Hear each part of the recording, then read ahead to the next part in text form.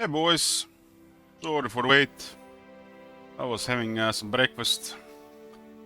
Some eggs and sausages. We're here with, this is part 4 of the Last Defenders campaign, 90 turns in. We're approaching end game. End game is like around 100 turns.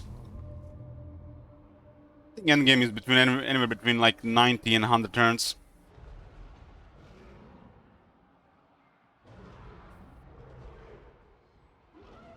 I'm curious to see how the situation develops. We do have a really good diplomacy in place, but I'm curious if it's gonna hold.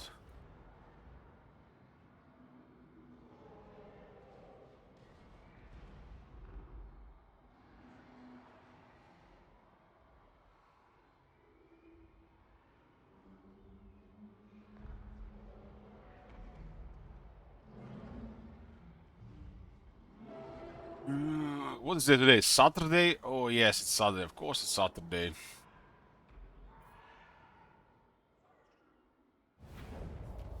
This is turn 90.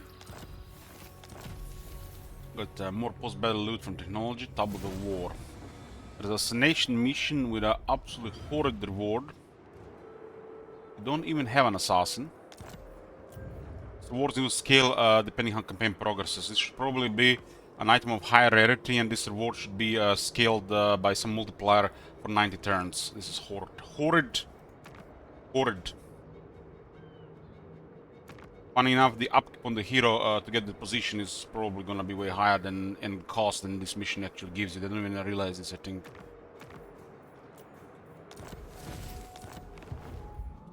Hey, Agnera. It's turn 90, we are rank 30. Military allies with Teclis and Tic-Tac-Toe. Those are our stable allies, stable alliances.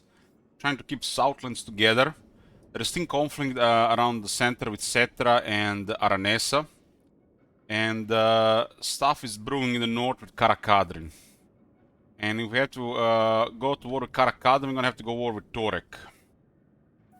But this might be a while before any of that happens. Even if it happens, Karakadrin is in trouble right now, so we don't even need to worry about. Unless they can win against Vlad. Vlad has been dominating. We have 8 trade partners. Who's that? Mother Ostankia, Teclis, Oxyotl, Lord Mazdamundi, Tic-Tac-Toe, Gorok, Ungrim, Iron Fist, and Torek. Torek Ironbrow, right? What's up? Marathi alive know that she's been destroyed by Daughters of the Forest. That's a rare thing that happens, but it happens. We are at war with the Jade Court, Nagarond, Clan Morse about to get destroyed, the Drowned, Pirate Sartosa, Bloody Hands, Caron Blue Roses, Sylvania, Wolf Walkers, and Thief Snatches. Those enemies will get smaller. Kinda crazy that Talia is still in the game. We do not have contact with Ultuan or all of Nagaroth, but High Elves are rolling. I assume 3 and 5 are Tyrion and Alariel.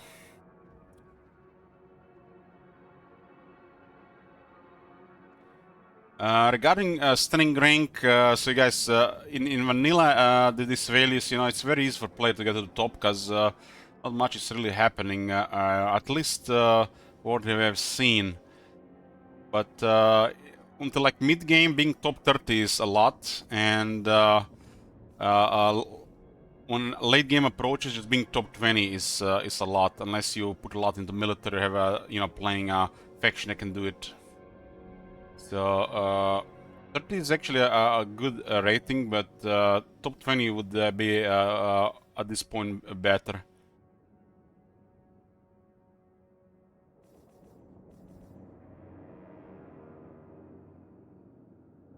I'm gonna put some money into military, more money into military. We have access to all the units I want. We have Yotikwa at tier 5, strength 5 Geomantic Web. Same for Temple of Skulls, Lamia is tier 4. We found out that Lamia is not connected with Dreadrock for the purpose of the Geomantic Web. which I think is an oversight because this faction needs that province. This being connected will make a lot of sense. I mean, this is a pretty long connection as well. There are two different capitals connected to Eastern Colony's capital Tower of the Sun. But they forgot to connect Lamia and Dread Rocks.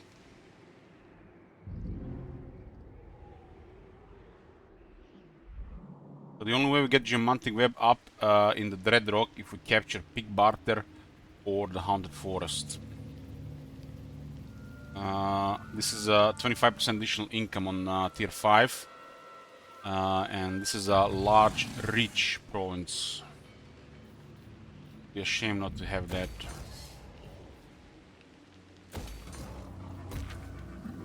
Well, we're getting our tier 3 rich landmark here. And this will be the last element to tier 3. Now the growth can go strictly for tier 5. Yeah. Car on the Blue Roses, Helmut Gorse is still up. And we have a mission that has 12 more turns to do. I think the Blessed units missions ought to be a more often occurrence. Not just, you know, a random unit with an occasional quest. Have multiple of these happening at a chance. One near guarantee and the rest randomly rolled. 11 turns for tier 3 settlements. It has a construction time increased by 50% from the climate.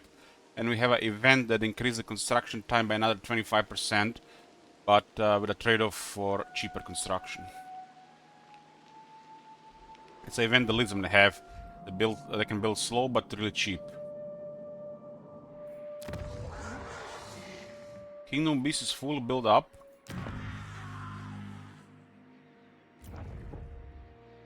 There is a Discipline Saurus Carwetan that's hot.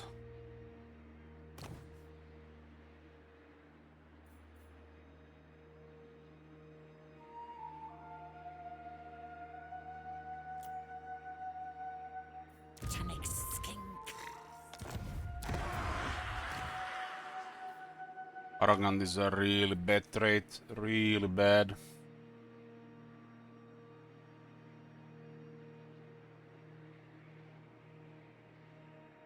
I feel like Arrogant should be a higher chance to succeed with hero actions. Like 10% higher chance to succeed with hero actions, but also higher chance to get wounded.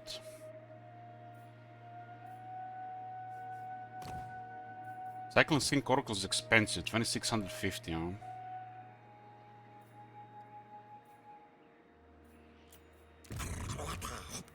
They got the, you know, their dinosaur unit. Which is also not even assigned to a proper tier. Should be a tier 4, not tier 5.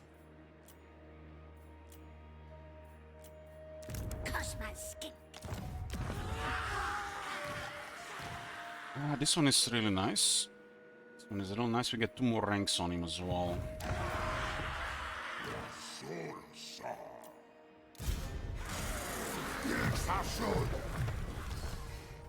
Humble Lord. Get a humble hero. Then get me rank 18 Saurus Car Veteran. This can go even higher rank with this faction. Another Disciplined Saurus Car Veteran. And it comes immediately with a Carnosaur. Need to pay for the Carnosaur unless he's an army.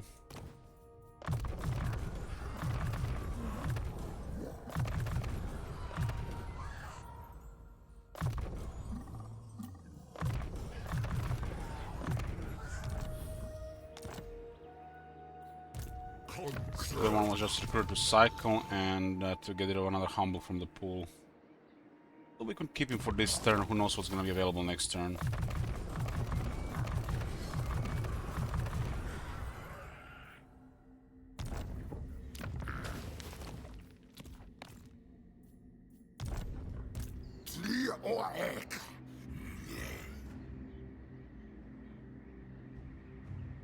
So that plus 4 hero recruit ranks there. I'm trying to get 10 underground spawning pools. And as many Temple Guard barracks as we can.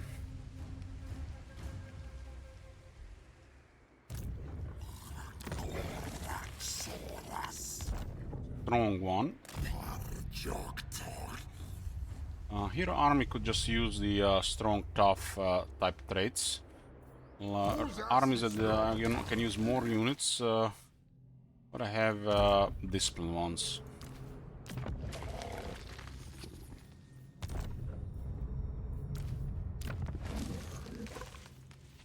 Make Saurus, Blessed Saurus warriors with shields very impressive.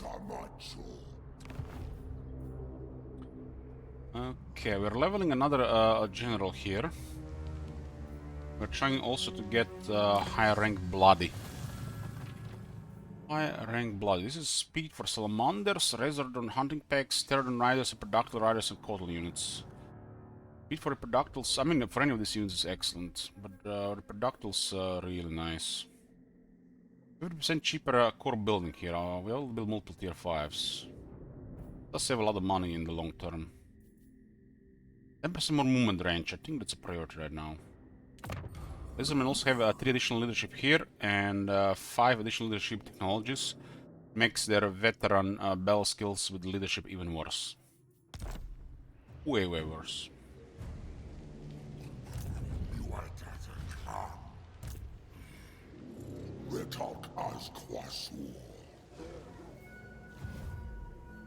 The AI mode was updated. Zephyr was updated as well. Is the one that we are using, because we are using currently a custom version and we don't need to actually switch to anything.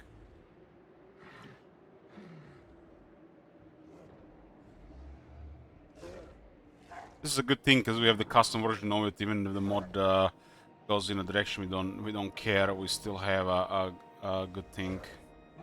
The other thing that AI mode could fix is the needless besieging damage garrisons.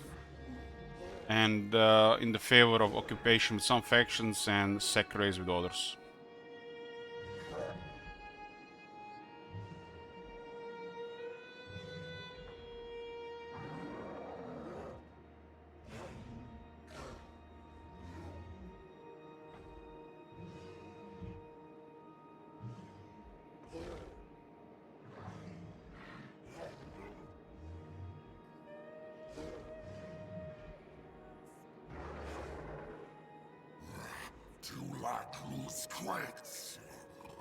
So the update in the mod that happened is to try to make things smoother, reduce the AI opportunism from 6.5 of its strength to 6%.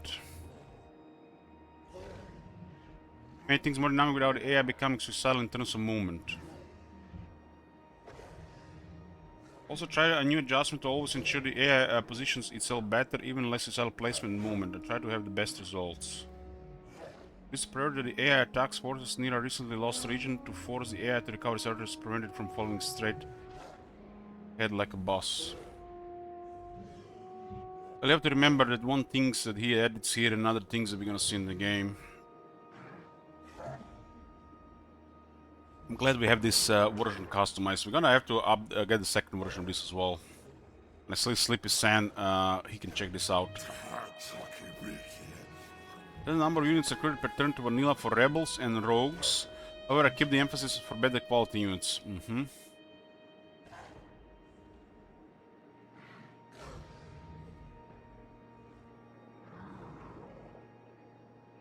Let's Sleepy Sand when he's around about this. The update was with Zephon. It almost looks like they got another patch going. Game was released 15 days ago.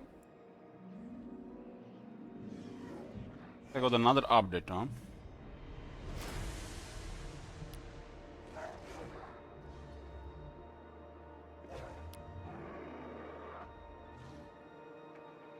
Quick Cherubim Titan Dead Explosion, quick auto tank description.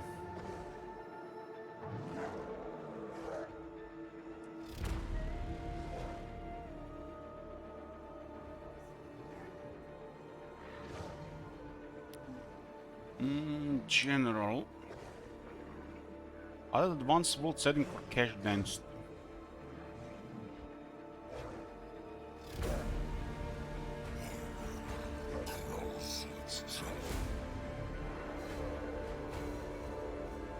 $67, $80, $100.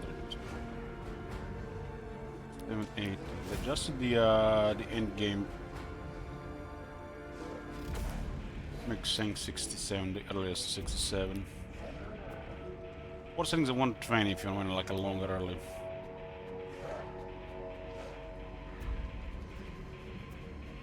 More crash fixes as well.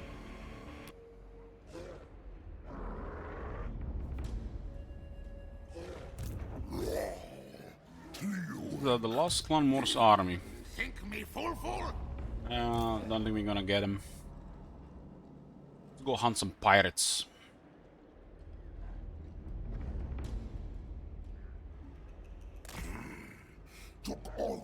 Starting with those dwarf pirates.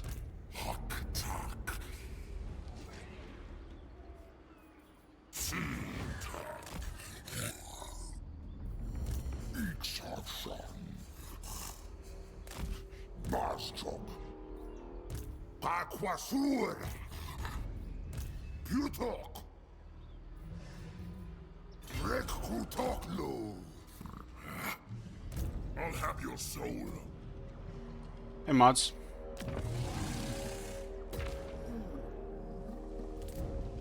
Yeah, this is the old income, the reverence of the old ones.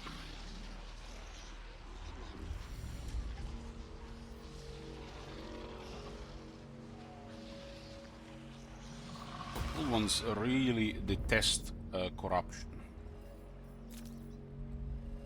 Amia is going tier 5. This is a must province, so we definitely get a ziggurat of the old ones for that 12% more income. This province might just go full economy. Industry building. Full economy on this slot. Now, especially we have this one. There's no resource in Resetra. Feels like Resetra should have a landmark or a resource. Resetra ought to have a marble. Marble.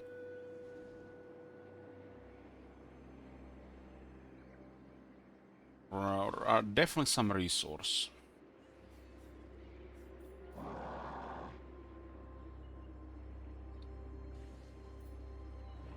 The Annex building does give you 8% income in the province. And Doomglade doesn't have a resource either.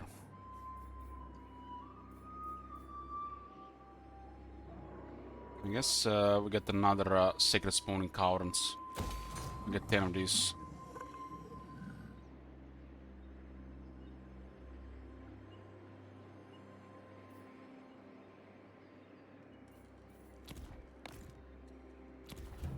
What's going on with the Saurus Old Bloods?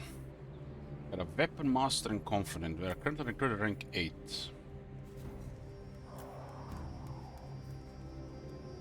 Only rank 8.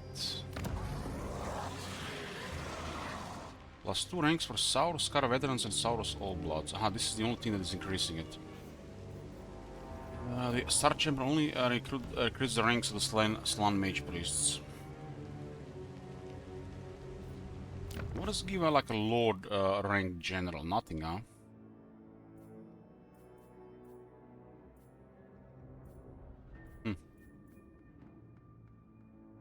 And the rest of the Lord's kind of underwhelming.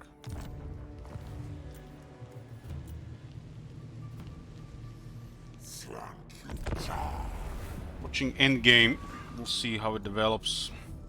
Hopefully Sylvania stays a main threat.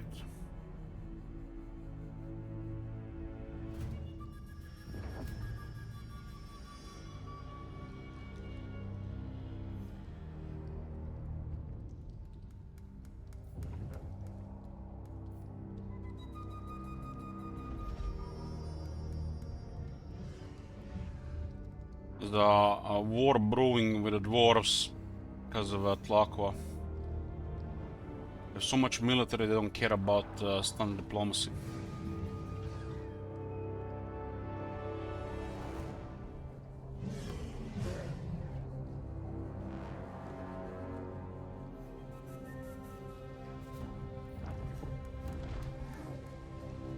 That it for Clan Morse. Finally, the rats are down.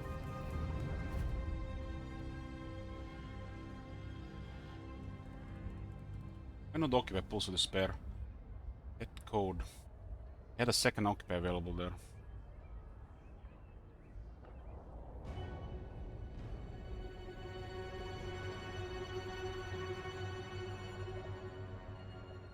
Hey, William.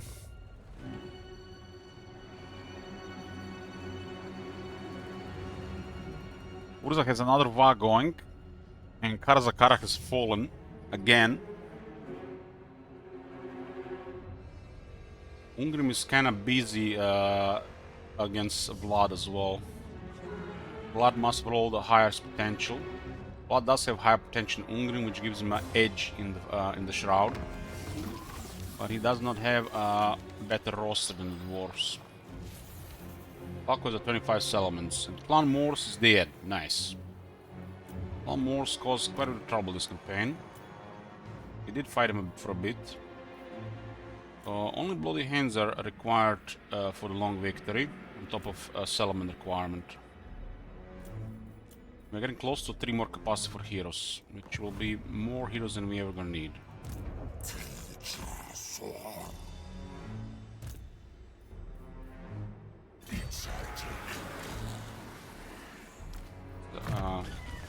Nice shit while they're moving around.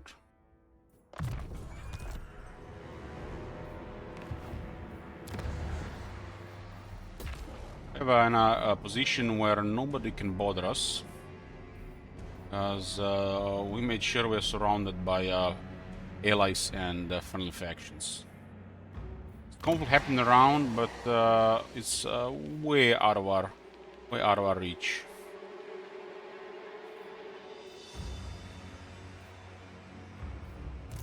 Is our soul.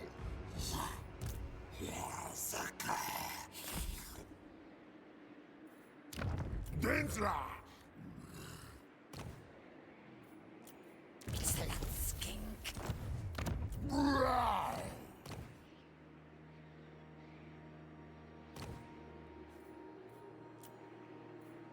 Disciplined wizard, huh?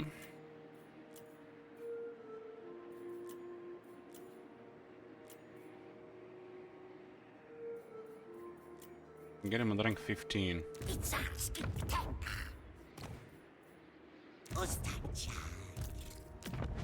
Those pompous, I thought was humble.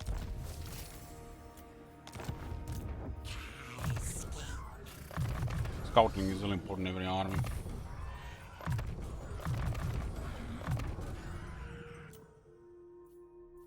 This is even better support than Lord of Heavens.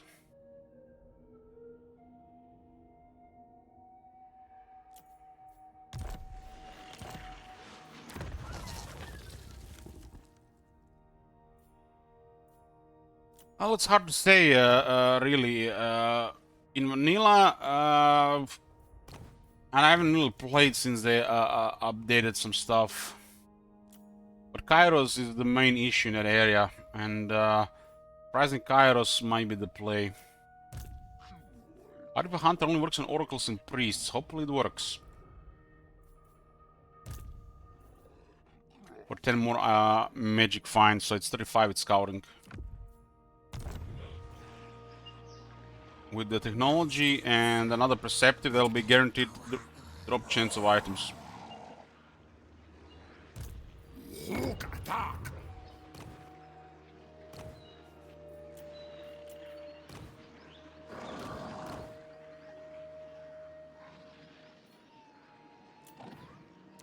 And it's a really expensive cycle.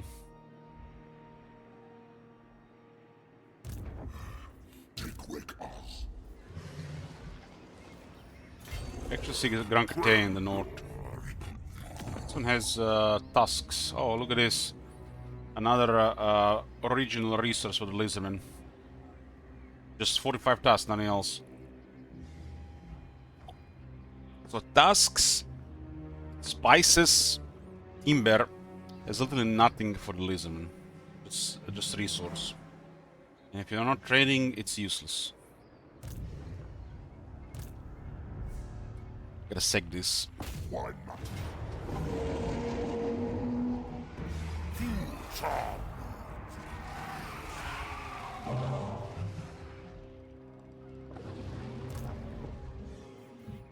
Rekitoku. Maestro.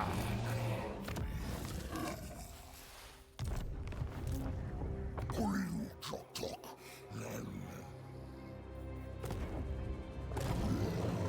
Par Chok.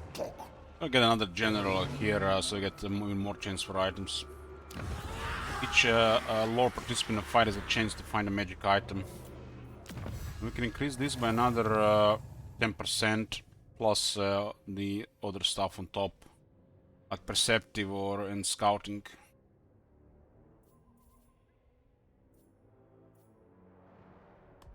This is some sweet tech here. 10 movement and then 10 magic find.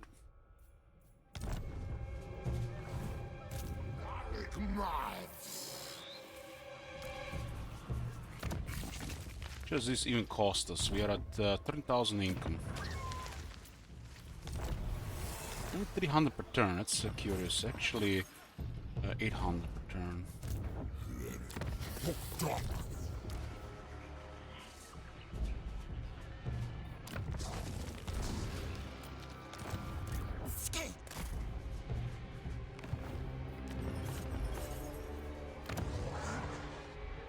Now, finally pile us some money.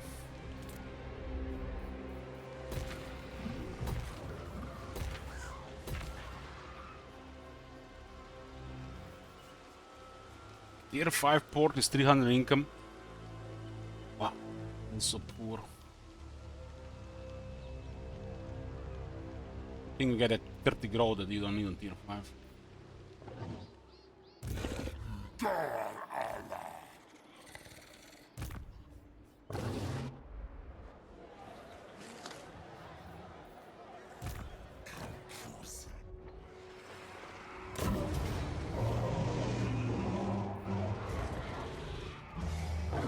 They don't have arm technology or damage technology. Only hunt translator.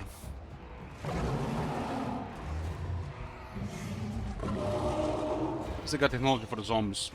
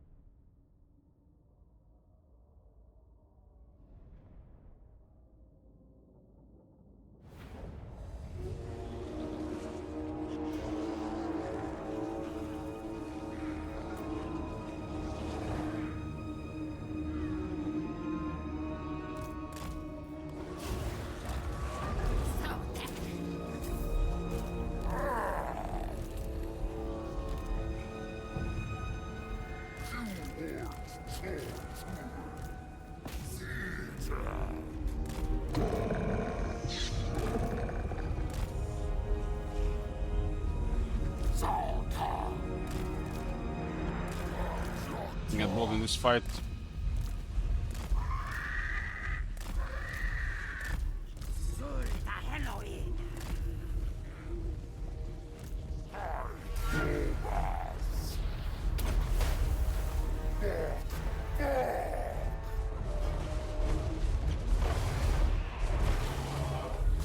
Collision damage, 27 kills.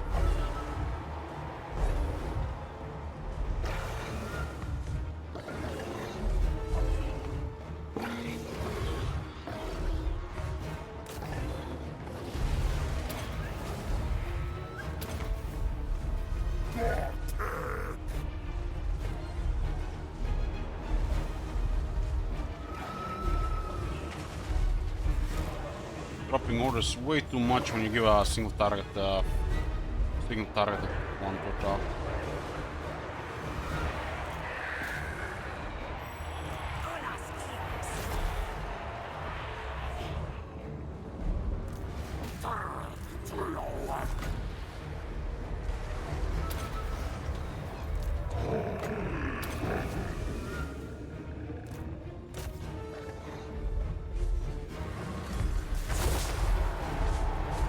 Grimlock always knocks down before initiating attack animation.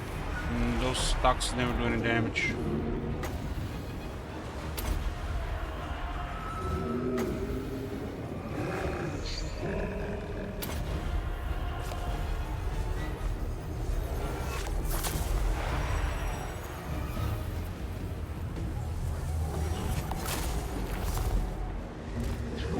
Messing with the wrong frogs and dead.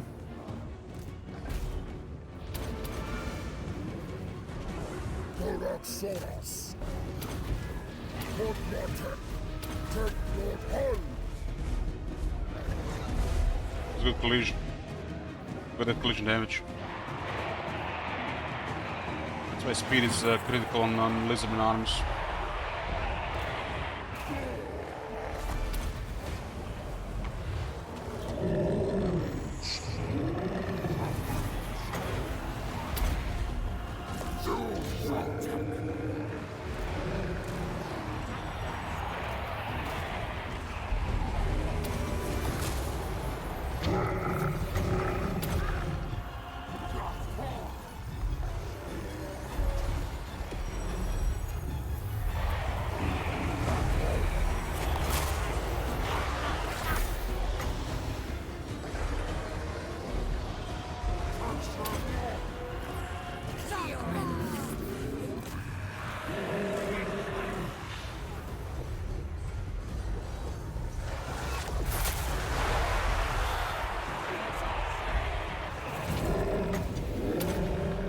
Bok, bok, bok!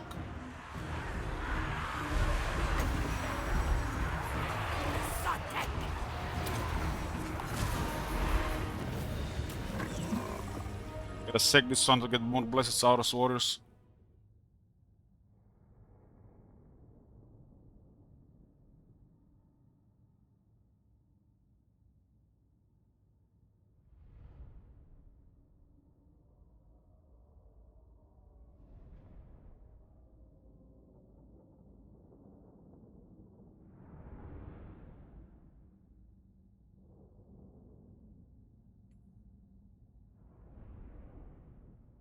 Big barter. So we're gonna find the Drazot and maybe Grimgor next. Another administrator, one administrator on every lord and everybody who recruits. Administrators actually stack on the heroes as well, so you can actually get free recruitment.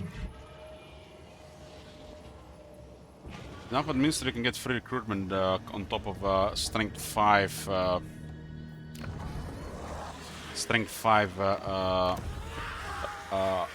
alignment of war. That's 30% off. You could recruit quite cheap with a couple of these. One item, another artifact hunter. We got Blessed Saurus Warriors with shields.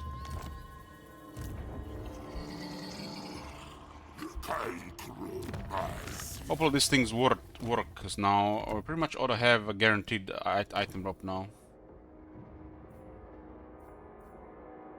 Hidden powers is not bad.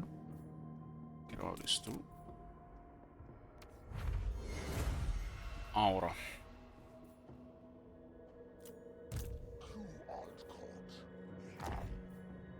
With winds, and we have a chance to retain more winds around. Jahaz. Kaikwasu. Access to tusks here. Asquasu. It's a boring building with nothing, no flavor on it. Cool's getting closer to renowned and feared. Does not have supervisor yet.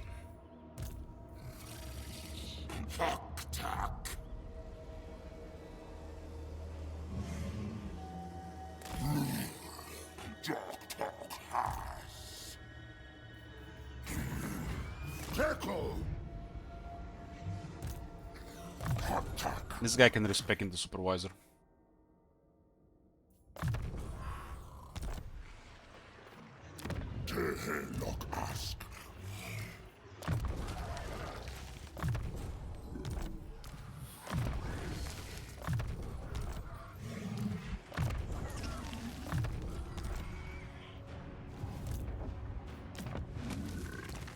We'll be getting an item every fight in this army now. The administrator available for our expedition west. Whose Azizel? We're also working on 10% movement range technology.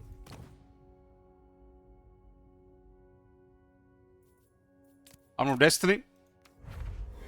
Blade of Revered Zunkia. Not horrible. Magic attacks and decent damage.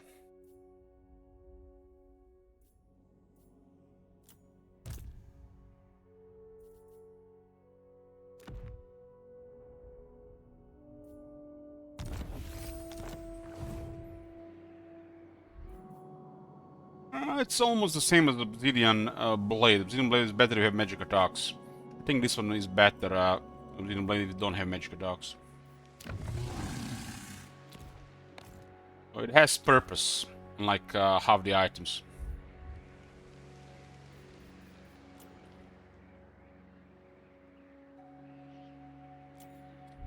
Zunki should get for Chosen Zunki for flavor. Chosen Zunki doesn't have enough attack to use that weapon. Sir, knew it. That weapon is pointless with that attack. Look at that attack, that's horrible. That's also with one discipline. Where are the skills to buff some combat performance?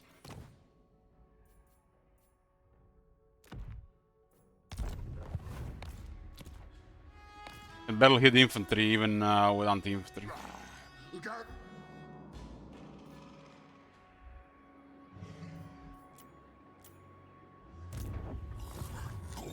Goraxorus.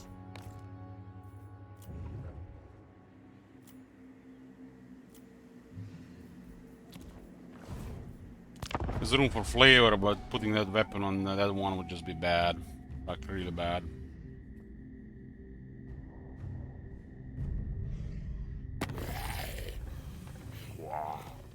They want to trade, huh? Well, dealing with his friend Gelt. We accept. Become a major threat, huh? Dominant threat. Acceptable. You guys are biased for trade. Looks like East will be fine, at least from the looks of it.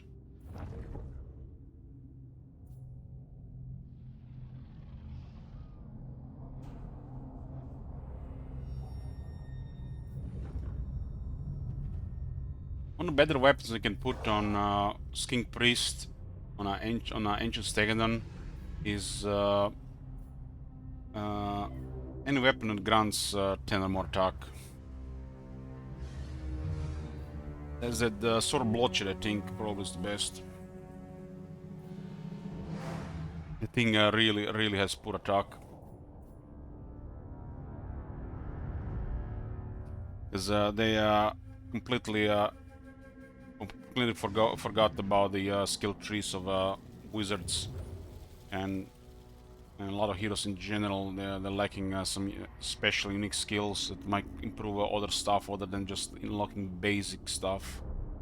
A lot of wizards still just have basic stuff. Compare, for example, Chaos Sorcerer hero to Skink Priest hero. How it should look versus how a lot of heroes are still just on basic vanilla.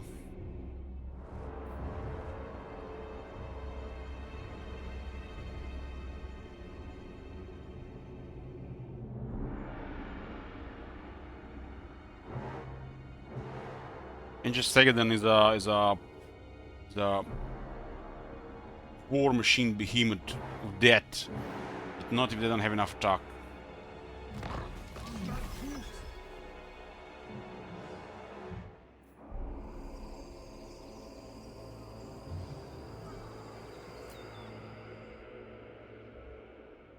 Slankuja.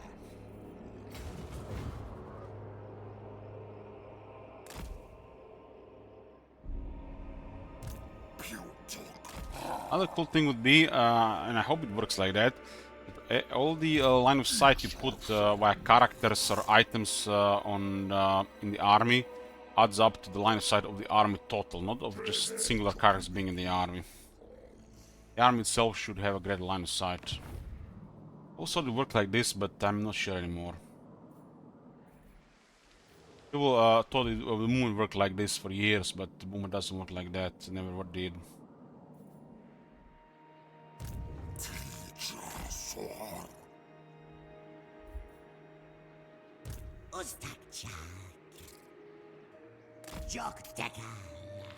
Recruit here if you want the other side.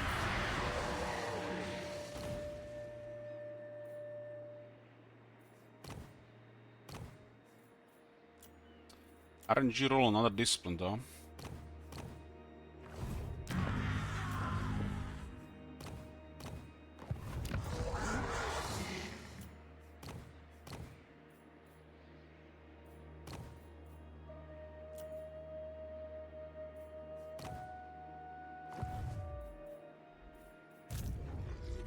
Bring on the plums. Yotl only have Jet Cord as the enemy, so something is brewing there, no doubt.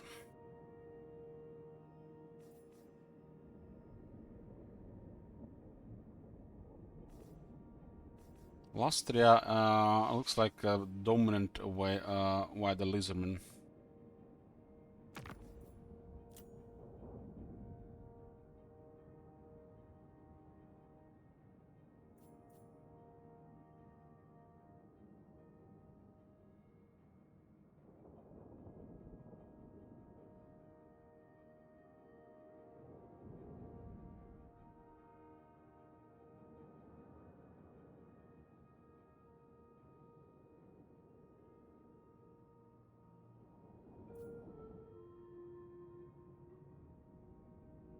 Rakadan has been taken by the vampires.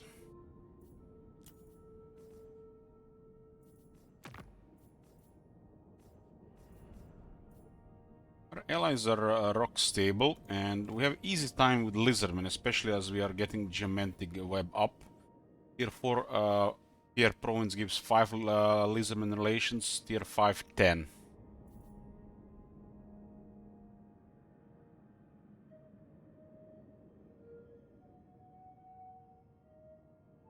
Aqua is starting to dislike dwarves just because of all their trespassing. They're strong and they don't really care about these weaker factions anymore.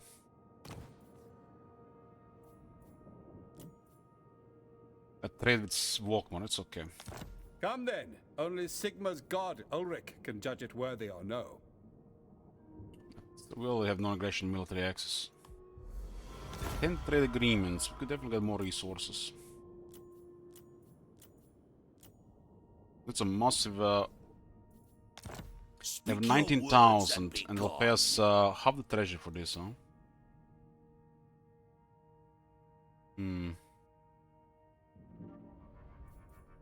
Half the treasure, yeah. This is a available settlement to sack first, though. There's gold there as well. Gold! Lizardmen love gold! Let's have a gold research look for everybody. Vampires, Arkel's Isle still have the really crappy. You art caught. Is a sword. How much movement would Krogar waste here? A lot of movement, huh? Sigal. Let's blow me cools get majority of the experience here. Gura. Cook Pusiek.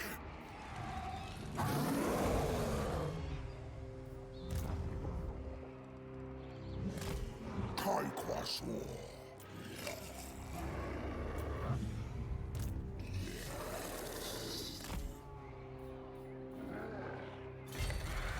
It's hot.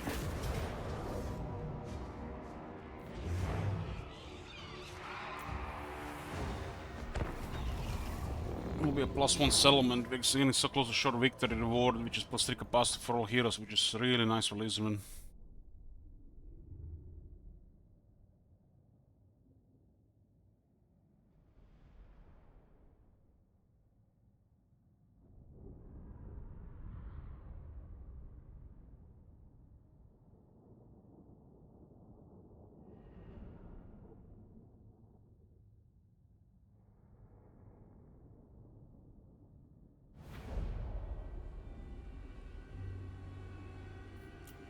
Liquasuras!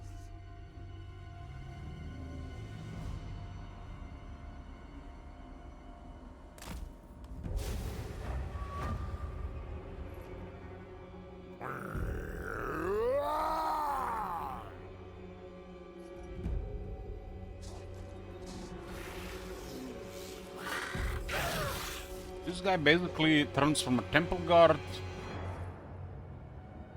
to a cold one, to a horned one, to a carnosaur, depending what mount he has.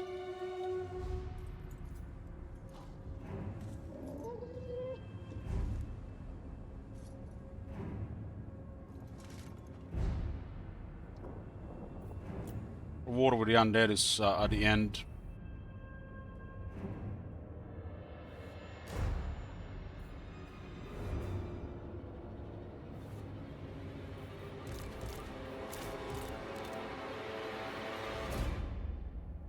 Yoo-hoo!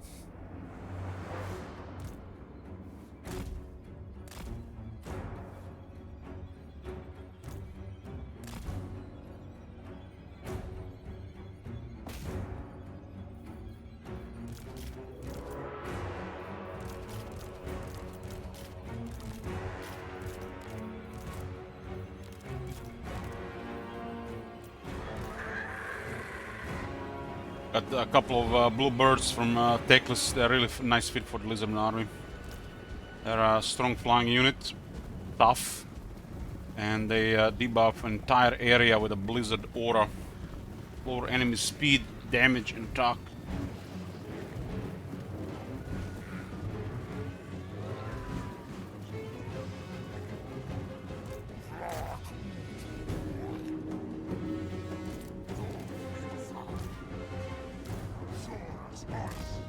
You guys get some experience here.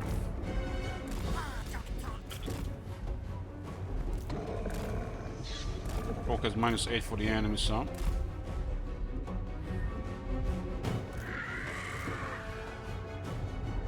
Flyer down, some towers going up, we'll jump straight at him.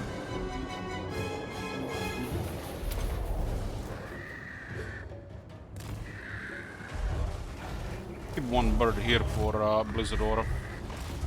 Doesn't even have to land.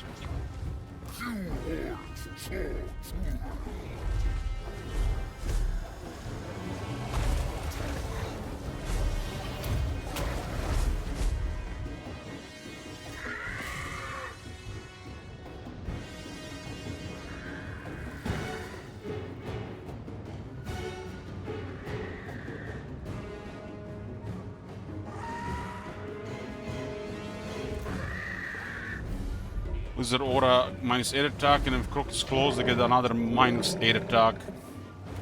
The Glittering Scales will be another -5 attack.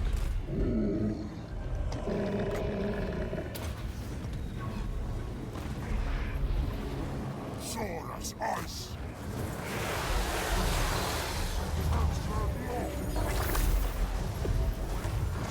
Or Kroger really ought to have another 20 attack.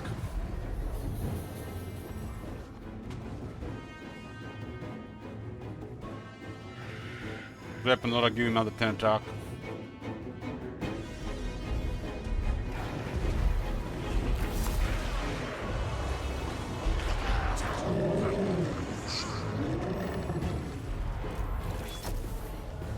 Sora's booze!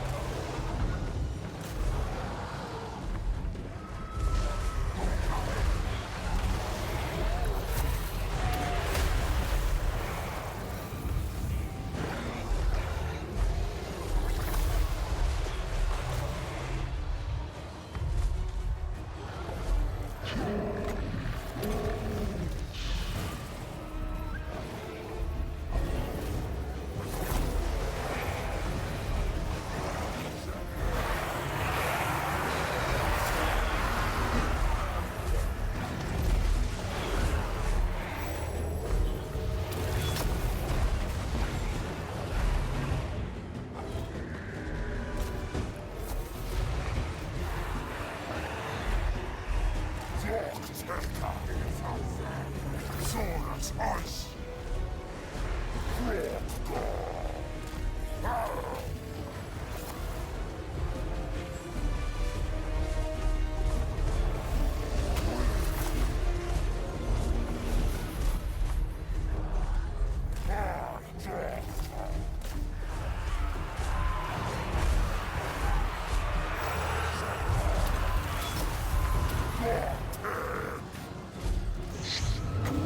Good night. Sweet dreams.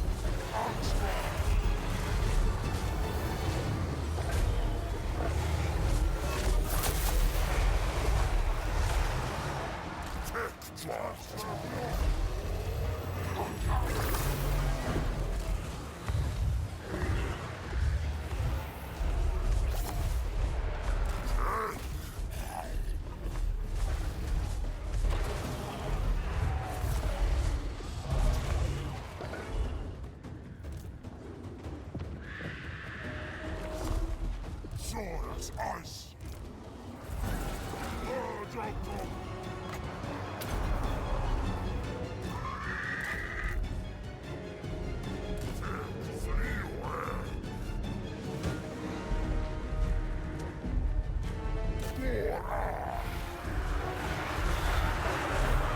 Nice. I like when he does that one. That one is almost like it's intended. I like to believe that one is intended to go like this.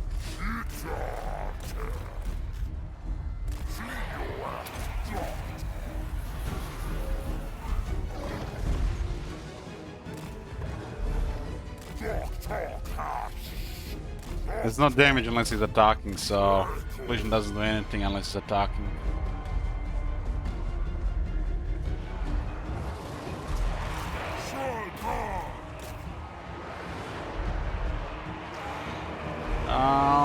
We have a highlight that goes to the campaign, but clip, maybe somebody clipped it. We're gonna have to look for it.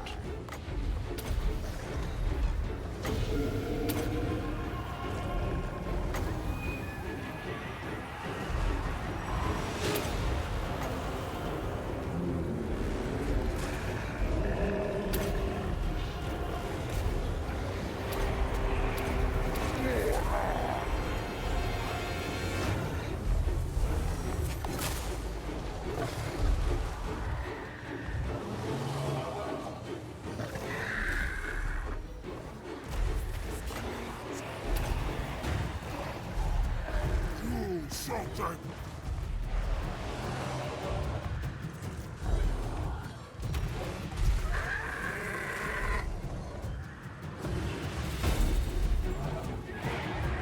Sword as ice.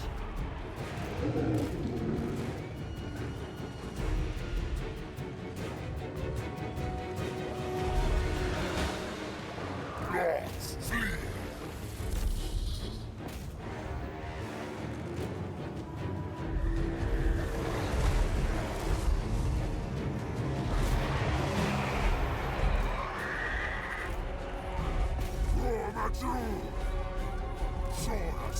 I have a 8% chance to get a unit.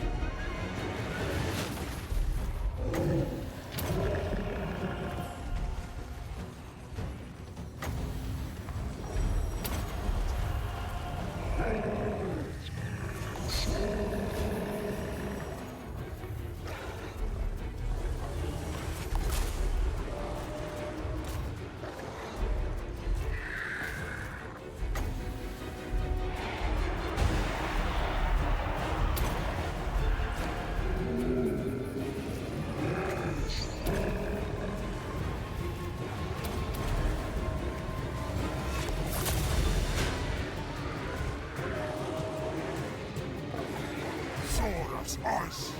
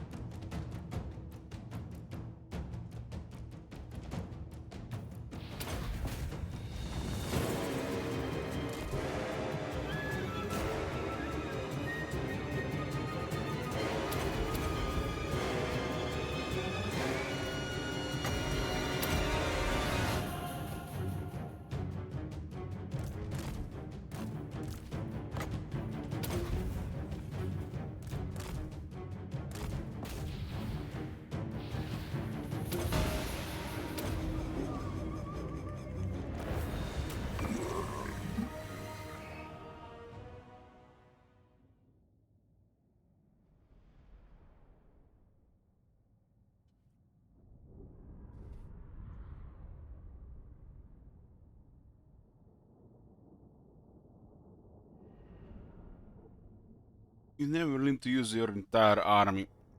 In most battles, just use what you need.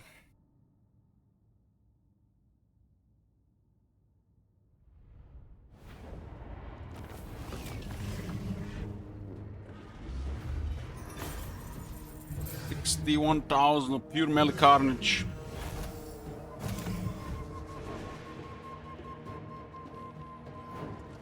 Gold here, huh?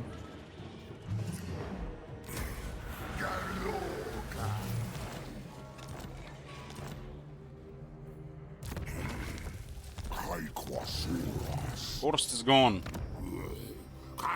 Pulls a nice release with Lisbon. Also lower upkeep on the Temple Guards, Cold Ones, and Kroxigors. Funny how it says Kroxigors, Sacred Kroxigors, and just says Cold Ones. It says Kroxigors, man.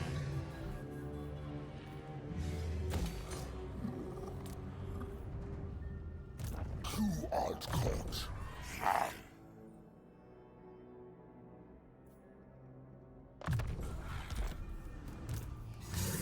Flomicals is renowned and feared without the bit. What? It's actually all 11.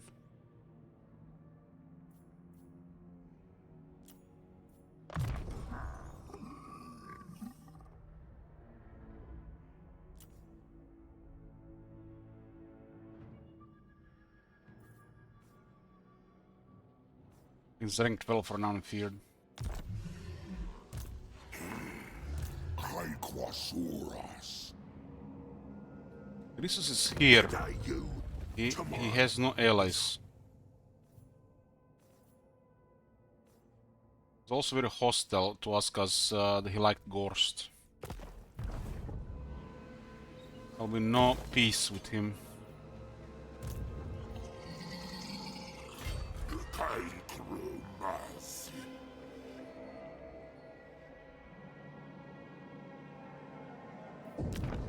We got a hit from the bottom, I think. Another army as well. It's a sword.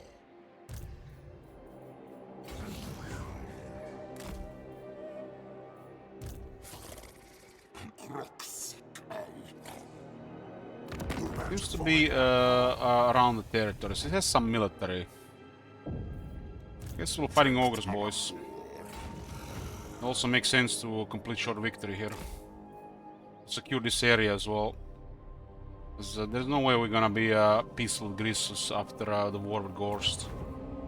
It's a chance, but it's not worth taking. They'll attack our settlements here. Mentor will get blue cools to rank 12 and we'll be ready for a fresh army. Just need to fight some high experience enemies to get better mentor experience. Still, we have actually found really haven't been much luck with items this campaign. Fencer Sword is very good for Skink Priest because they lack attack and defense. Gives them more consistent attacks and better way to avoid damage. Second War Spear, Execution War X are really poor items. They really need to be better. This should be probably without the negative. And Staggered War Spear in instead of charge. Or they have some speed. Even higher attack. We're merging Executioner Axe and a Staggered War Spear. And we got an Armor of Destiny finally. One of the best items in the game. Now Krogar is extremely dangerous with his 46% ward save and 30 phys resist.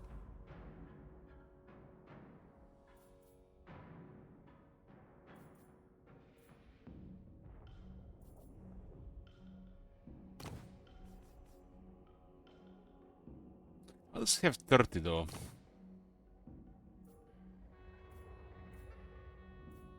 Ah, 5, 20, 30. Okay, I see. That's something that you cannot be able to kill without some proper stuff. I was thinking about the remaining 5%, but some days was the 5%.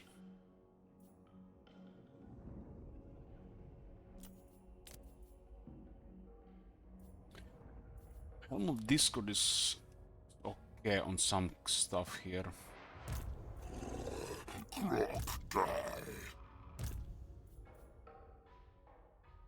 His armor is okay. His weapon ought to have like a 10 to 20 attack. His item should be slightly better. Slightly better, and there should be a set bonus.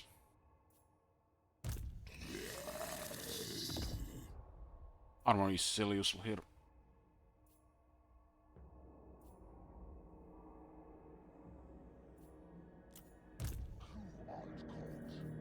This is a common talisman on the Lizardman. Not horrible. Not horrible, but it's better stuff.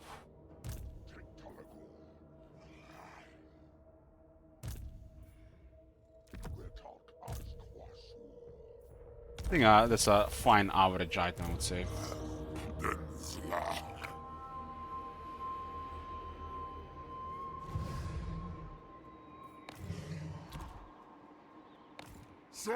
Burger also has poison from Gorst, but overrides his Scourge effect. The Scourge effect is only really effective against the undead, but Lizardmen bully undead anyways. Why is it only effective on the undead? Because undead have the worst leadership.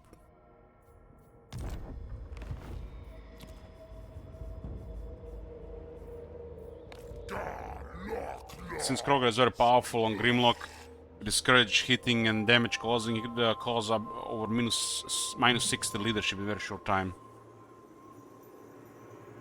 Especially if they don't have numbers in the area.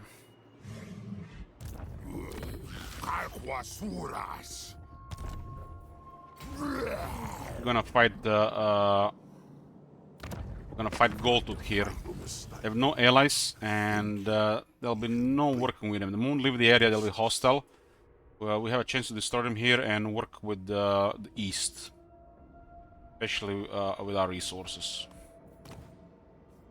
This might not like us fighting this though, so we'll try to mitigate it somehow. Who? Ah, it's you. My mind was elsewhere. We'll join war against Puppets of Mistral in exchange for non-aggression. Stabilize these relations and start growing them higher.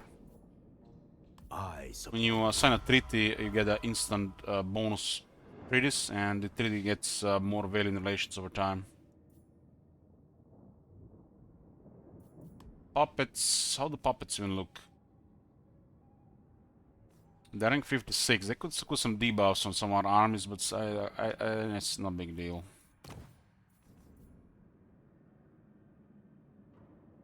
They don't look like they're gonna last. They might just have their capital.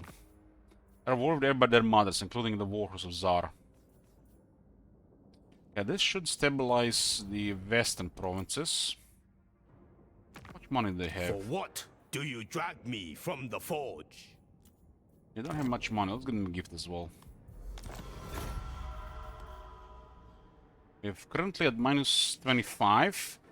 This is not gonna go away, and we have additional minus 7 because we are fighting Goldtooth, and they like Goldtooth right now. We're gonna have to mitigate this as we do more damage on Goldtooth. We're gonna have to give them more gifts. I understand. There are important matters to consider. This is a good buffer and good trade in the long term. Outside this, there's Guild as well. And Guild doesn't care about Goldtooth. I trust our dealings will bear fruit. The penalty here of 9, so we need to expand to lower it. These guys have no economy really. And this is currently the east that we see. We just have to eliminate Goldtooth, and then we go for Legion of Asgore.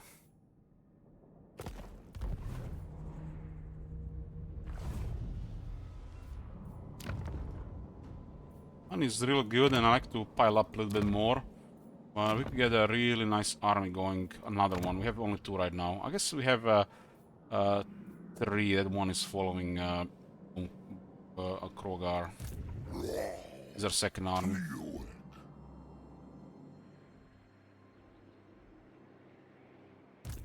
Oh! Make Torek it is at snappy, I've war got with work to do. Grimgor Arboys, but he considers Slako a main trade. But as long as there's a trade agreement there, it should be fine. They never signed a military access, which is a shame. What brings you to my mighty You require. Yes, monster. What do you seek? I totally see Elizabeth not signing military accesses, but Teclis, that's odd.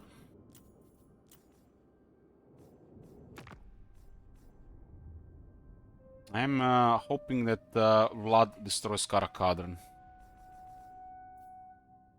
Karakadran is a higher threat to us than Vlad. And Cetra is still alive. It's crazy. Look like he's not going down. Teclis hasn't been able to put him down. And Volkmar is consistently struggling here. Volkmar was about to get destroyed, but got saved by Teclis.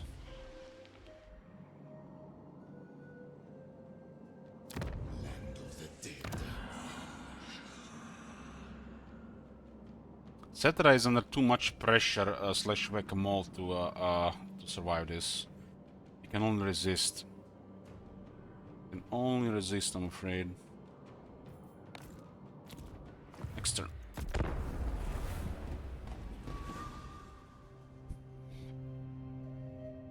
Tomb Kings are lacking 2 armies to be considered legendary faction.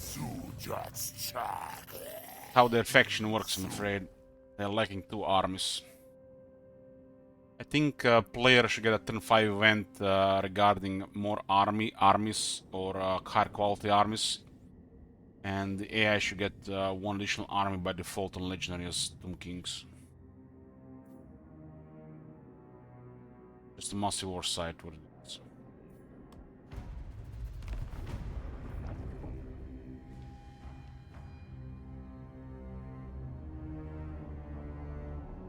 Was already showing in Warhammer 2, but in Warhammer 3 it's clear as day. It's an oversight. Especially on a hard difficulties. Very hard in Legendary should give them an additional army. Plot at the very start of the campaign.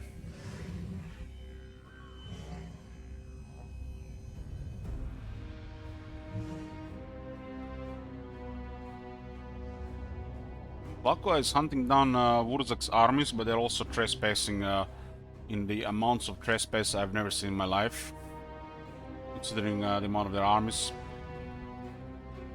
So Karakadran will start breaking diplomacy with us because of it, most likely.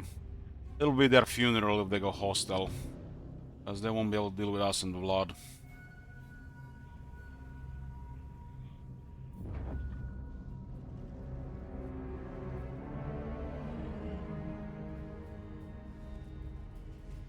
You can see Wurzak, every time he gets a Va, actually does something. When he doesn't have the Va, they're getting smacked.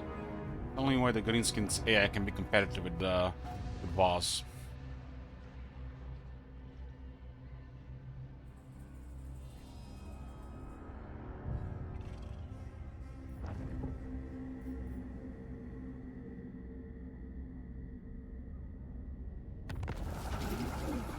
The top thing, I will pay attention to the top thing, but let's see how much they have. My Slayer oath Got would have me 230,000. kill you where you stand, but I am also a king, so I'll hear you out. Their income is pretty high and they're not spending on anything right now. They stabilized a little bit against Vlad.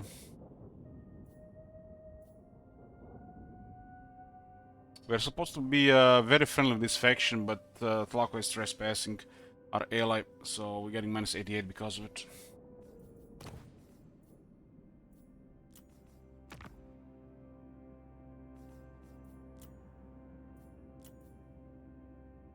Chosen.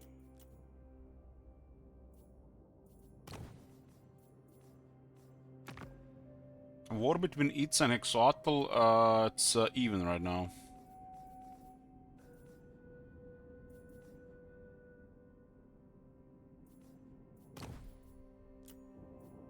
think that will stabilize the area confederation with Tlako. Tlako is way too strong, and it might cause some issues in the long term.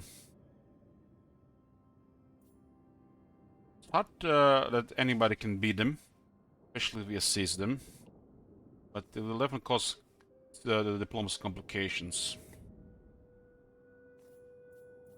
No, it's not really a big deal.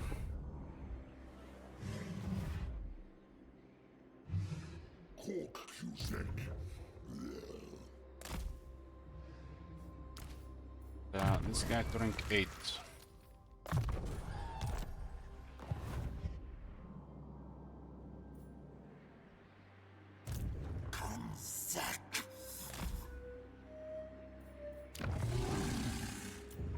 I could rank 14 here as well. I have to return down here. It's all global there, unless the humbles are local.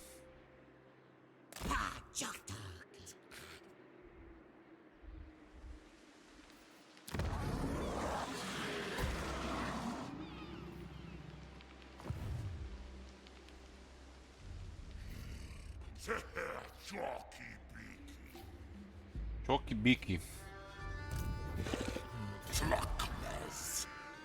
They're here to destroy Goldtooth. They're under pressure and they're turning hostile, so just put them under misery. We got minus 65 because of war with Gorst, and already at 18 from trespassing, so there's no way dealing with them. We'll make some of these guys mad there, but it's fine. Also gonna take Noble Gorge as well. Looks like their military is closer to Grimgor. Military doesn't seem impressive either. 28, we're 25. I guess they do have some armies.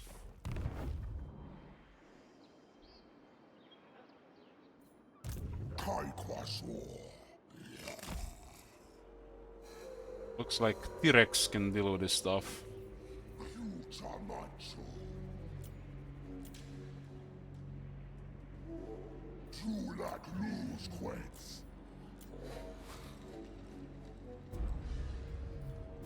Quite a lot of mercenaries here.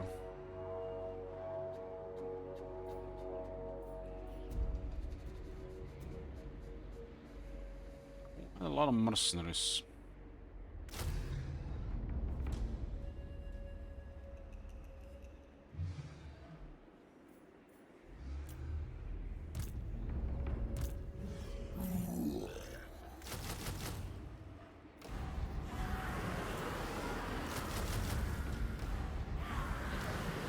Man eaters are solid. They don't have high armor, but they're solid.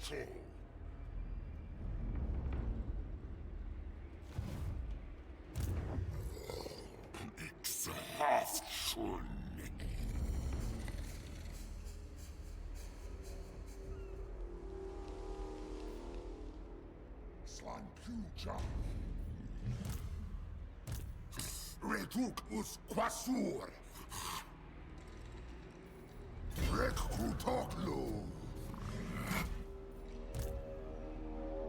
I'll take everything you want. Nothing. This guy's gonna pay something for this war. Mahaskala Erkalag, Andron us Appa, Fausa Nei Plasma, Filash. Gonna drag our allies for this war.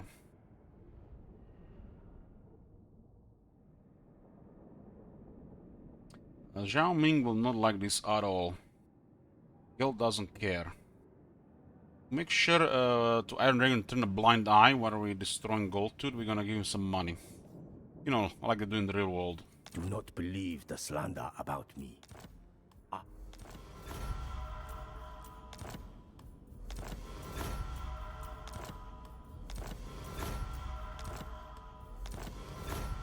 Just pretend there are no ogres in these mountains.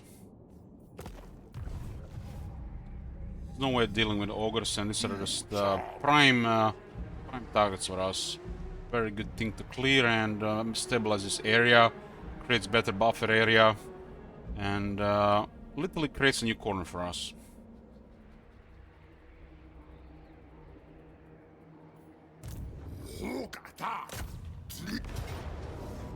Get out to this one.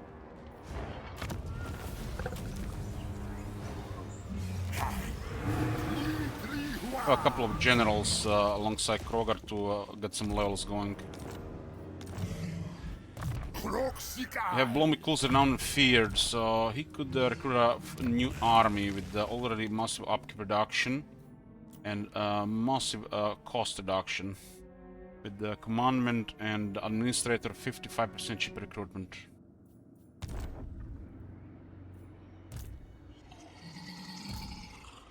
Could have used T-Rex for the camp as well.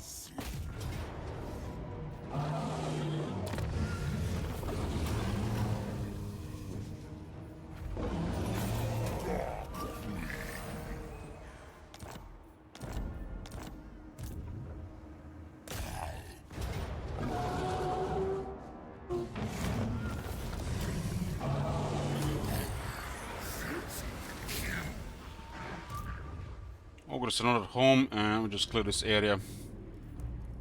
They were hostile on us, so we made the first move.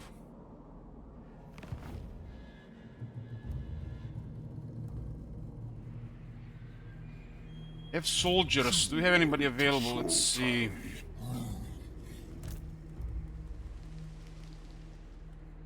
Yeah, we got this Scar veteran.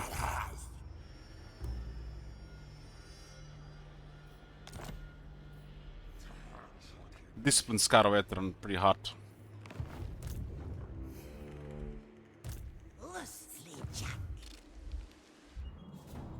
We'll attack Noble Gorge as well.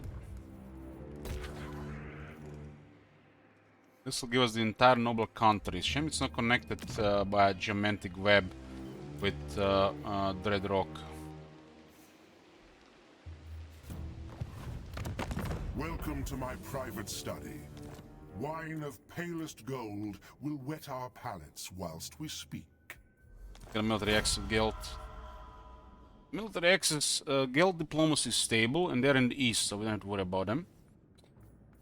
Iron Dragon, we're gonna have to keep an eye on it because of Gold Tooth.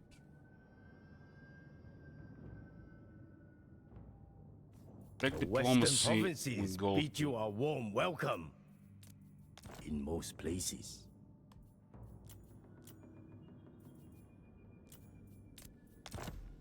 Okay. Acceptable. I don't seem to care about Gold Tooth either. I understand. There are important matters to consider. They do put priority on trade though. This is gonna be our eastern buffer, so this is clearly this is pretty much a corner for us already.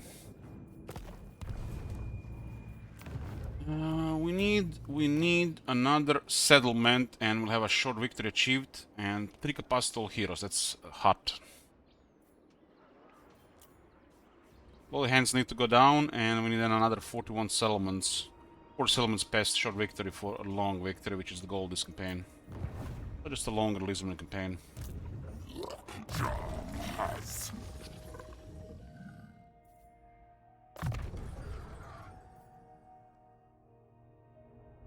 Is it me or there's no ogre on the top here? Beastmen, Skaven, Dark Elves, Greenskins.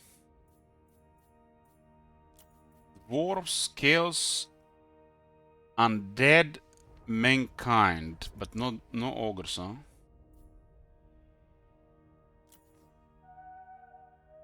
Let's forward and make the ogre one.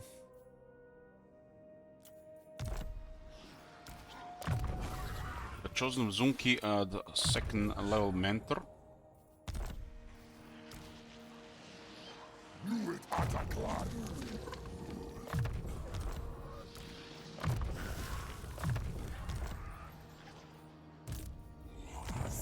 We actually have Rite of Ferocity, so we could get the army if we wanted to.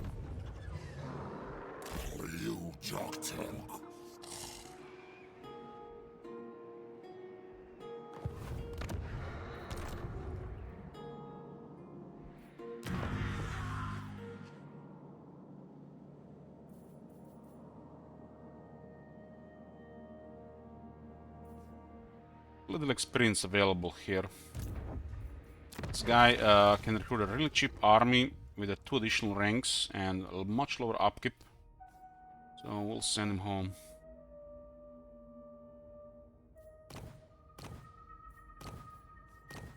We only have 2 administrators. And switch them around at the start of the turn.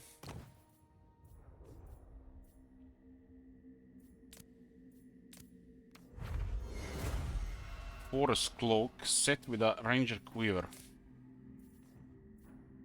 Vanguard Snipe and Unending Volley for replenishment of ammunition. Gives physical resistance during forest battles and also Woodsman. Some flavor here, but situationally useful depending on what character. Much of these new items have really poor stats. The stats could be just slightly higher as well. The Livian Pavis get 12% shield and 8% reload time.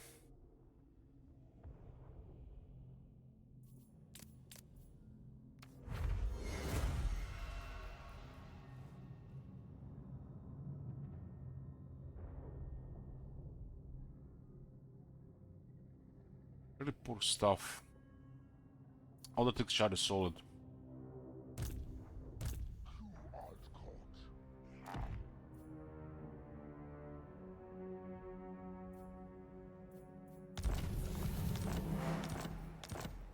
These are the new items they added. They're all below average to average, except some of the unique ones, which are also pretty poor initially.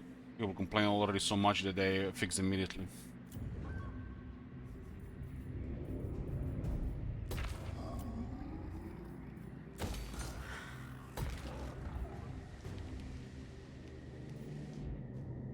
Got a nice bunch of settlements here. I'll have a T-Rex, I guess, be with Krogar here.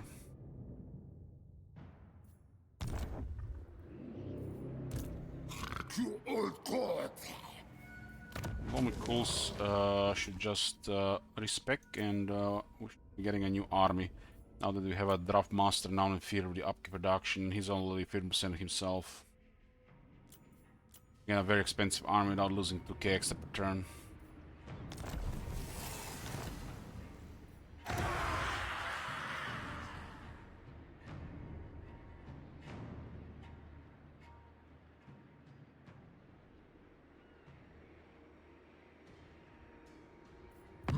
This faction is in trouble, so we can easily take this one so we can close the other side. Shame we don't have Haunted Forest. Friendship is more valuable than gold, or They valued at 130, which is ridiculous. They should not be more than 40. Considering it's a shithole, especially right now.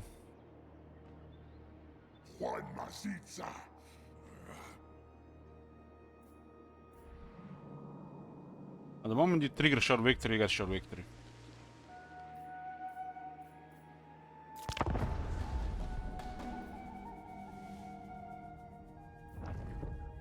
Oh, this is the Grim Gold army, so they were in range. I was hoping they were a little bit further away.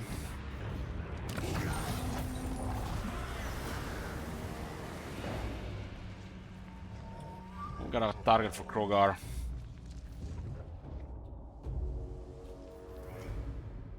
Yeah, they're feeling gold to the buffs are trade, but it's a poor buff unless you get like Silver Lords to again on the Silver Lords. Tlaqua just captured Karzakark. They're in the Empire as well.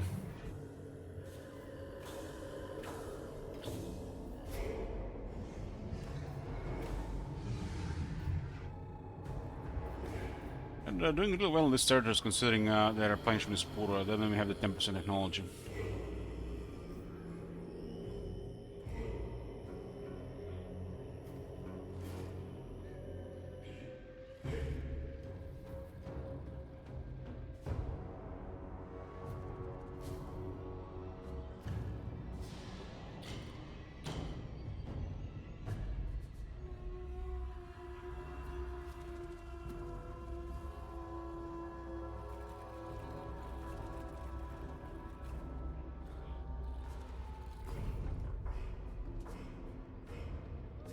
A lot of orcs in the area. Not occupied and encamped. Bring camp, by the way, for the greenskins.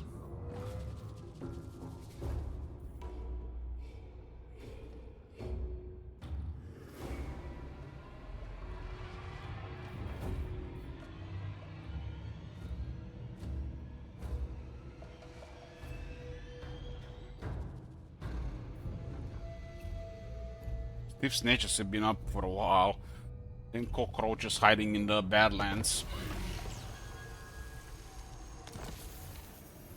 One Scar has taken Nemesis crown from the High Elves.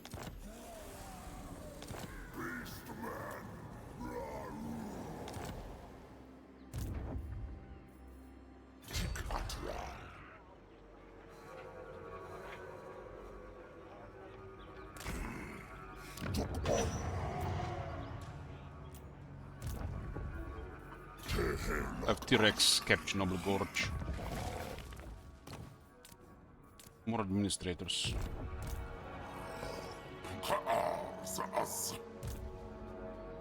Oh, this is turning into a whack-a-mole. We have to just make sure that we are ready for wherever they try to go.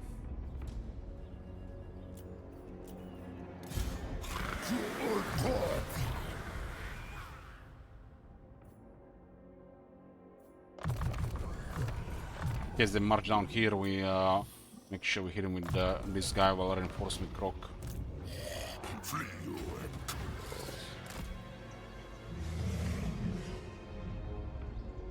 The next target is Hall of Grease from the looks of it.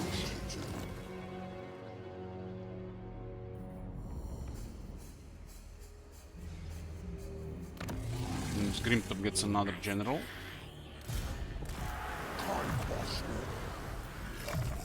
It's very important we can pin him down so we don't have to chase him. And the best thing to do this while reinforcing and then initiating the attack.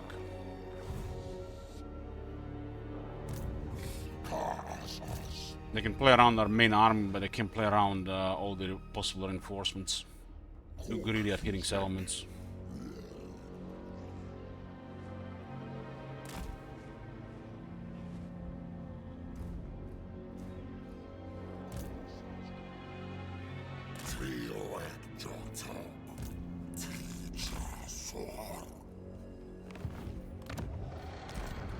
Getting another army here. Moment Blomikul is available.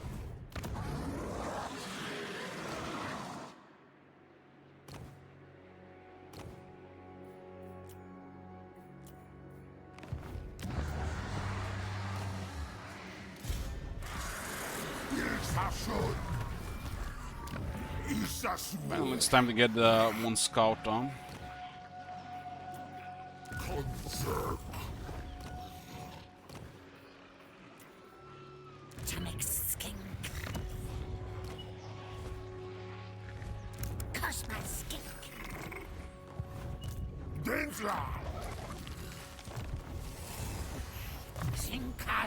Deceptive Skink Chief. Yeah. He has damage walls in replenishment, pretty poor.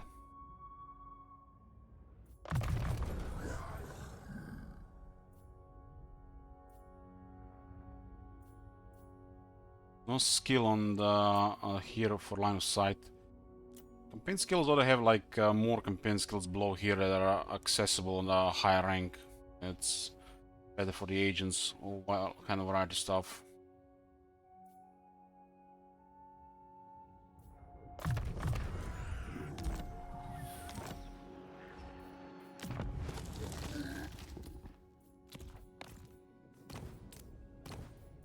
The only line of sight follower doesn't even work on the Skink Chiefs, which is bizarre.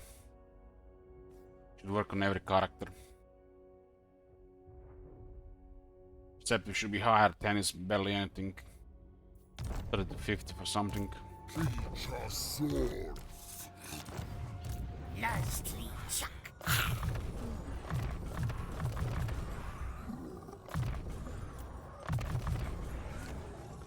Another discipline Skink Priest.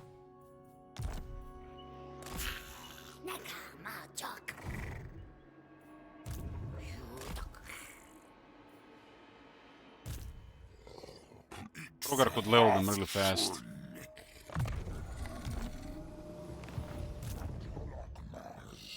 Because of soon to have Max Mentor.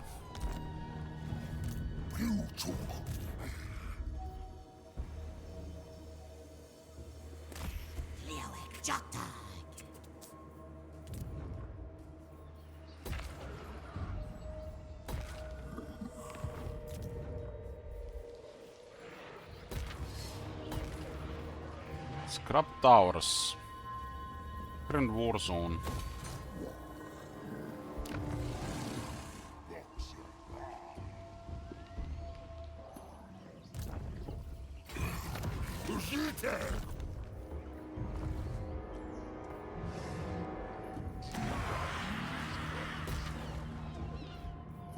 How many of these we have again? 1, 2, 2, 1, 2, 2, 2, 3.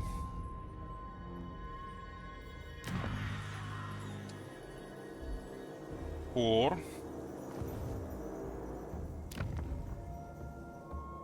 3, 4. 3, 4. One to the capital. my One God. to the capital. Have you seen that shit? One capital. It's already Shit. there actually. What the hell? One here. It'll be 10. We only care about to have 10 of these. If we have already 10, then we remove them. But we try to build as many capital ones as possible.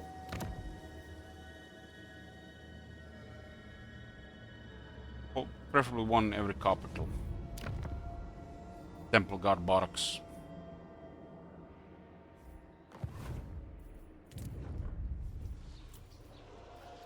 Fast turn here. Doing Gold Tooth now. He was definitely closer than I expected. Praise at over 5,000. His army is really poor.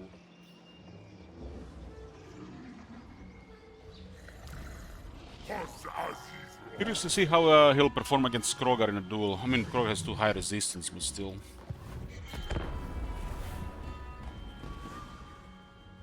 Krogar eats some large stuff alive. Minimal effort. Oh, nice, we get a large battle there, playing experience. Conquistaurus will get experience. I guess we might need to march there. Still worth it. Haven't had a good fight with Krogar in a while. I'm just basically exterminating. Not fighting, but exterminating.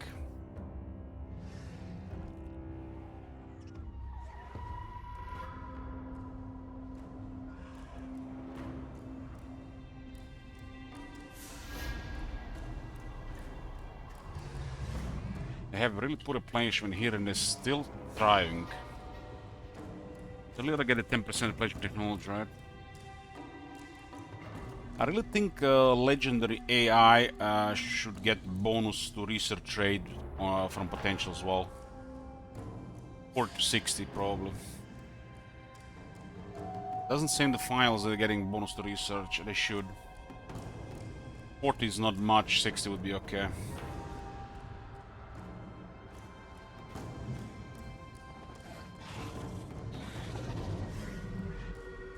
Camp, camp, camp, camp. It's free.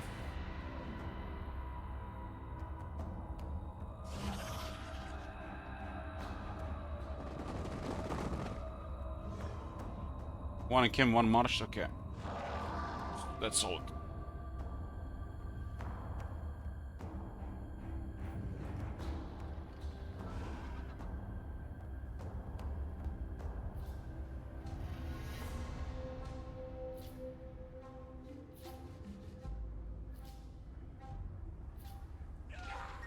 Four arms around, and they're active.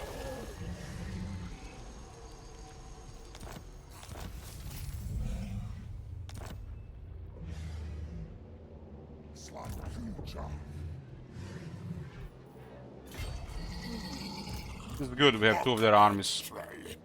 This move would not be possible, just Krogar, as you can see. That's why we were ready. Recruit a lord here in case he goes down here. Recruit a lord here in case he goes here. Saves a lot. Saves a lot. It's critical to plan ahead, especially if you have the resource for it. The whack-a-mole is infuriating for people who don't understand how to fight against it, because, you know, this is a good strategy.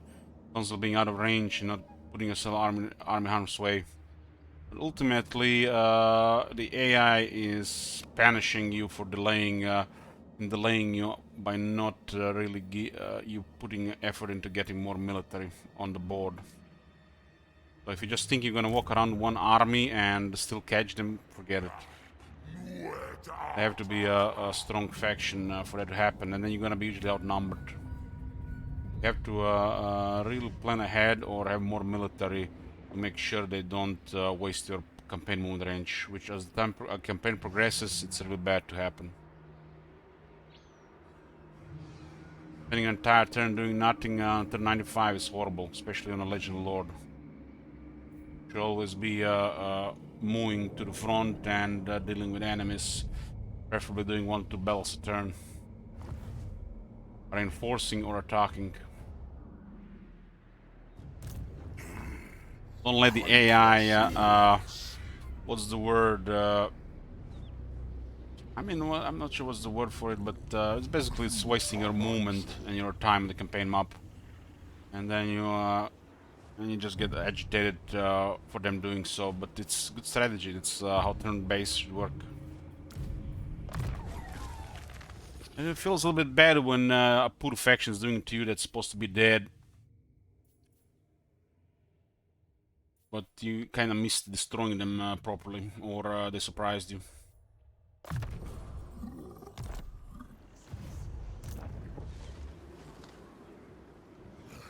I'm gonna send Diesel to hunt some pirates.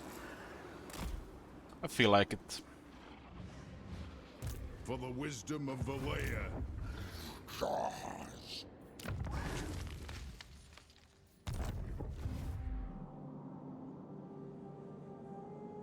What did these guys destroy? Oh wow, they destroyed the Vlad's army that was moving forward. This guy's got balls attacking Vlad like that. Vlad like thinking like oh he has his full plate and then a rogue army just randomly attacking him. I mean he has a lot of military.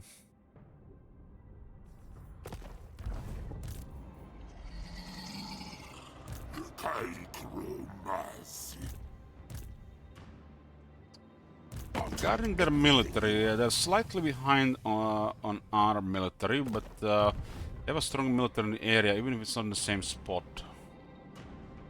Probably transitioning. That's why we need spies. Information is everything. No fog war surprise, easy game is alive. Excellent, skink.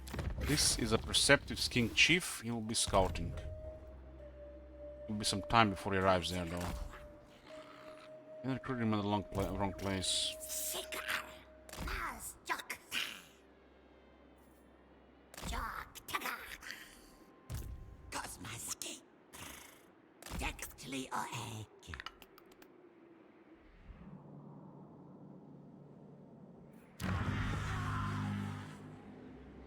Rat Omen is our currency for boosting potential confederation.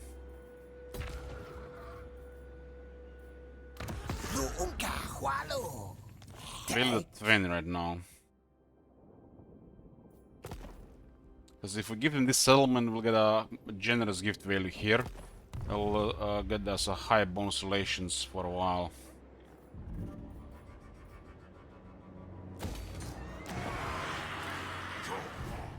And this is the way if we are closer to Confederation. Draika is up, what the hell?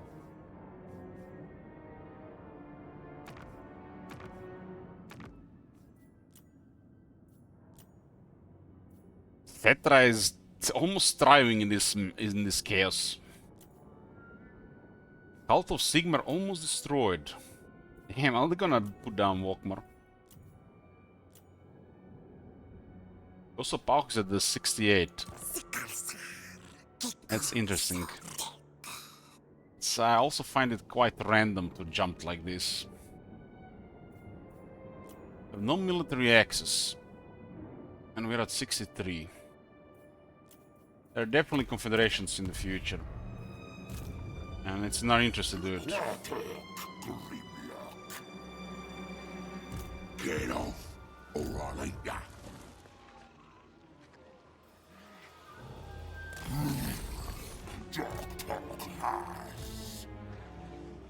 It will be a bloody fight, but not for Krogar. Not for Krogar.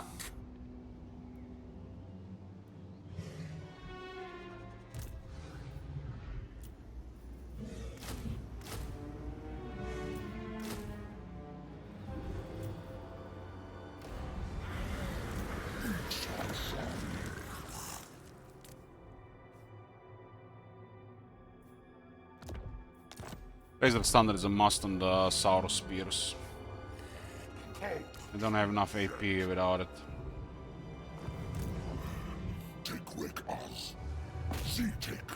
really good because we get destroyed multiple armies here, including Goldtooth. We might still get Goldtooth and Krogar as well for extra trade money. Mostly low tier stuff, but they have a lot of it. A lot of it, and we can handle a charge here, so it's gonna be a clusterfuck of buffs and debuffs from the looks of it. We have enough buffs and debuffs to cripple everything.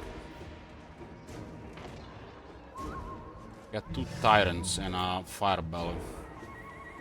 Got a couple of units just in case. But before this battle, boys, I'm gonna take a break here. Just get some drink, stretch my legs, raise the arm a bit. Put a prediction for a pretty victory in a bit. We're back, boys. Got me a coffee. ALS. Let's fight some ogres. Shame Krogar didn't have the range here. He would have got a Pyrrhic point here. I mean, not Pyrrhic point, the bloody point, what do we call it? Well, body counter these days.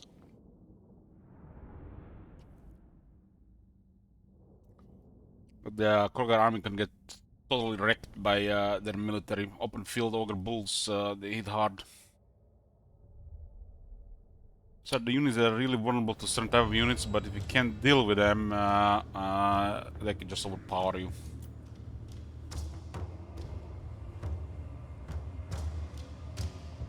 So we got a couple of more units for insurance.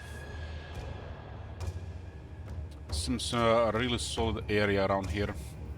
We also have very strong characters, so we have options for harassment before we engage. Very hard to stop a Carnosaur. And Krogar is almost impervious to damage. I'll just poke around and see what happens.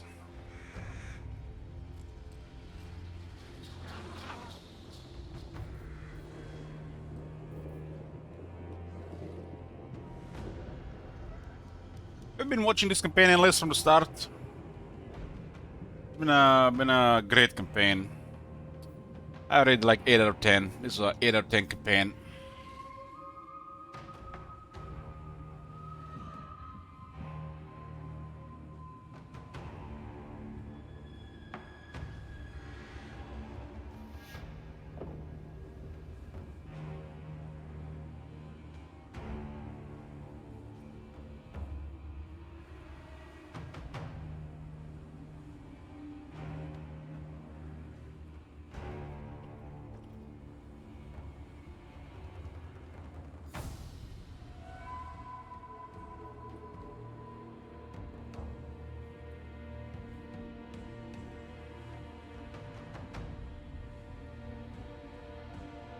We can treasure characters before we engage. Krogar can play around a bit. It's very powerful.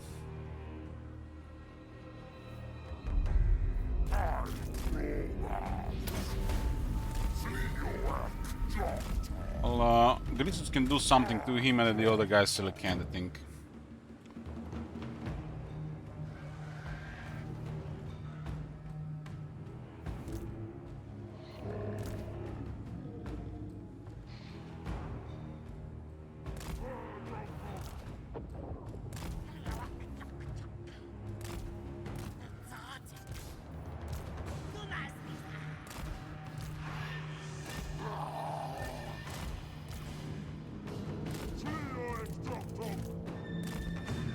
best way to deal with ogres is by a lot of debuffs, lower their attack, defenses, damage. But if they can't hit you, the large units is not a problem. So stuff like this is excellent against the ogres. A lot of spells don't really do much to large entities, so the magic you want to use is something like this. Is really good as well. Ogre bulls get killed by any spears, so if you put down them, they're not able to hit you properly.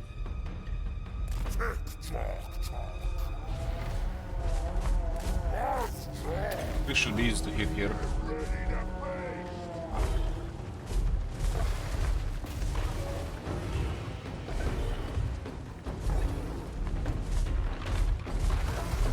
Missed him twice. Oh, got a hit.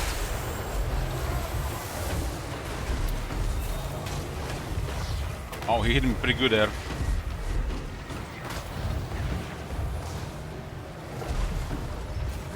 Like I said, the grease has definitely been improved there. Look at that damage there. Got 46% ward save. That is impressive. This is a very good anti-large combatant.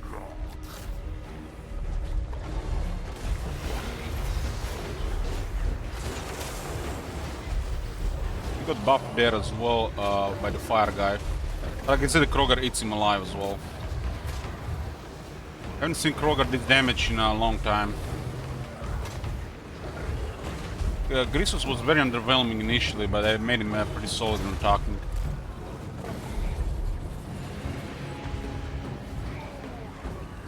He had magic attacks as well, so no surprise there. They did very good there, very good. Like you see, the Grisos very good. Magic attacks, magic attacks. Without magic attacks, Kroger would have taken any damage at all.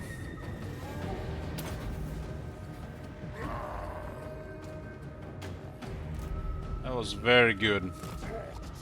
Our Lord is more tuned, but he has a very high chance to hit. Kroger's main weakness is defense right now.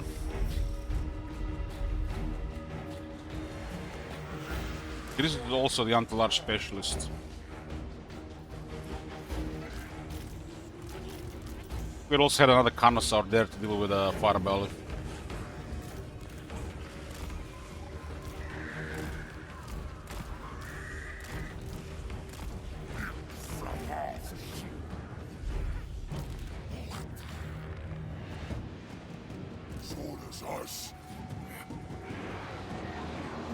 This guy's in the trees and this guy's on the right side. I just mix them.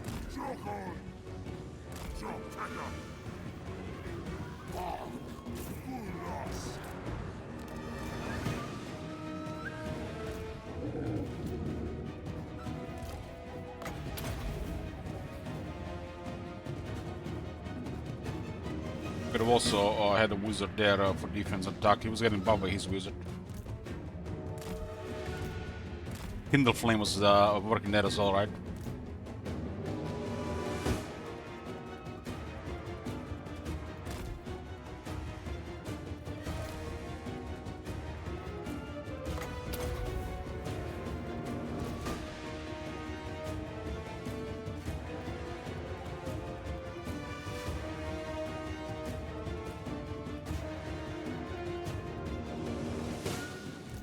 We'll get even tougher on with Primal Instinct, so even more physical resist. The Firebell did very well there. We'll try to get him in the forest so we get advantage.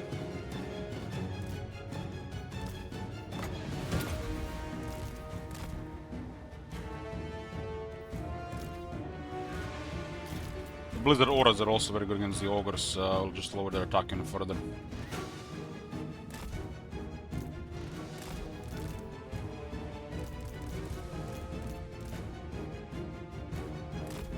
Oh man, it feels so good using the arm without any pain, man. Life is almost back to normal.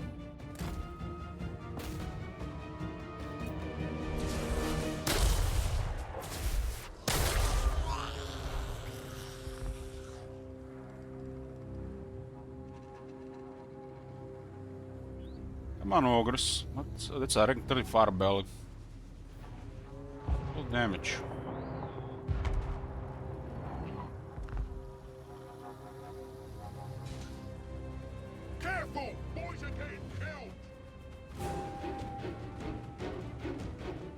Use dual weapons to murder skinks if you don't start firing on them. Not very good damage in that thing. Just switch the debuff was 20 seconds. More of a debuff roll for that thing.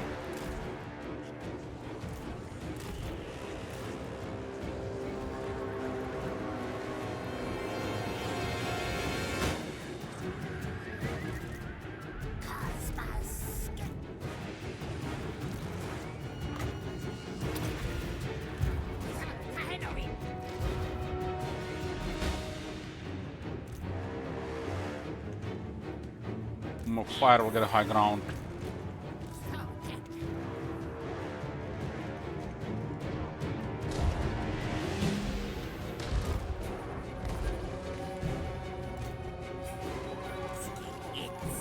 Still on one of those units that just slow burn.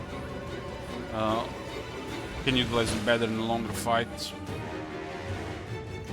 Any of them really.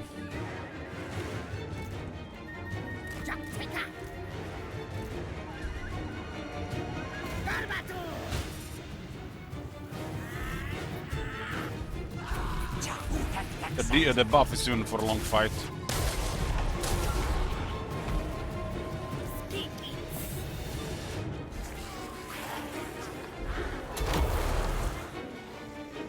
Barbelly, missile resistance, 35. We also, it's a fire shot, it's gonna be pretty impervious to that. It's got information. Send Kroger to eat that Firebelly. See what the Tyrant at?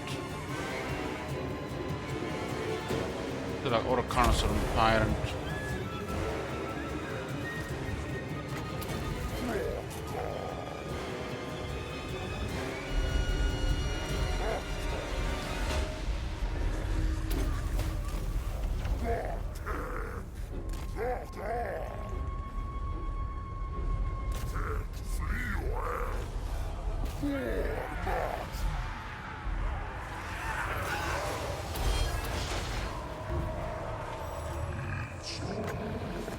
Maybe I don't need to do this yet. Razz them into the trees. Tyrant is on the battlefield, I just don't see him.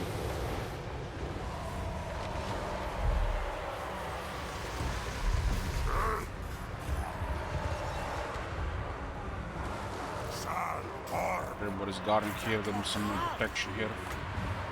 And protection, give me Shield of Sapphire as well. Isadora. But they attack the armor.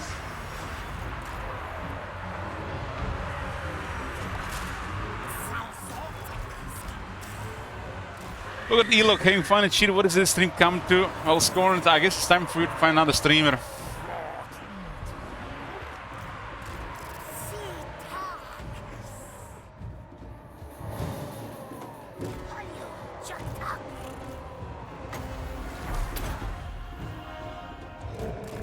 There's a Tyrant, sneaky Tyrant.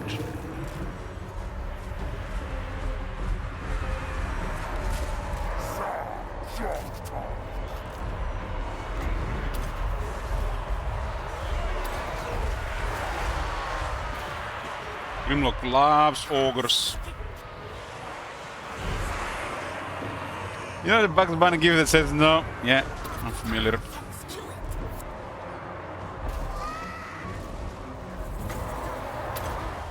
Every time Lord Crow casts a spell, we get 10% ward save for 9 seconds. If he casts a spell, after army gets a 10% ward save.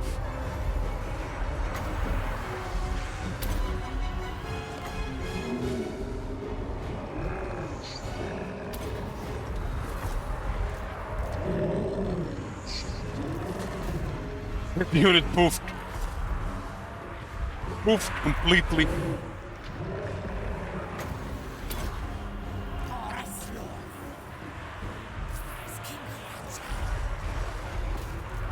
It's two Carnosaurs, too much in that one guy.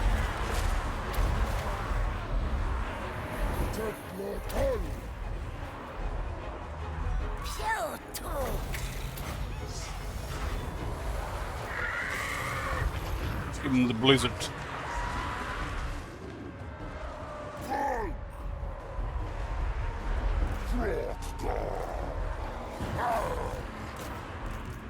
The characters are down. Guys are waiting at the sides there. There's an issue with reinforcements. See it here and here. So one of the things that need to be a little bit more tuned and polished. The AI has issues with using very large armies.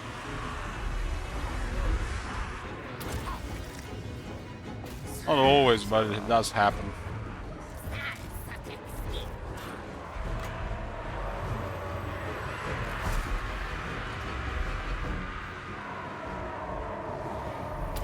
Sword as ice.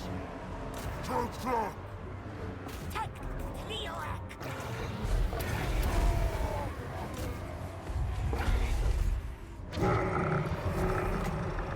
Who's Rudan?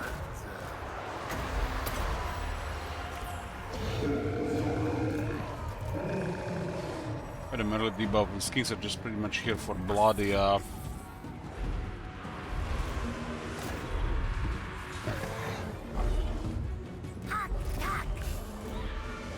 their armies are dead. We just have to rout them.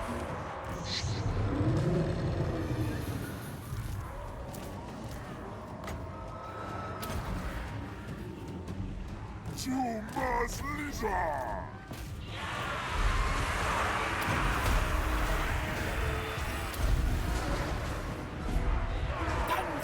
That guys do have pretty good attack. Sword as Ula! They're squishy, especially against numbers. Priest.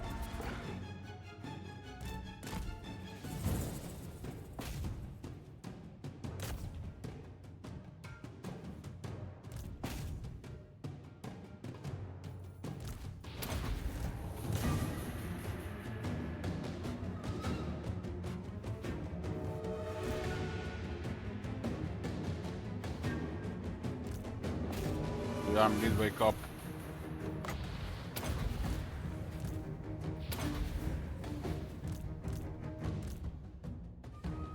Army that attacked this settlement didn't have good wins.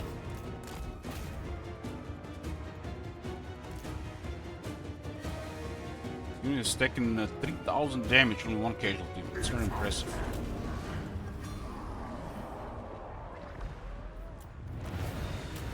Close victory.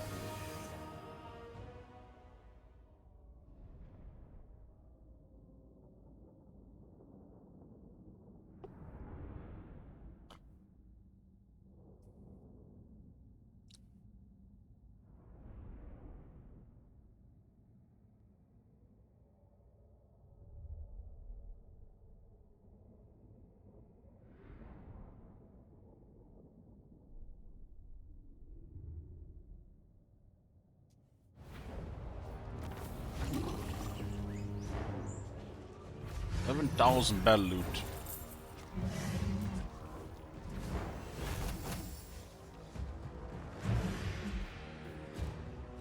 Only 32,000 damage. Is it good as well? We cleared the armies here. Finding road just grants you Arcane Conduit. A little bit better.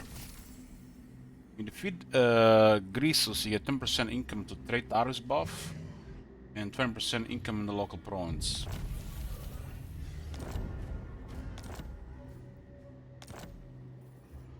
Wondering what this trade tariffs is. If you go to a trade, this is trade tariffs, so you get 10% more of this.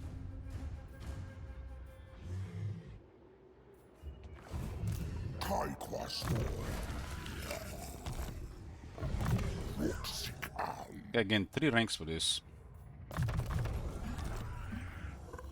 These are Pompous.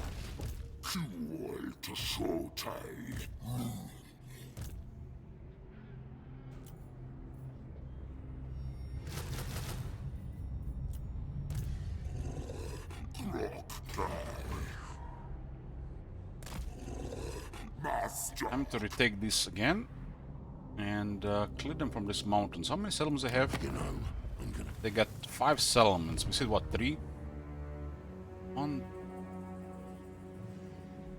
3. We see 3.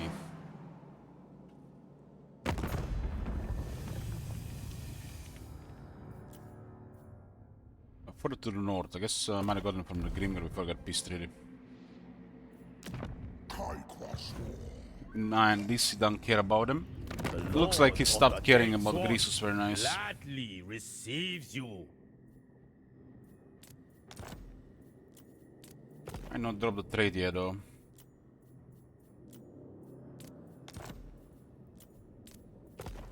I mean, he has military access with Grisus.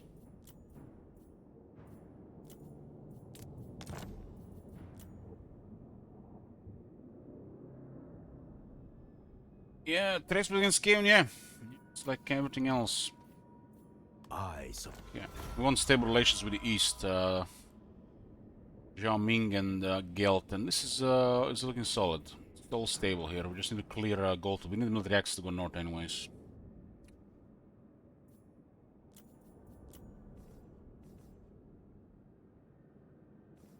Unbending! Looks like Torek is doing well against Grimgar. I mean, we are protecting his core territories. Just has to fight on the front. Karak Kaden has went extremely hostile as well.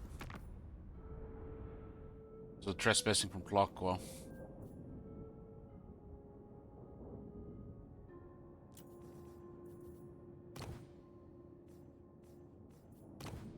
Oxyotl currently has not much to do, but he likes us a lot. At 30 from Gemantic Web. Gemantic Web proves relations with Lisbon.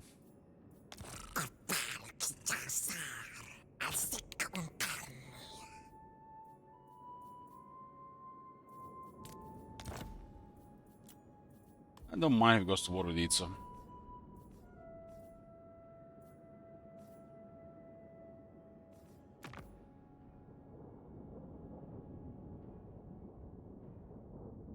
Malekith is still up and Ultuan is rolling.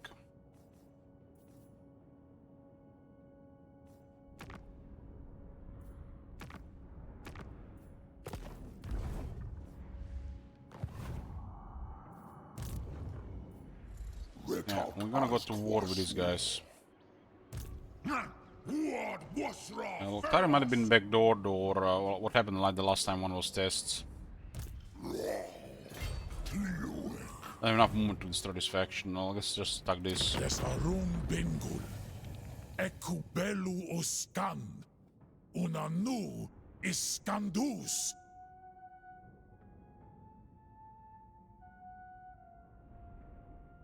Eklis and Tlaqua, we get points with him here. I think that's fine. I don't think they'll come here.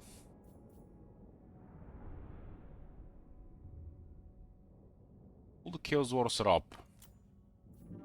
Tadrash Kazadnari. We'll make our alliance even more stable. And these points may hold for a while. Also lower the chances they attack somebody else.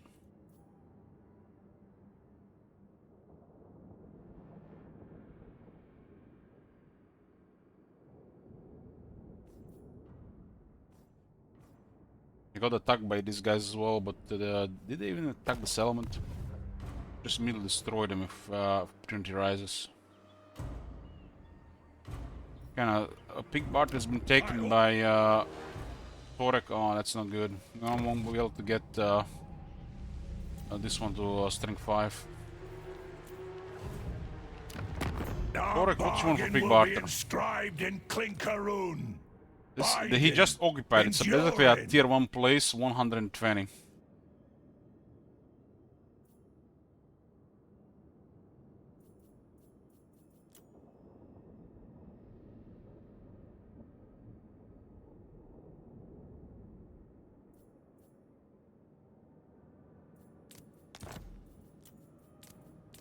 That inconvenience that we mentioned so many times.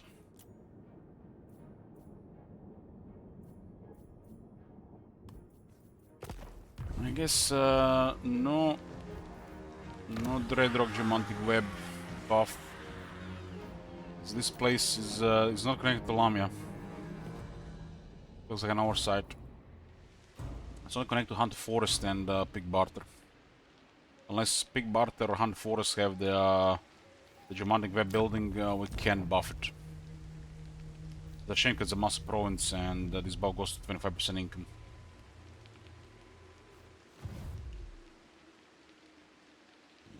Well, our relation with Torek might deteriorate over time, yeah, that's for sure. Reduk us quasur. Hook attack. No one tells a tyrant what to do.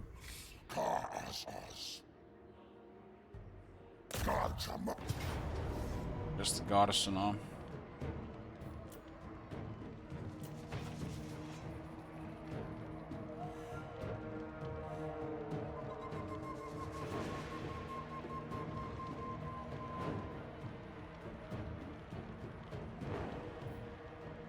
Six shooters.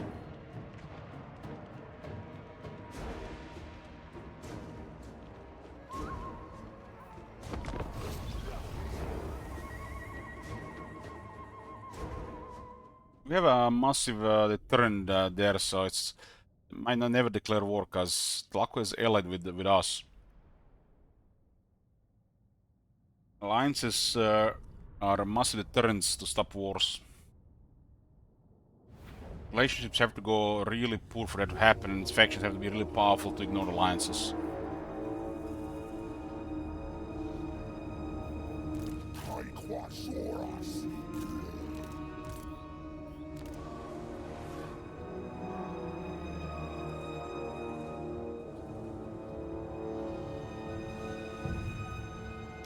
Yeah, we've been getting new items and they are complete trash so far.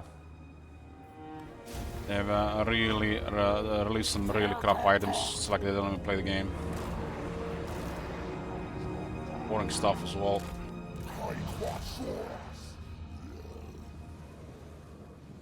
So bad that most of those items are like double in stats. Be barely acceptable.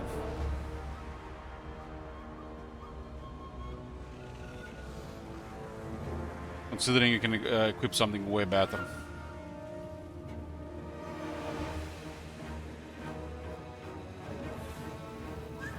War with Chaos Dwarfs.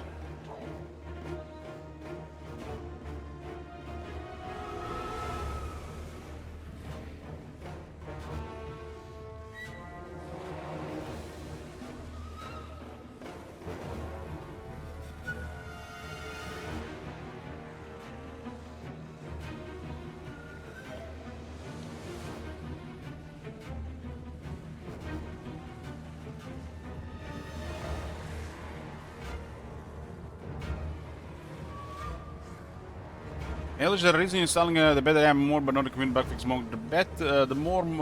The less mods, the better. This does the job. Now.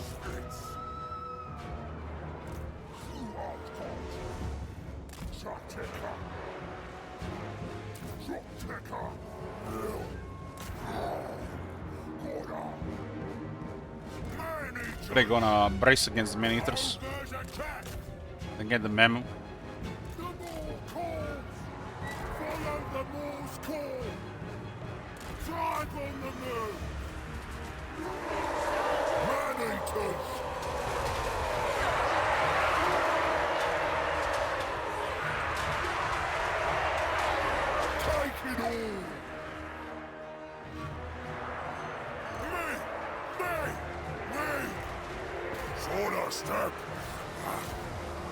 Peasant top protecting pressure.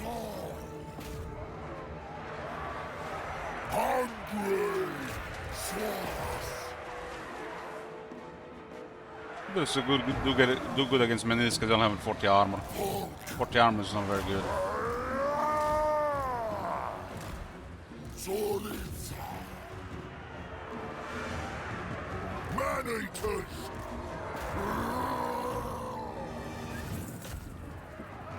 They get a bit better with a couple ranks though. Their attacks are just average right now.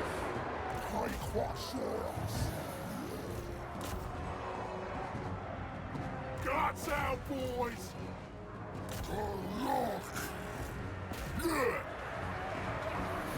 Ogres attack! Off we go! Zeus attack! Roar! Taurus!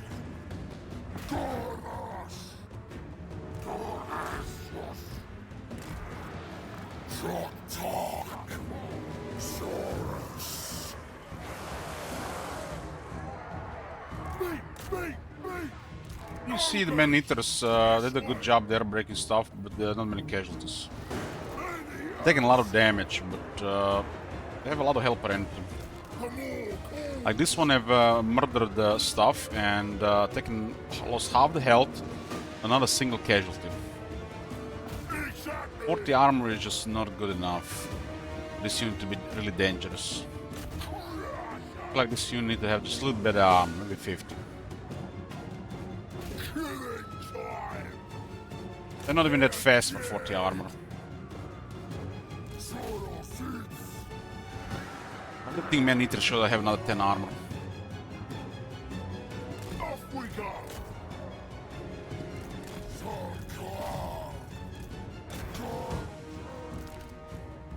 Find a meal! Saurus Aura! Gorge out!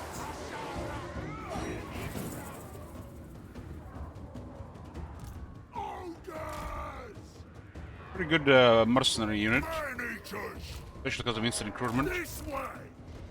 They can benefit, they can definitely go in a lot of armies, be very beneficial. Follow the war's After that call. charge, they seem to take a lot of damage. Meal time!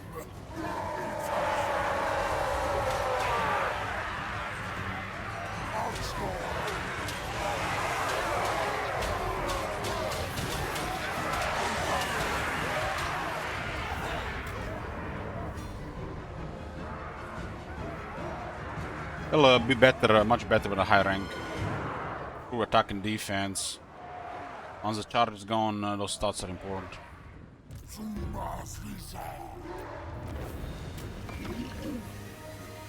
Considering the carnage they did on rank 0, not many casualties, but the 40 armor is showing. Definitely gonna be showing against experienced shooters.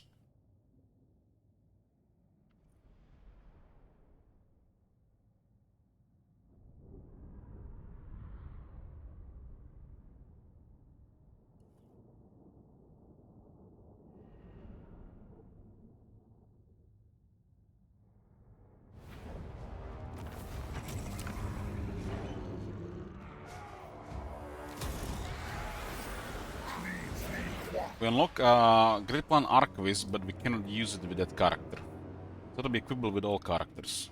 I don't understand why such basic stuff, which is almost trivial, without other line of sight bonuses, is character specific.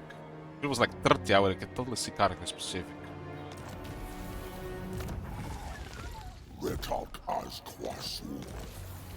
Oh, we got a short victory achieved, boys. Which grant us capacity +3 for all heroes. That's a very strong reward for the Lizardmen, because Lizardmen heroes are amazing.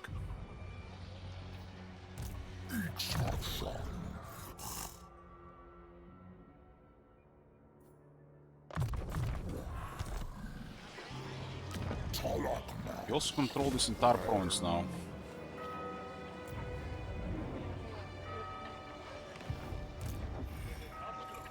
Talk as Kwasur.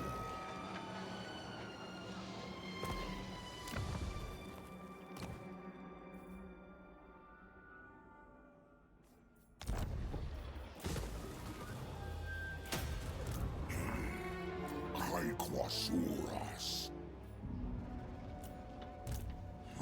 Swirl chaos.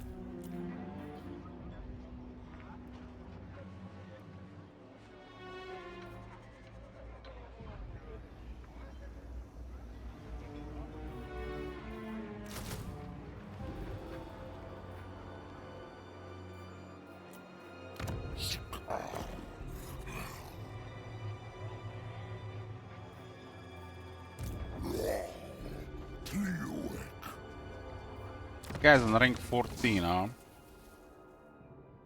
Renown and Feared available. Pretty powerful stuff. Only Cool's available next turn. Got a Fleet-footed available. That's pretty nice.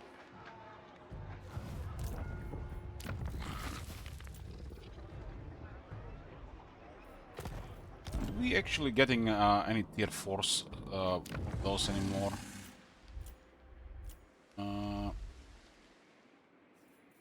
Getting income here will be on here on tier 5. Offering research here. Gonna be a tier 5 here soon as well. We're getting one.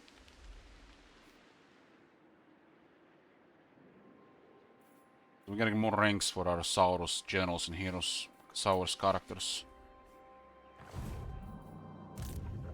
Rank 12 is a good rank to recruit a lord.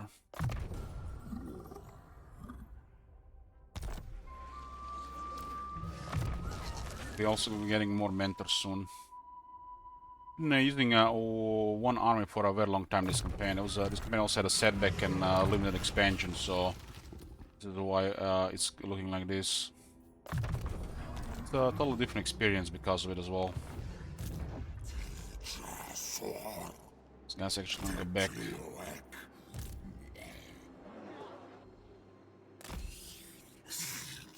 This guy is disciplined, and this guy is strong.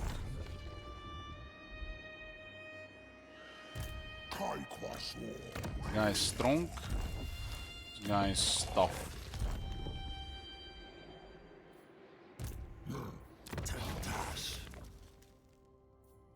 Five attack is really good for the Carnosaur, with them getting up additional 50% damage. And damage and armor also helps on Carnosaur. I guess this guy could actually go there.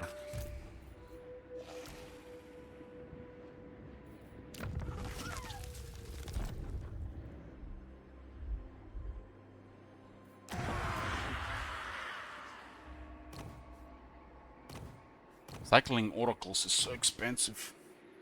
It was 2600 because of their, you know, their mount, which is overrated as fuck and also placed in the wrong tier.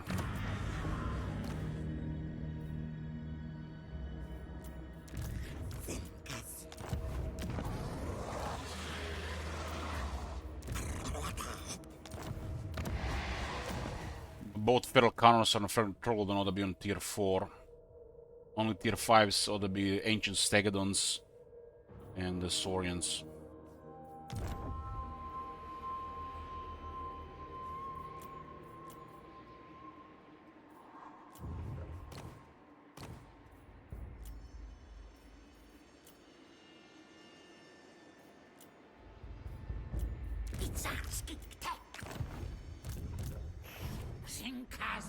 This is 2 buildings missing here.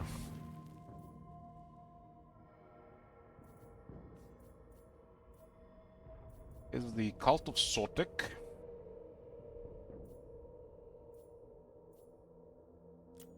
Star Chamber is a must.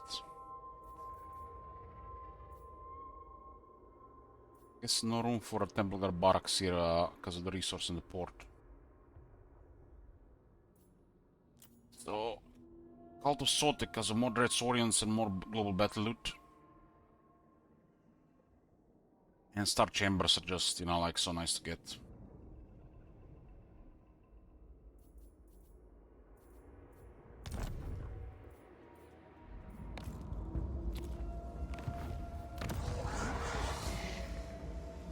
In currently recruit rank 8 Saurus All Bloods because of our underground spawning pools.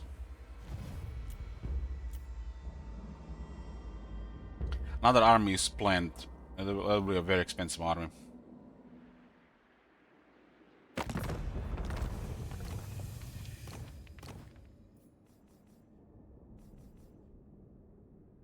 Thalaqua requests assistance against Bloody Hands. I mean, yeah, Bloody Hands. It's actually Teclis, but Bloody Hands as well.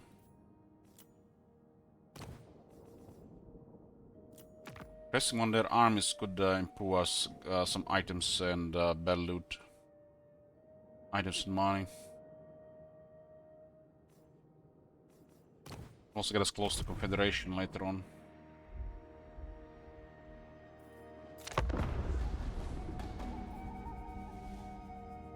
Rogar is dealing with Goldtooth, and Teasel is gonna be hiding some pirates. I'm getting a third army.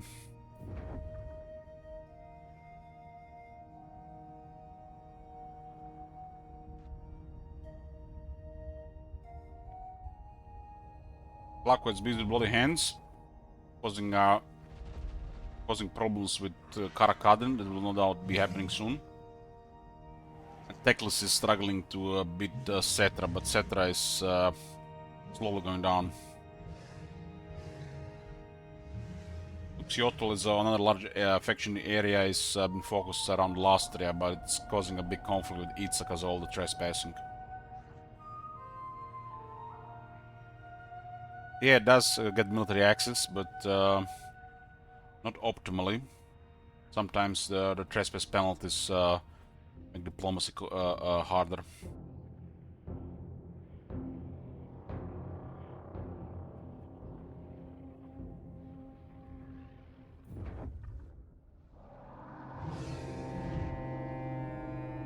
They're gonna defeat this.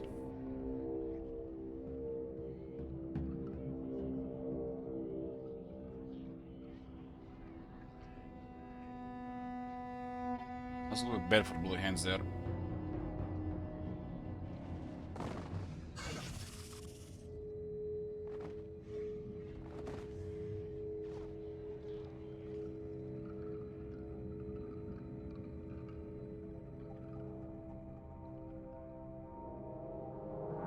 The rogue army in the area is a menace to Vlad. Destroyed the Vlad military, getting in the border prince in Badlands.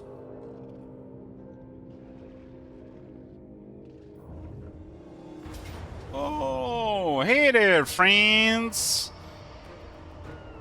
This army, we asked for it. We asked for it. Now let's go. This army is a little bit fresh. Our characters are still really lacking. So what do we need to be worried about here? Organ guns, Thunderers, and the Slayers.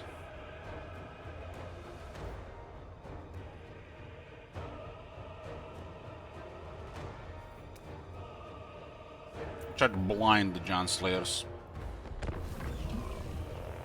Somebody gotta clear the rogue pirates, and only the player can.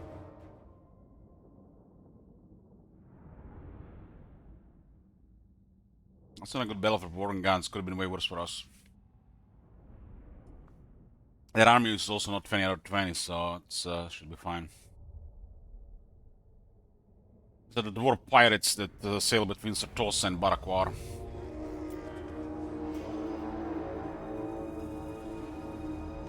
Army is pretty solid, but we lack experience.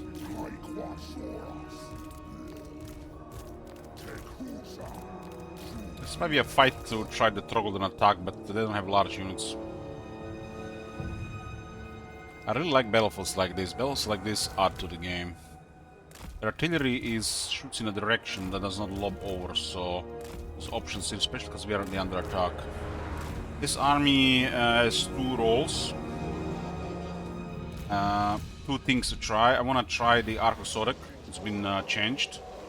And I just want to make my full opinion about the Feral Troglodyne range attack.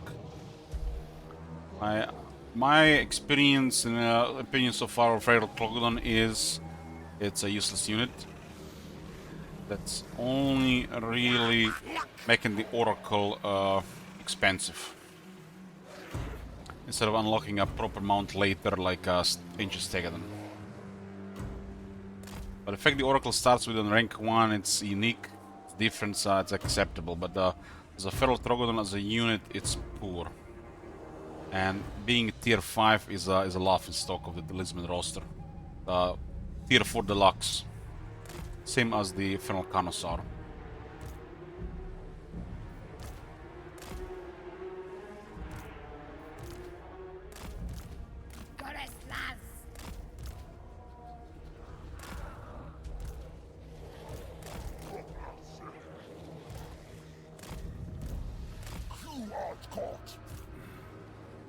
King Chief is really bad without a dinosaur. But don't have anybody sneaking. Battlefields like this, open field against artillery, the stalkers can be very rewarding to use.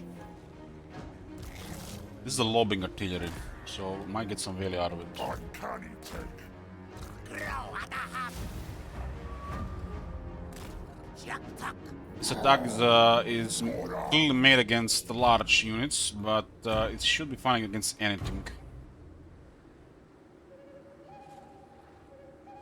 It's basically a worse Carnosaur that has a range attack. Juk-bar. Sir Juk-tuk. Even makes the same sounds as the Carnosaur. Bar Juk-tuk. Tek Juk-tuk. Very responsive. 14 Giant Slayers killed. 15. Very impressive shot. Rodans. Lioek Juk-tuk. Santek. Might have been upgraded since I last used it. I might have been a lucky shot there. Atakua. Watuk. Tek Juk-tuk. All of the hunting packs are okay to use leaves, but they require more effort to perform.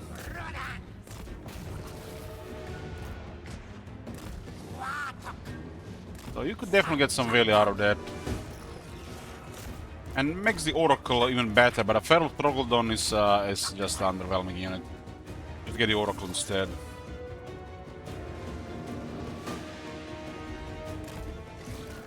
Solid range attack though. Requires effort to get value out of it.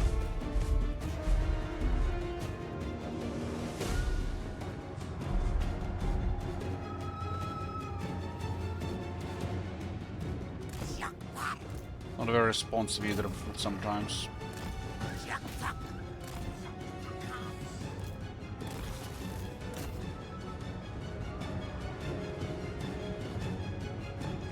If you're in a pinch and you need an extra performance, Feral Troglodon could deliver.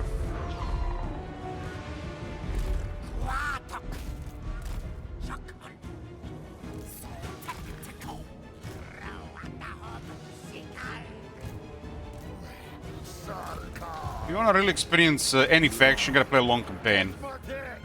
Most importantly, you have to have a reason to play a long campaign. You will not see most of the stuff in a regular campaigns, short campaigns it is.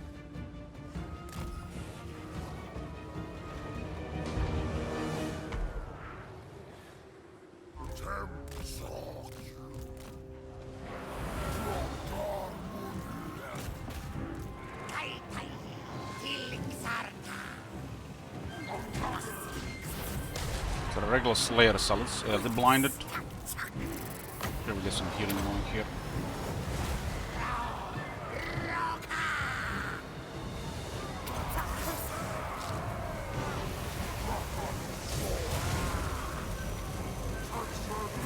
Seems like bad as before.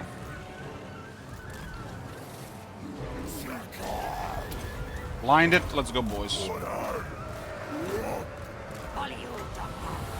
Have extra support here.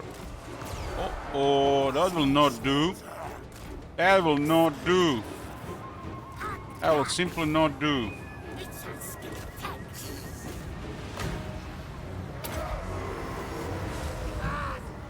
Yeah, looks like Arcosodic is as poor as ever. Have a lot of Temple Guards though. With the back door down. It's fine.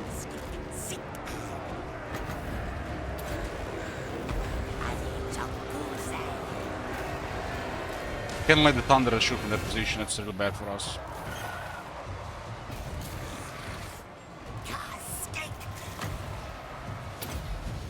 They really hate the Oracle, huh?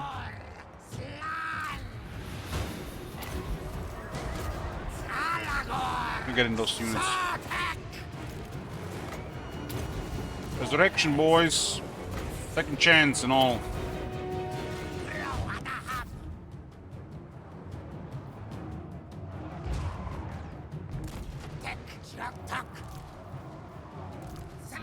going. I can this thing can actually do very good shots. Very good shots. Will be better than some other things you could use. Hard to say. You got a good position for shooting there. Chuck, chuck. My god. You see that shit? Shit. Chuck Azul. Pewtuk. Sarkek Lock. Oh man, the giant slayers are dead. What the hell? Skikis. Chuck. Set the dwarf down. Kill the dwarf already. We need another group there against the giant slayers. This is actually good flank shots.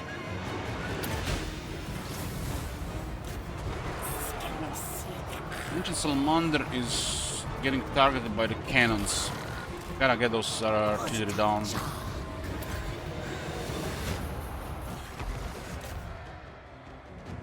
Grow at the hub. Eat.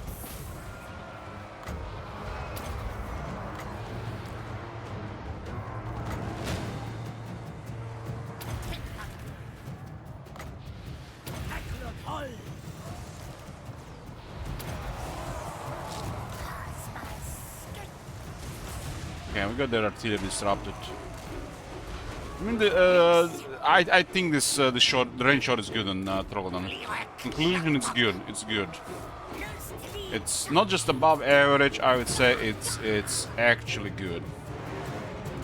But a Perla Troglodon as a unit, I don't think it has any purpose since the Oracle exists.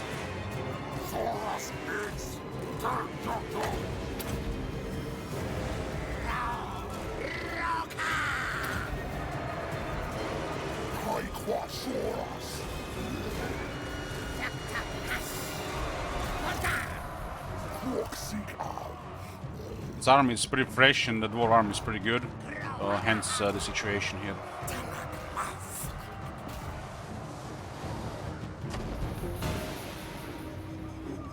Ancient Salamander performance throughout this fight, he's at 11,000 damage, diminished several units, tank some.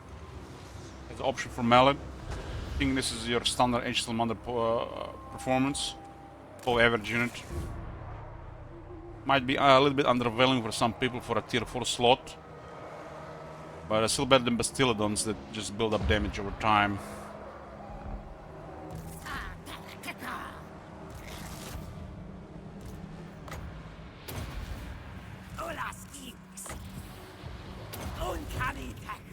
This army has enough healing as well.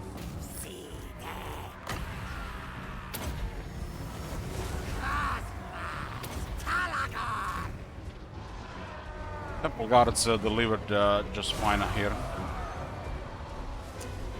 Hey Medaria, what are we eating for 5-year anniversary? I'm not sure about you, but I had some protein drink today, protein bar, 2 eggs, sausages, mandarin oranges, and drinking coffee now.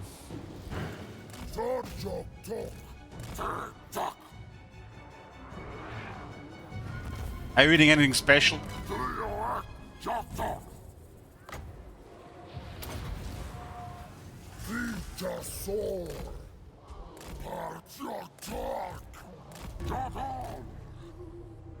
He's the Corpus Criminal and Preps. That's godly. That's godly.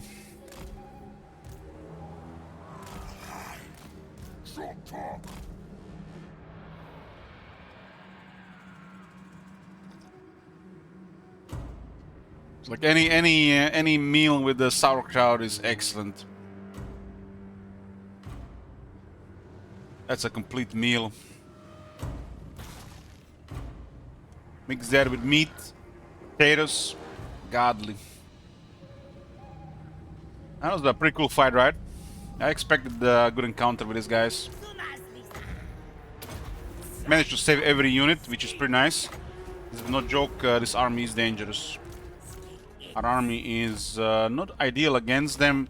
Could have been better with a little bit of experience. We got a good terrain for them here.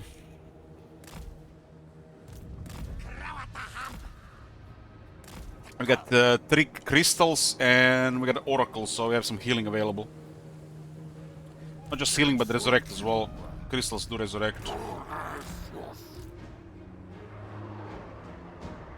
At least I don't believe anybody got killed.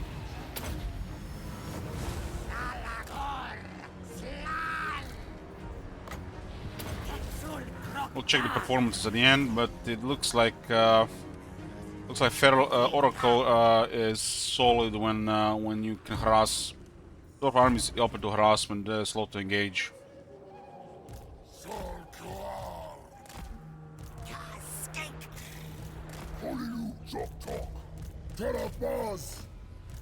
Very good performance on the Ancient Salamander here as well. These things also do well in pairs.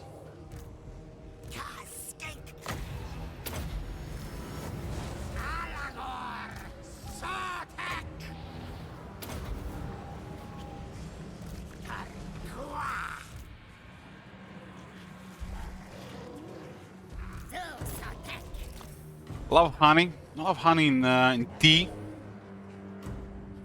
With some Greek yogurt, chia seeds, nuts, dark chocolate, cinnamon, and honey on top as well.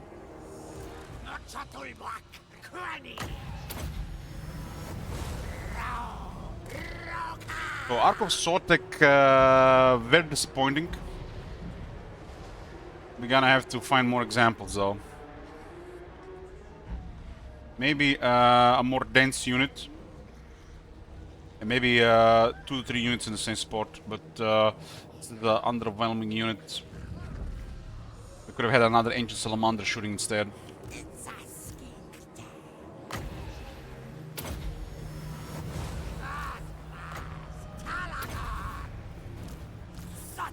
They did buff it in a patch not that long ago.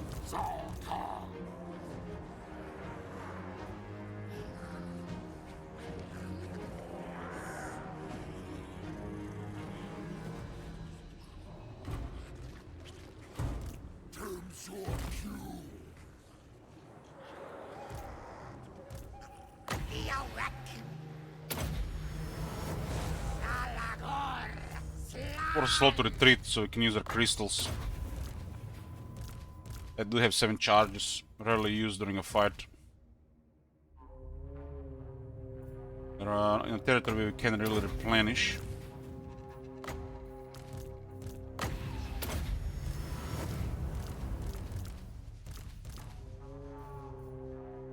Like if we can resurrect Temple Guards, for example.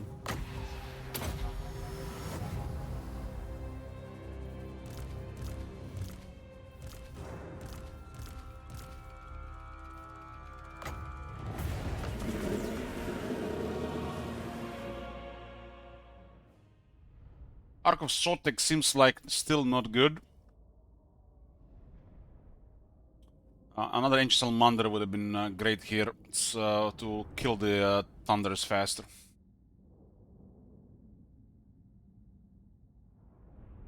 Two Ancient Salamanders can cause havoc and just bombarding from afar.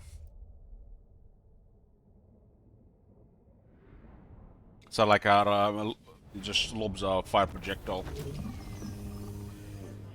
Our Kark did a very good dueling that dwarf. Giant Slayers, very good performance. Both of them, over 10,000 damage. Nothing special with the Hammerers. And both Iron Drakes, good performance. And one of the Thunders, good performance. Organ Guns did nothing. Terrain was pretty poor for them. We used terrain against them. We got a good performance from Ancient Salamander, happy with this performance. This definitely has a spot in the army, but we have to make an army that can utilize the Ancient Salamander. It's less of a stompy army, more of a reactive army.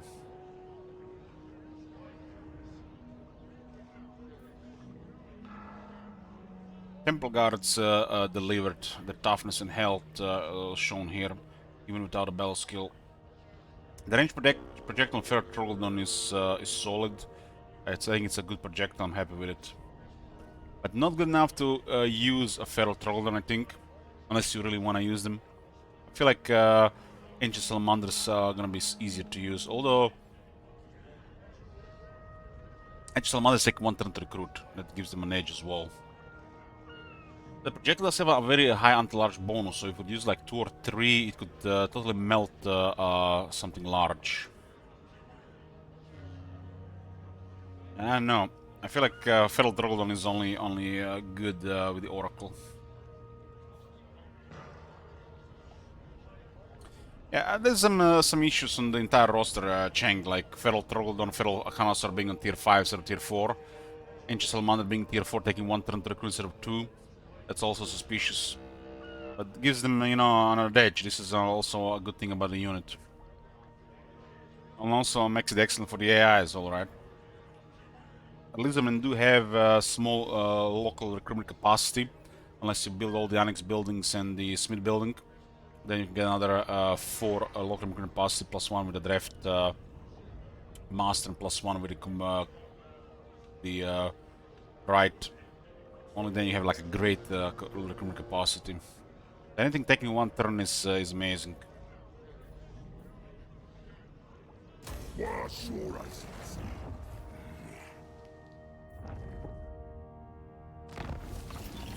Volkmar did manage to get destroyed.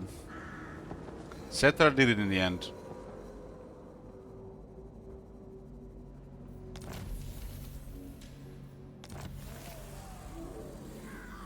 Yeah, Ancient Salamander, same as the Iron Drake, should be 2 turns to recruit.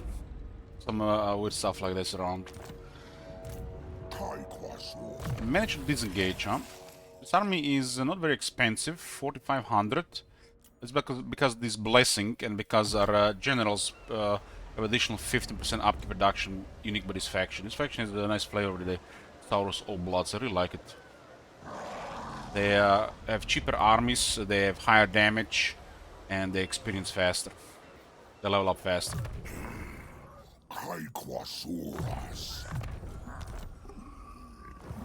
This army only costing 4,000 is quite unbelievable.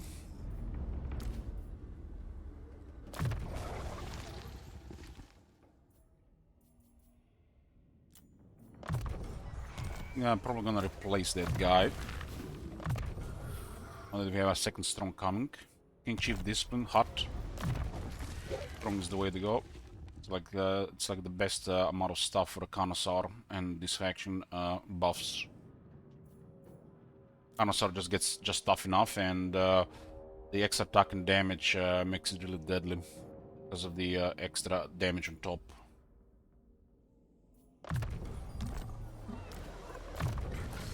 Keep in mind the Skink Oracle Feral Troglodyne also has access to additional range, damage.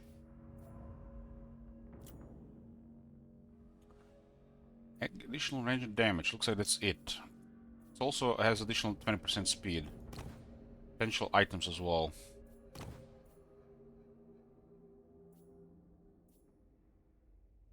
Depending on what angle that projectile hits, we've seen 16 Giant Slayers get killed with 1 shot.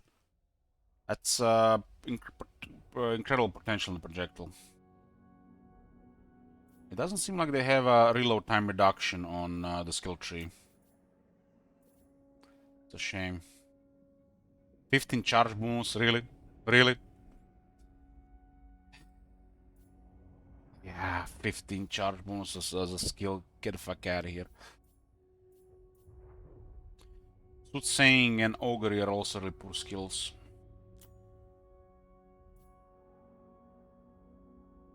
We'll go Live Bloom first.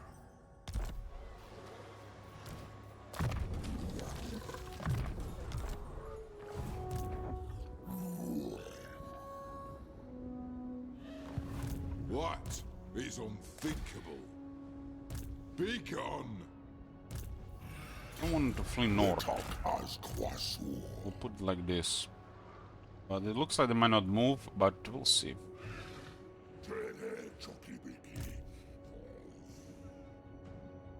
We're gonna need a little bit of replenishment from the looks of it. There's a spooky rogue army causing havoc here.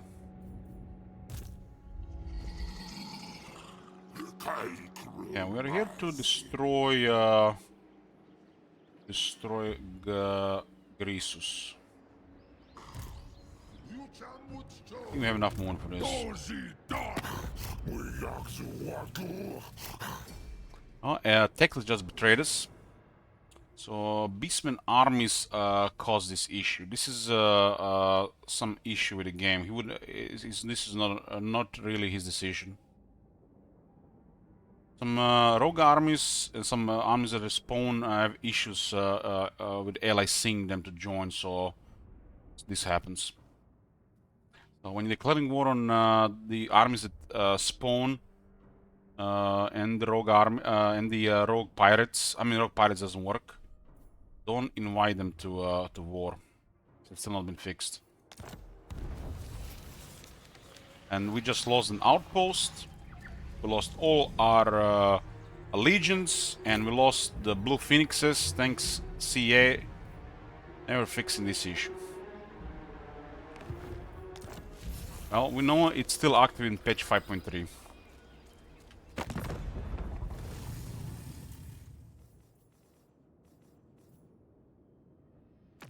Do not test my patience. Deliver your message. We have a penalty to sign a new treaty now for 10 turns. This is definitely a major issue. A bug. Some bug in the code, no doubt. Well, we now know not to invite our allies against this type of arms. Still in the game.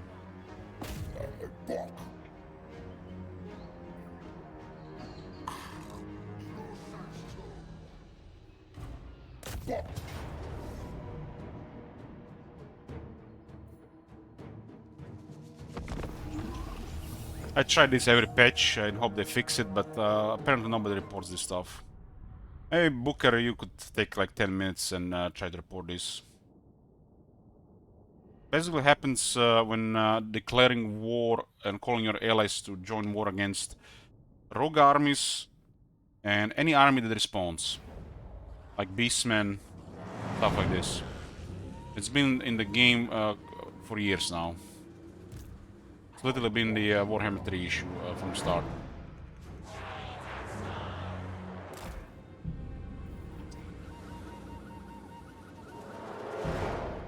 It's pretty bad when this happens and you just lose your legions, borrowed armies, your tier 3 outpost, your allied units, everything is gone. And this is not intended, this is not intended. There's some kind of issue, they can't join a war against these factions sometimes.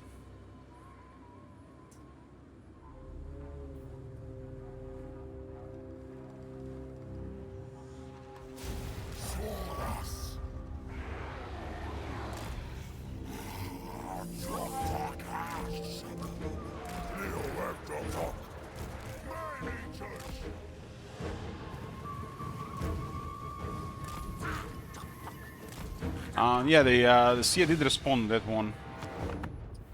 They did. I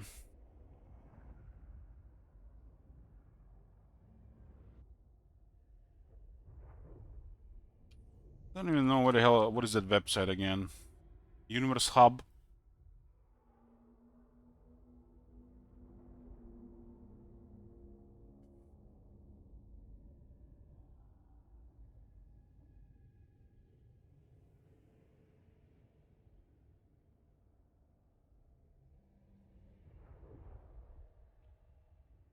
Yeah, thanks for posting. I've raised this to get looked into. This is with the Chaos Dwarfs problem, not creating towers. It's a big issue, and we'll never have strong Chaos Dwarfs unless they fix this. As you can see in my screenshots, the Tsar Nagrund is turned into a mine. This is the capital of the dwarves, their greatest city. Instead of turning into a proper city, turn into a mine.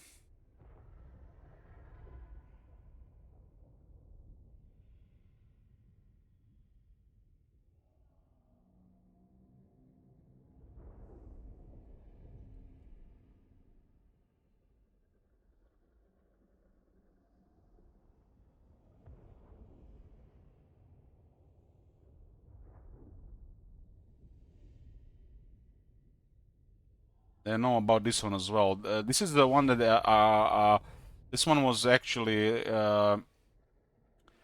fixed, and then it started playing the game again. Didn't last, I guess.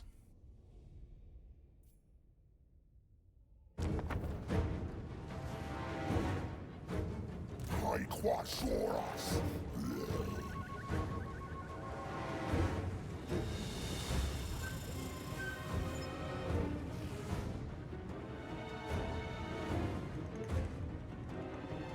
Definitely shown interest in patching the game with the stuff that matters in between big patches.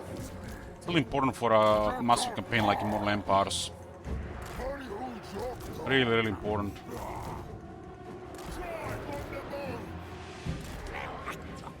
Because there's always issues to fix.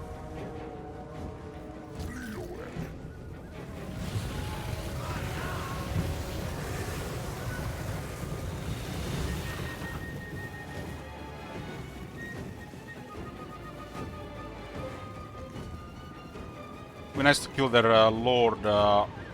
Whatever we can kill here, we get money out of it. Anything that survives will just get removed from the campaign because they retreated. There's no reward for survivors, even if the game kills them.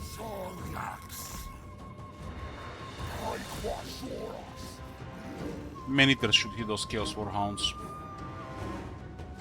I get spears on the cows.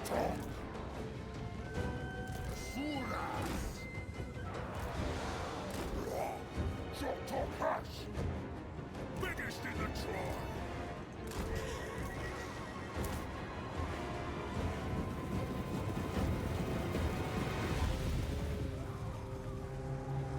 Zorkazan. Vortex. Ganteka. Goreslas. Jogon.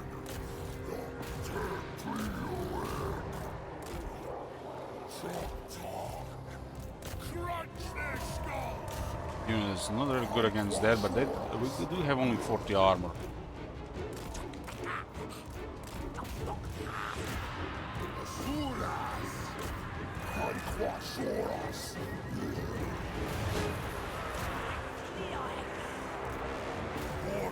A spearman, but there's still man-eaters. They might have a better chance against ogre bulls.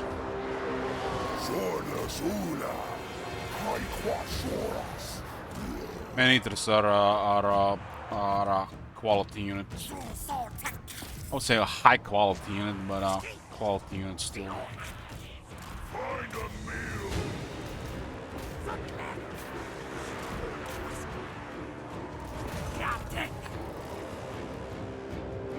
Might have invested too much here.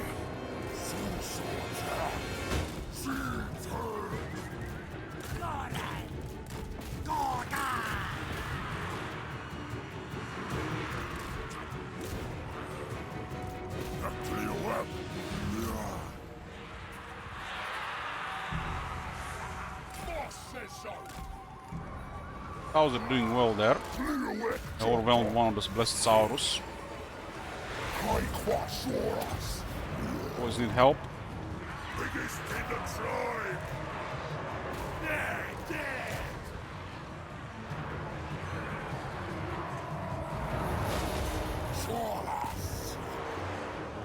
We had two spears on the right side. The left one side didn't do anything. But then again, the miners might have went left there then.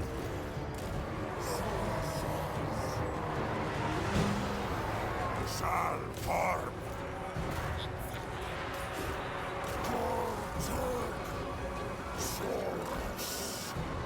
Suras eats. Attack. Managers. Damning Fludats.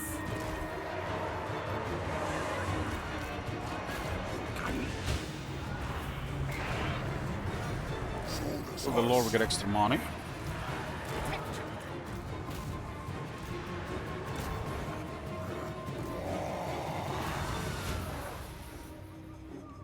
Unit's taking a lot of damage, but you can see their massive health keeps them alive. Only 50 casualties. Cold One should be able to kill that guy. Cold One meaning the Lord. He's mounted on a Kolmon. So he swings the sword.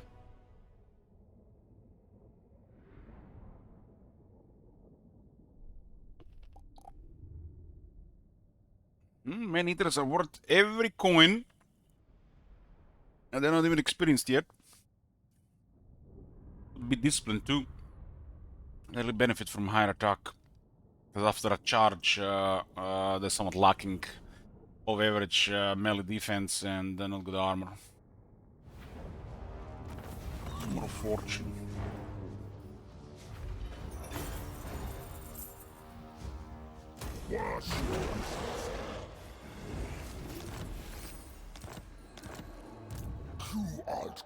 T-Rex will clear the camps here, I guess. Take.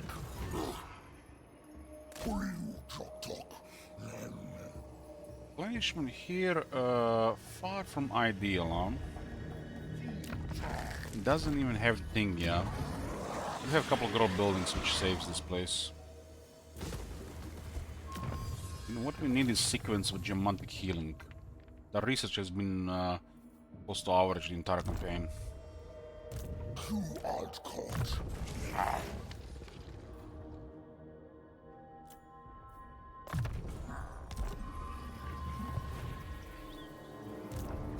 Reduk us quasur.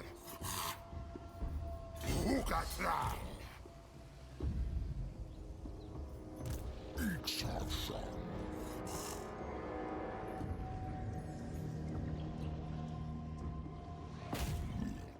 As long as there's anybody nearby.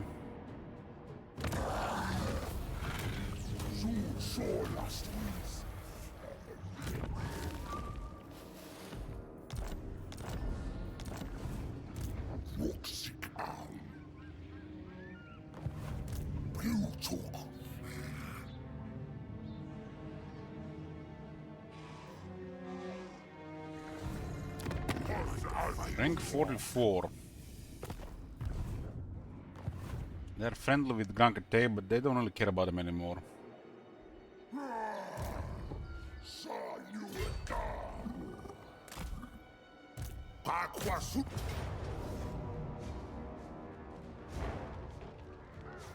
Destroy their military, we just need to make sure we take the territories back. It's gonna be a nice chunk of land here.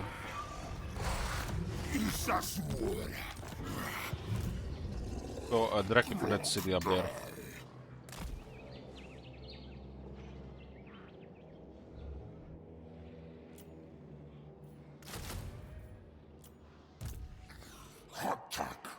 Then we can go back into this place. We'll take a chance here, replenish the edge. Might have an army that we don't see here, and the guy's dead.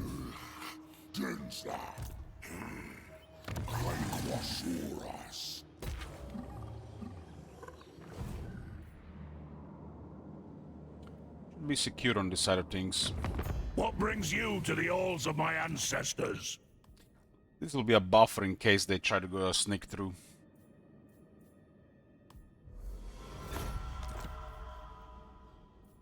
Against the Legion of Asgore.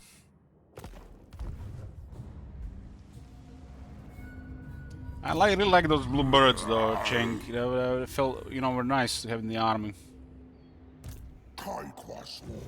They fit the army as well. Give us more options.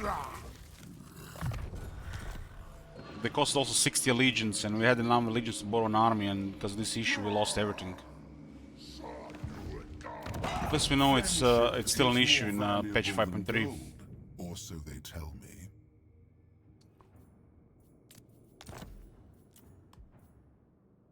They do want to trade, but we need more trade slots. I trust our dealings. We need a settlement or two. Friend.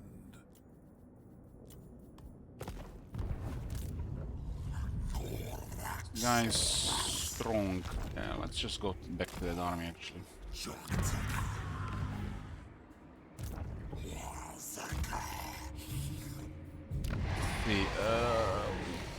Okay, Bloom Cool's available. Start recruiting an army next turn. It'll be a 40-55% cost reduction now.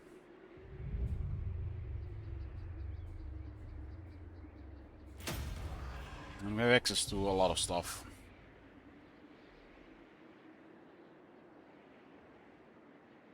We'll take our time recording this one, I guess. It's Joktok, Chamek Skink.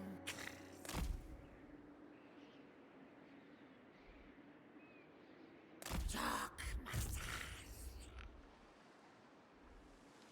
Jok Decker. Under Temple Guard Barracks. This one has just enough slots because there's no resource. Like Tower of the Sun. The resource over Temple Guard Barracks. More Dread Saurians. And post-battle loot. We'll recruit some Horned Ones in 3rd Army. And I really dislike building this building. But the Blessed Horror ones are so rare. Never really get to use this unit, so it's a pretty nice unit.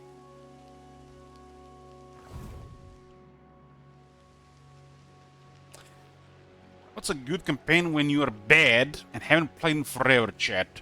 If you have experience of the game from before, I would say Warriors of Chaos. If you want to have like a really easy time, Archeon the Everchosen. If you have the Nurgle DLC, Tamrokan is excellent. From the Nurgle. It's also a very safe spot to get you back in the game as well. They're pretty much in the same area, both the two.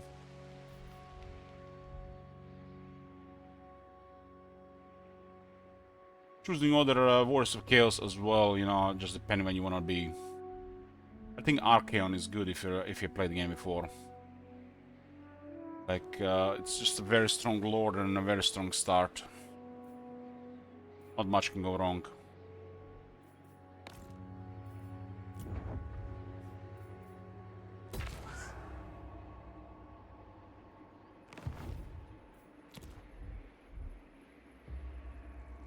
I'm gonna buy a break, boys. What the hell is this down here? Okay. Here back. Back, boys, so for the wait. Yeah, this is the end of the turn. Yep.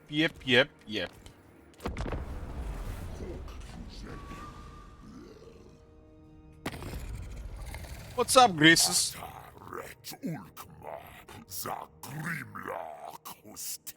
If offer unsatisfactory, then Grimlock will answer. They're offering us most of their treasure for peace, but we want to destroy them. There'll be no cooperation between the Lism and the Ogres. The territories are just very nice for us.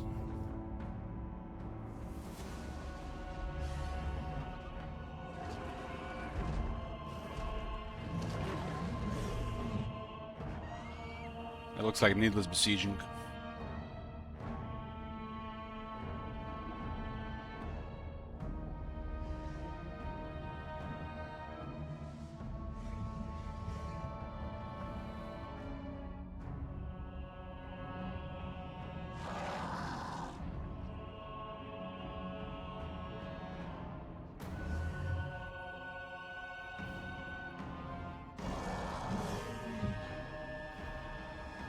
That AFK one, the Kobe pasta used to mean something. Torek has declared war on Tlaco. Here we go. Torek has betrayed our treaties.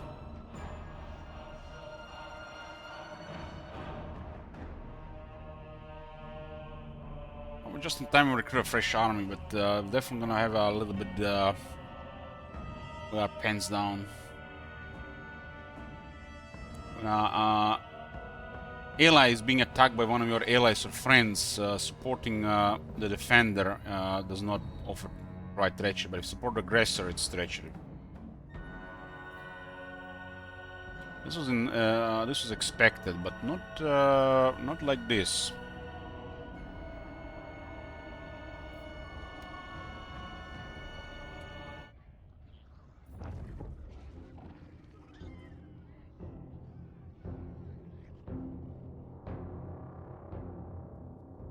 Yeah, Teclis is currently exposed to bad stuff because of that issue with Breaking Alliance.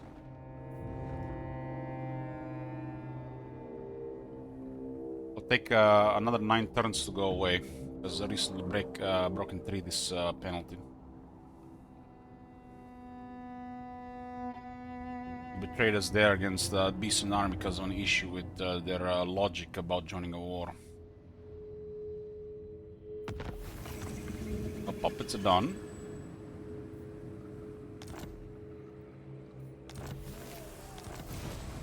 Blesses out of spears with shields. Okay, that's nice. Well, prime real estate has just opened in the mountains next to our core territories. Ideally, the Karak zone would be the first target, but there's an army there already.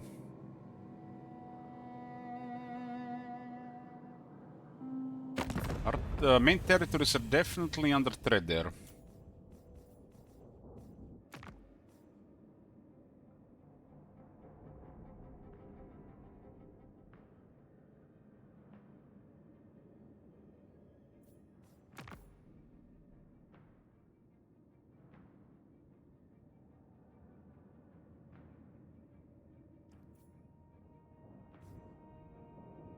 If Tlaka declares war on Karakadin, we're gonna have to commit treachery, right? This is definitely a complication here now. Friendship is more valuable than gold, or so they tell me. Lost trade with Torek, I guess I'll get Torek with Gelt. That should secure the east.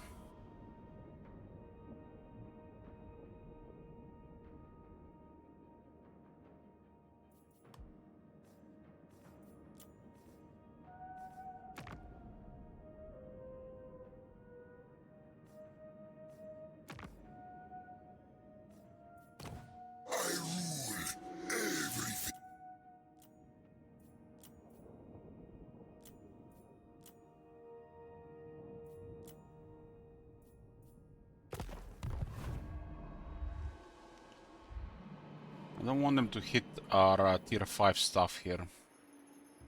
It's all fortified, huh? We need a larger army for that. Well, they definitely have an edge here, because they can hit us whatever. But a single army is up in for a rough surprise if they try to do that. Because we can summon an entire regiment in our roster. War is happening, I might as well get alignment of war in the area.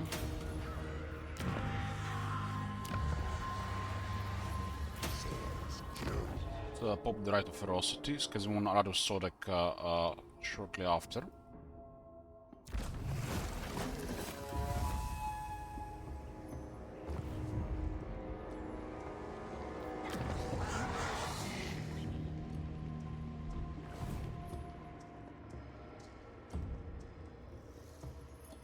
I have little choice but to listen to your inane babbling.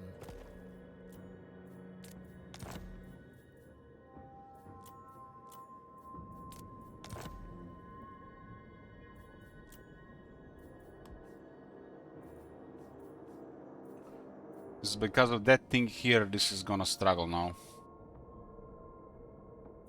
What do you see so far? No opinion, LS, no opinion. It's like... if I play it, it's fine. If I don't play it, fine too.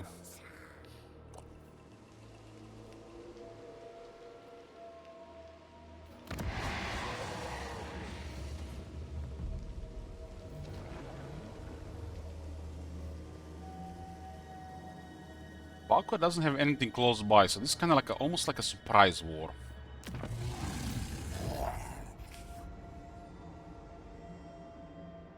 This guy could provide us some vision here. Takromatu unka sigal pelalsi.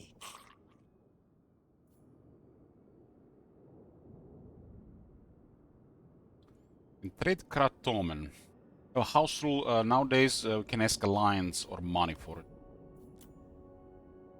There are other things we could get for this, other interesting stuff.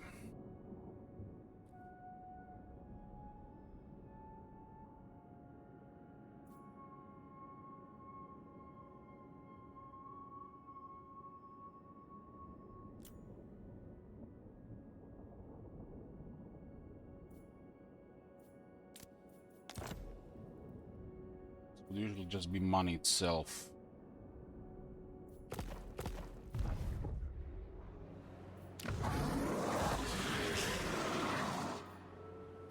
Clan Ugan. Kiko Pelalsik. Well, ask them to join war against Pirates at Tosa.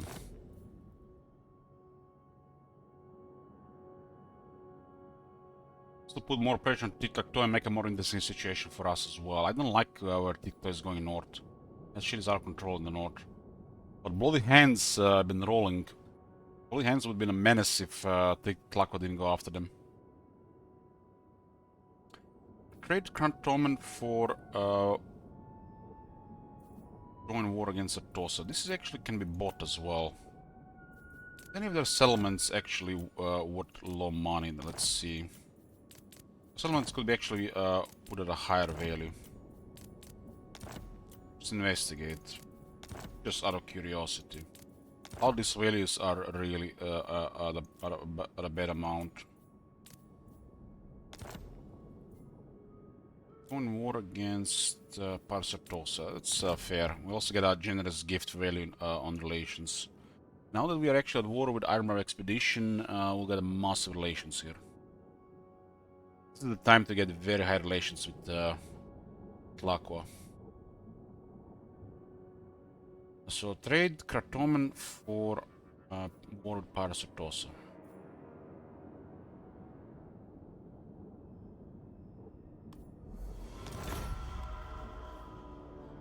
There is no crisis settings, LS campaign.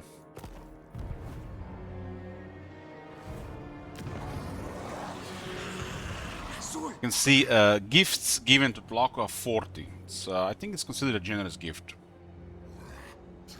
This will go down over time, but momentarily could give us some advantage towards like Confederation or something else.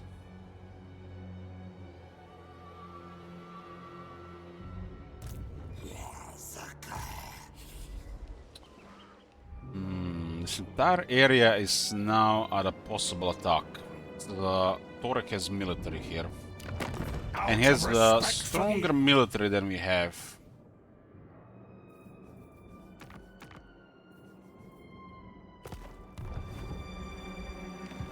This is prime real estate here if we are successful. You're not welcome. Who said with respect? You interrupt my...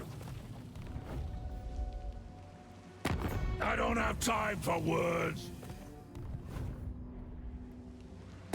Out of respect for the elders, I'll let you walk out of here. You betrayed us, Torek. You betrayed us, Torek.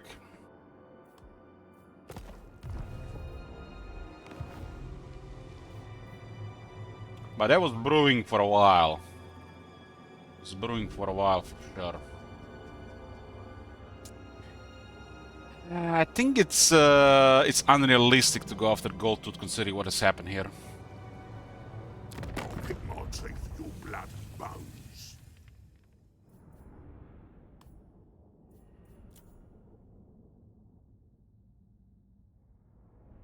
So we'll give a peace with Grisus, but he'll recover. We have to go deal with Torek.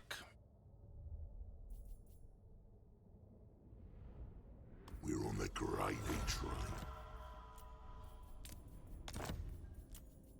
He will need military recovery there for sure. Yeah, we're gonna be very hostile with him for a while. I think the Iron Dragon is turned on him as well.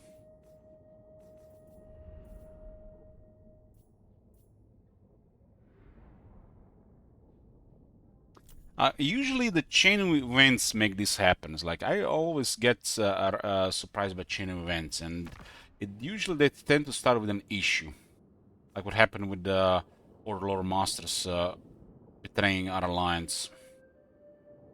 Then follow up with Torek and Tlaqua. A chain of events.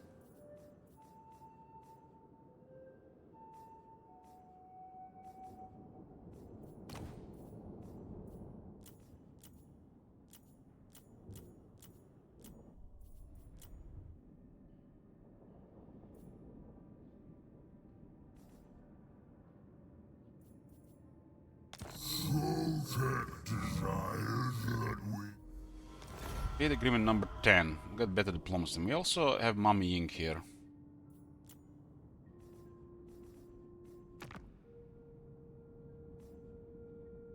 We have a military alliance with Dedi Ming, so let's have to open relations with her as well. Precious few lesser beings are granted the Storm Dragon's counsel.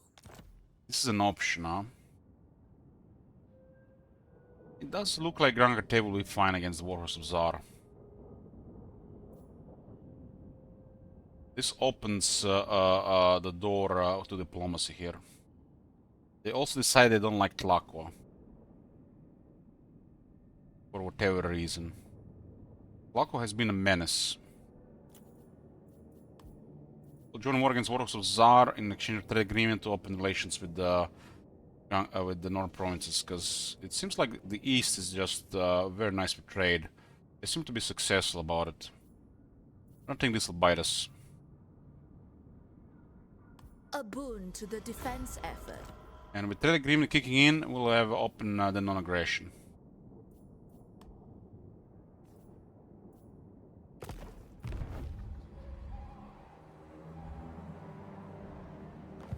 Izazat. Zar is 21 with 10 settlements. That's a good one to work with the provinces, with the Gran Katai provinces. Made peace with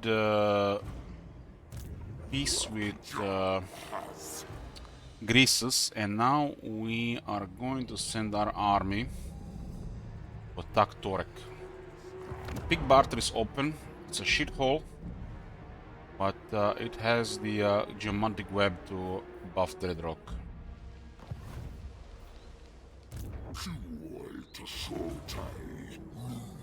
Torek will see us coming and hope he sends military this way and not on our provinces at home. Retuk us quasur. Take.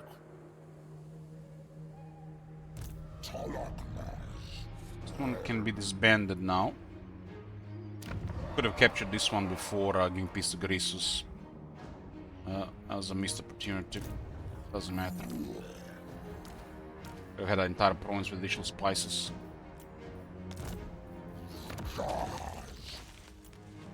That was missed. I was about to do that, but gave peace before it. So could have the entire province here, commandment and spices. Well, can make things perfectly.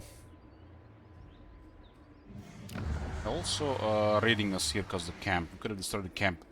Destroy the camp and take this would have been better. Before giving peace first. That was a little fail there. And no doubt that a war with Greasus might resume.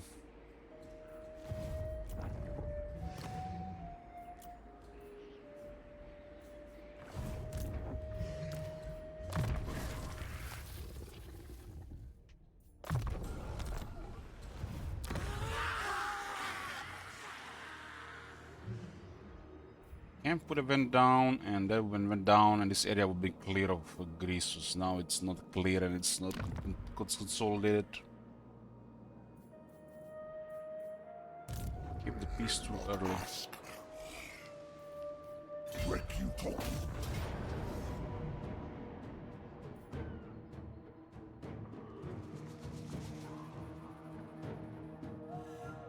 This is not a good auto resolve.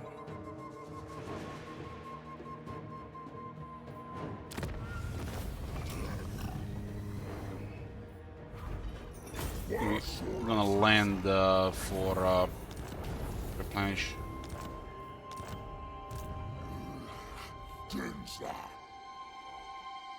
Land where though?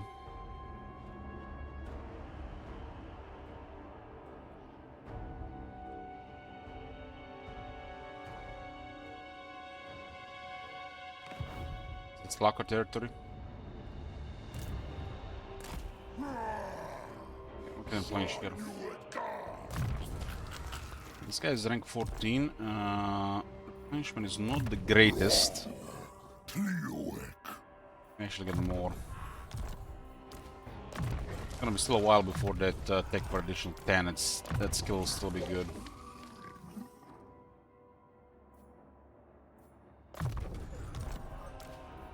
Quite a bit of heroes in this army.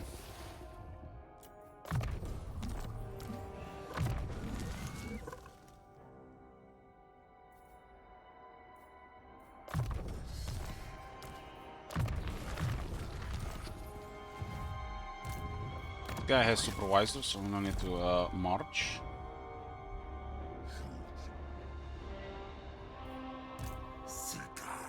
You really need to spy on Torekam. Prizes.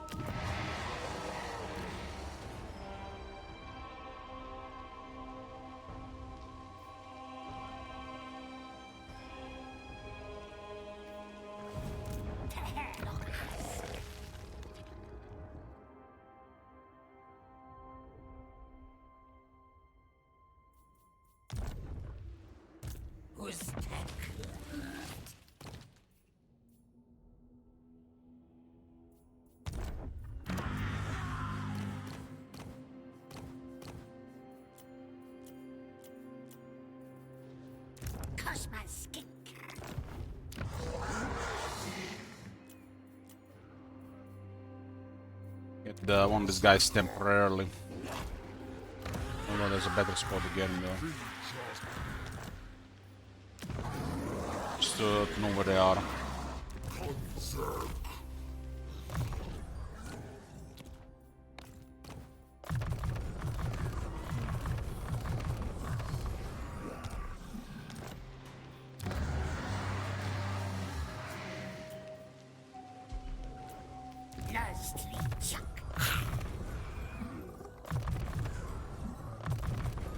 Also get some tech now that Torag is nearby.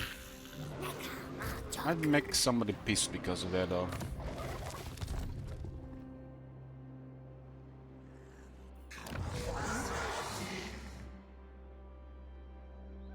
I have to be closer to Lamia for this fresh recruitment.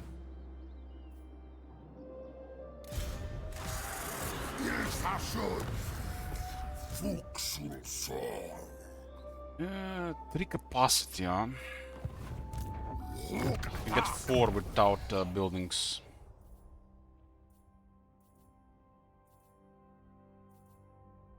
Blessings do capacity. It's another 15% cheaper recruitment. Doesn't matter which skill you take here, but this one is currently the most beneficial. This gives capacity in recruit rank, up production, replenishment, recruit rank and upkeep reduction. And we have a little army at a half price. Lots of units are ranked 9. Including the big daddies. These units could be ranked 9 as well if we had this technology. Let them have easy access to higher rank units. This army looks like gonna have to deal with dwarves.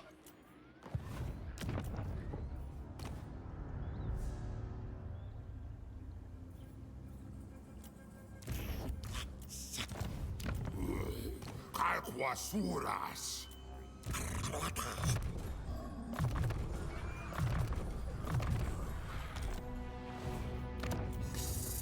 Ilsashun.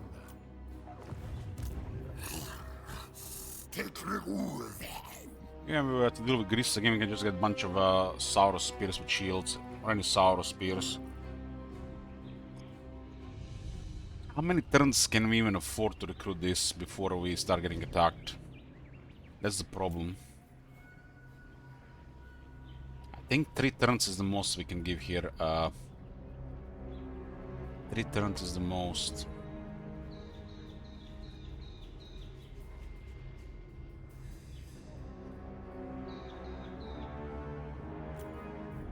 I feel like we're risking our settlements with more than 3 turns.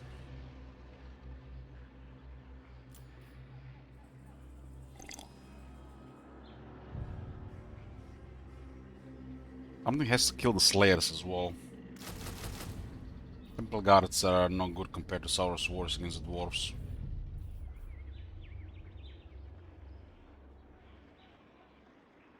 I have access to 3 Dreadsaurians. The Dreadsaurian has more leadership and has some range attackers on it. Feral also slightly higher health for some reason. And the Feral Dreadsaurian no can rampage and no lower leadership and no range attackers. The differences are really trivial if the army is sorted.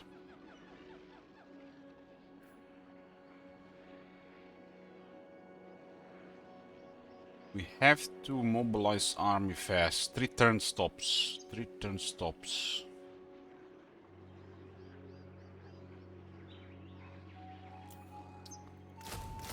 Have one of these on. The other one is not really built up yet. Huh? 8 turns. Yes, get boat here. 3 turns. Feral Stegodons bother dwarves as long as they don't get too many slayers. Ancient Stegodons trample them. So this is really nasty against dwarves. Also just top tier stuff. Very versatile.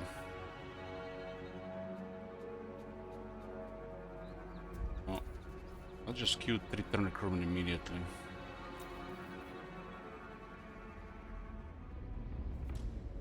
Drop recruitment with another administrator.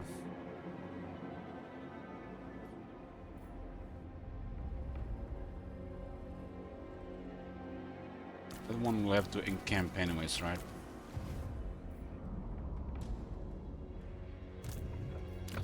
I only have currently 2 administrators.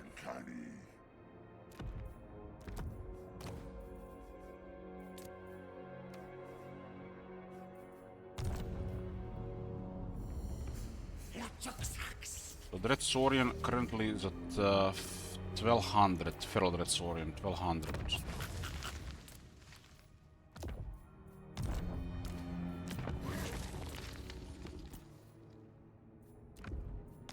Moon gets fetched a start turn. And yeah, they work, they work. We can literally have free recruitment with additional administrators. Considering he has 50% lower, some technology do something. The 5% cheaper recruitment from the absolute, and this is 30% cheaper recruitment, so we can literally have free recruitment. AI style. This is how much AI pays for the units. Literally, this is what AI does. Unless they get other bonuses, this is how the AI, it looks for the AI.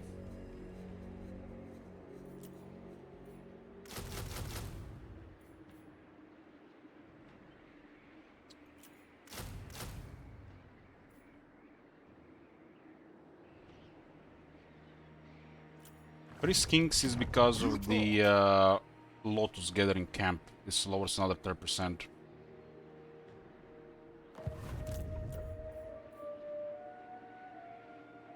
We'll get at this. We have 3 turns. 3 turns is all we can do here. 3 turns. In 3 turns we can get this. We could have recruited an entire army if we had no industry buildings here. Instead of industry buildings, we had this building here, but this beats the purpose of industry building because this buffs the industry building. So this local recruitment capacity here is odd for sure. Make more sense if local recruitment capacity came on here, on higher tier military buildings.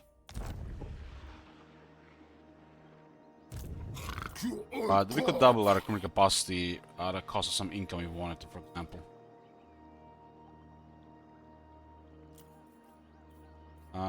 The reason I'm getting 10 of those Sauros buildings, so the global recruitment Sauros take 1 turn to recruit. We can increase our global recruitment with enough of these active, so we can raise our Sauros army in a single turn. But right now, we still don't have 10 of those buildings to drop the global recruitment of the Sauros. These guys are okay against the Slayers. This will be the army. 16 units in 3 turns. That is acceptable.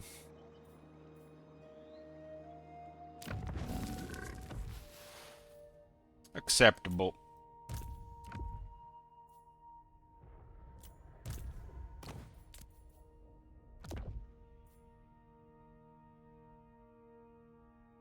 Because they only take 1 turn to recruit there.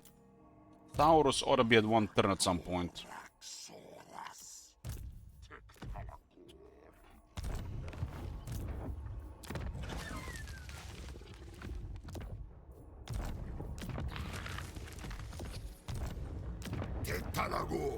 So this is the 50%, 7% cheap recruitment here. 70% cheap recruitment though. So with 3 more administrators in the area.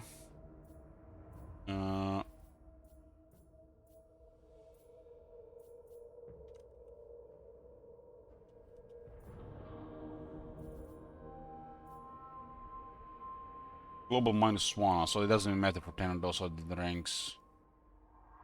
Guess it would matter for the Temple Guards 2 turns.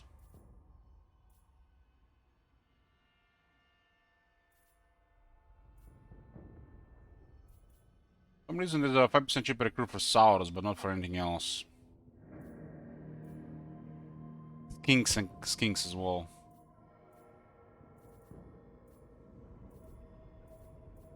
Kinda funny values for recruitment costs, 5% cheaper recruitment costs. Can you buff global recruitment capacity? Yes, can. With commandments, even a technology. The alignment of war buffs global recruitment.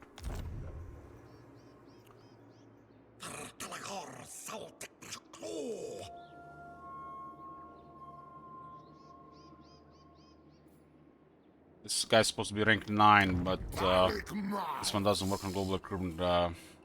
They still haven't fixed it.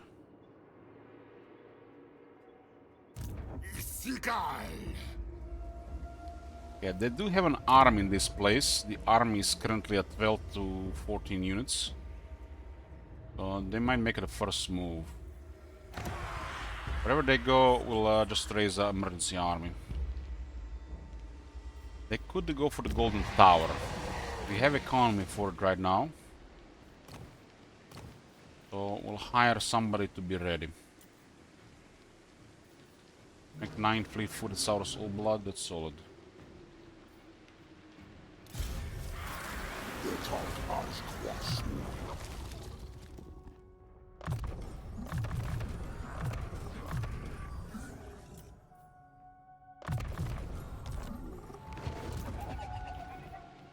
There's alignment of war here, right?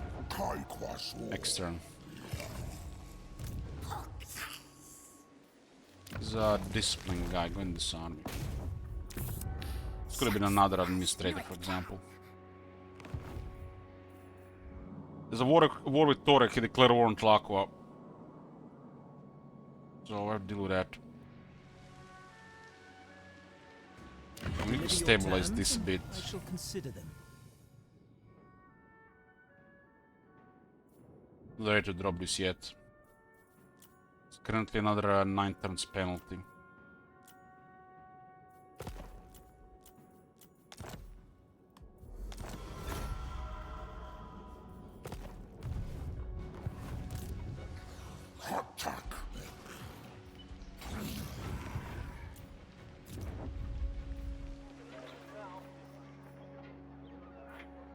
This place is looking great. Guess we have X to pick barter now.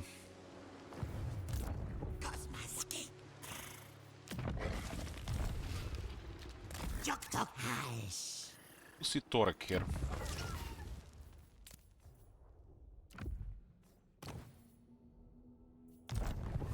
Don't be a wassock.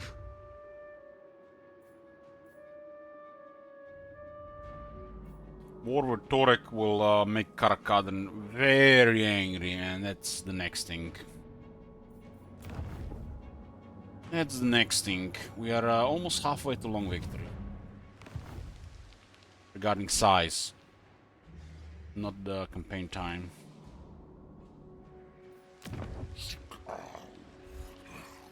Don't worry about the Lamia the most?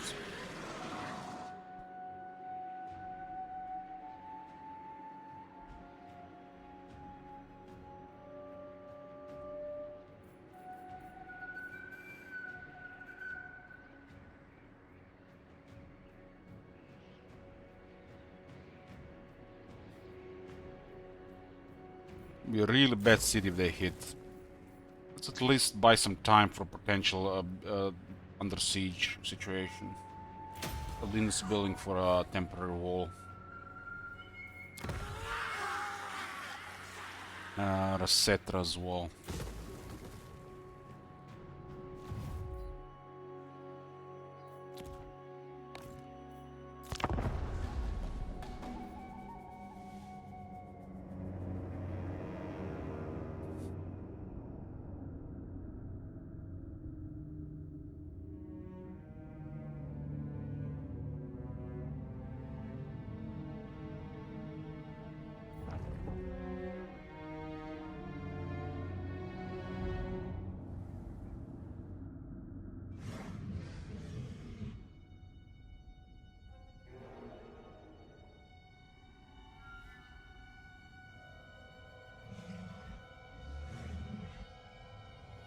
Plaka not doing anything about Torek.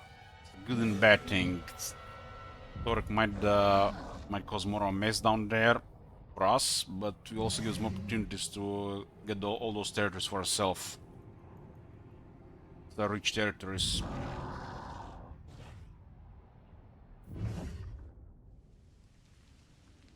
I want Torek to respond to Krogar, and I want to get his straight on Krogar. His trade is very good.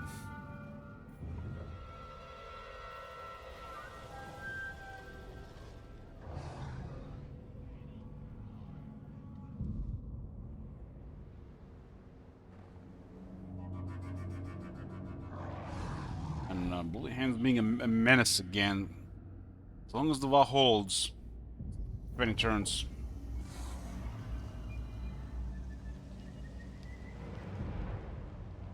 We're approaching late game. Turn 100 is late game in my book.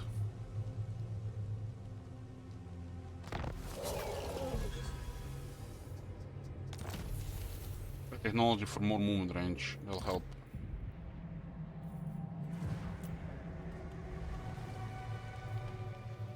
I missed this. I should have started camp and occupied this element last time before peace treaty, but it is what it is.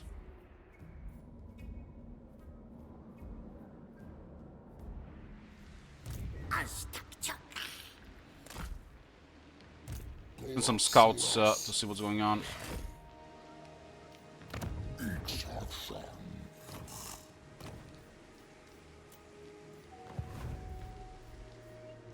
I'm a rune lord, not some mess.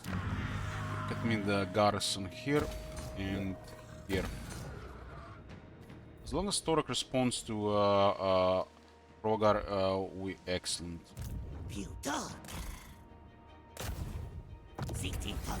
Still tech, plus 20 research for 3 turns. This faction desperately needs that. This will piss off a lot of people though. Some wrong people maybe.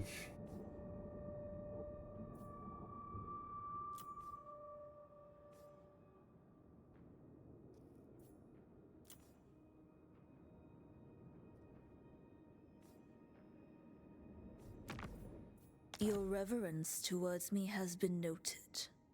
Hands up!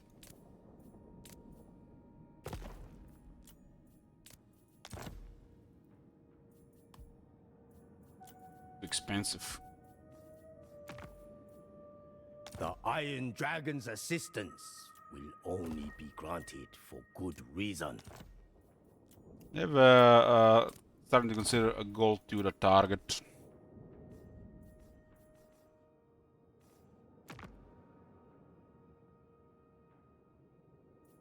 Yes, monster. What do you seek?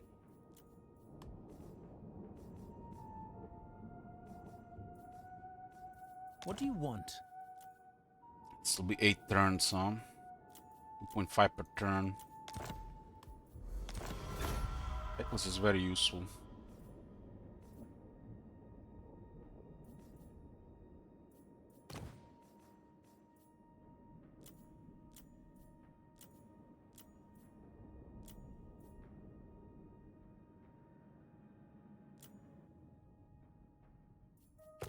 Austria is gonna be Lizardman until the High Elves move in from the looks of it. But Tlako has only one army in the area and nothing close to Torek. Even remotely close.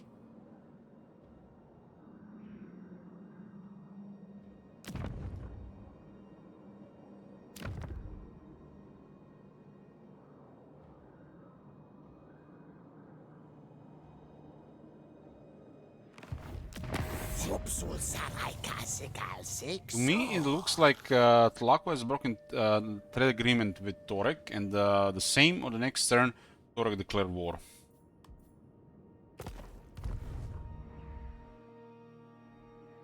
As you can see, a broken treaty with Armor Expedition -33. They must have broken the trade agreement. It was the cause for the war. Final step that made them declare war. I want these guys to respond to Arnesa and just keep doing what they're doing. We will deal with Torek. These territories are rich. More provinces, carb, obsidian, exotic animals, gold, and makes our position even stronger.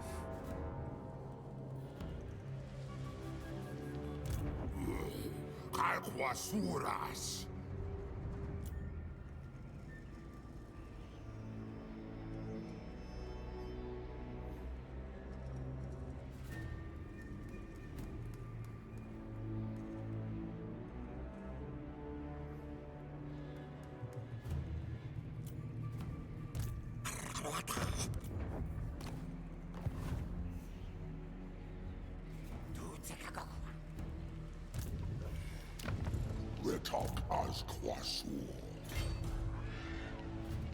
Everything is fortified here, except the middle here. It makes no sense to fortify, so they did very good with that. Very good. Looks like the army went north, so we're not gonna attack on this side of things. How many turns for horned ones?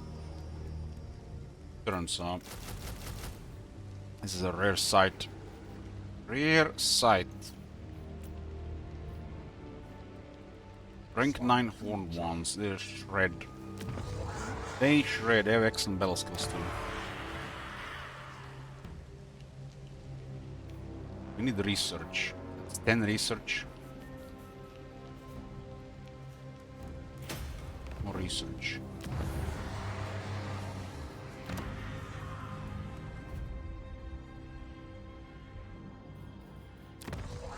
Tier 5 available here.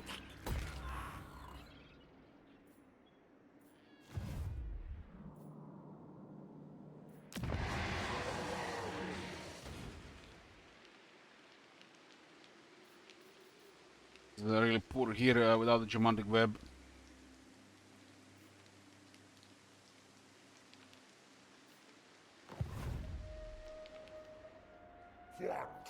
Yeah.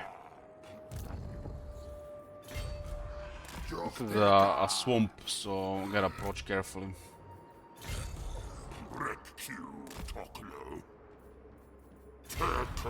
Hide the Kroger and hope they get closer.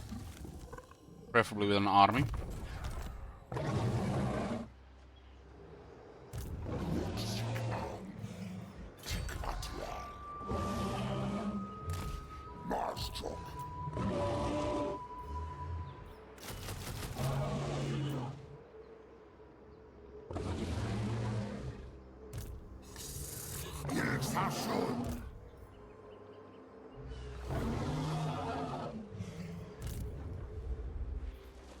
Guy needs to replenish. Juan Parhawks.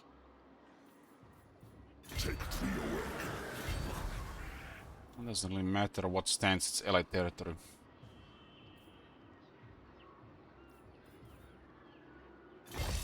Tickle.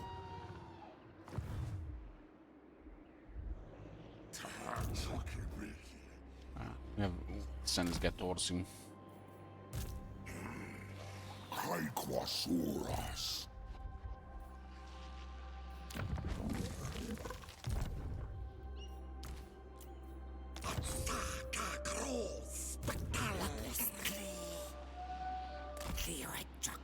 Scouting north.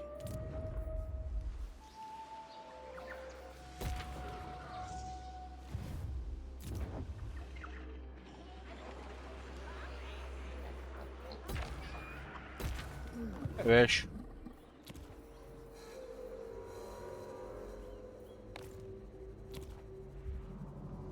Yeah, we have a stable situation in the east with Gelt, Iron Dragon, and the Storm Dragon. Storm Dragon relations could be better. I rarely permit such low company. Please tell me more. East, looking okay. Greasus will no doubt at some point rebuild military and possibly attack. But I've got to deal with Torek. Could have made this area more secure from that, but... missed that. Mistakes were made. And gotta deal with Torek here.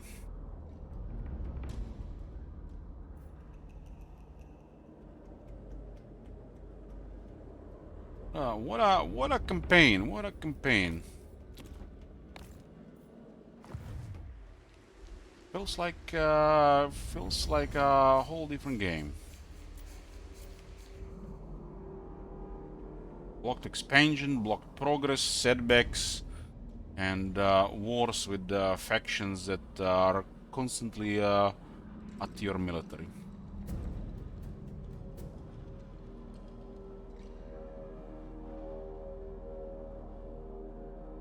We have a really good position here. And with Torek down, it'll be even better.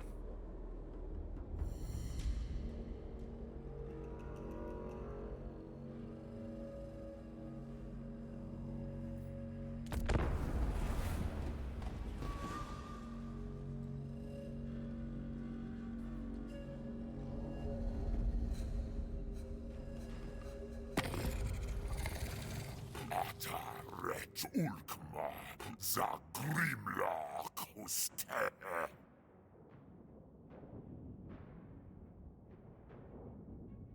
Could be, if we give them peace 3 here, Itza might start breaking treaties with us.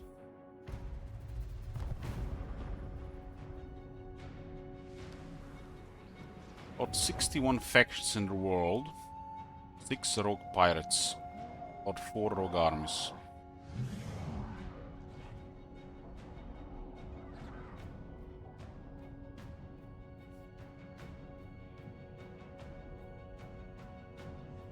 Tlaka is a little bit slowed down by the wasteland attrition and poor replenishment here. I think AI needs a modifier from difficulty from potential to a research rate.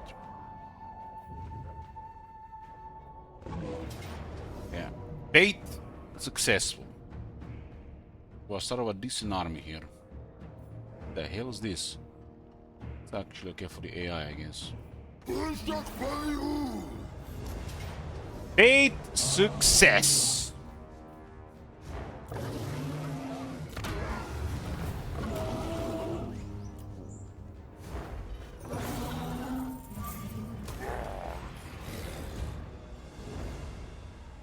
Successful ambush.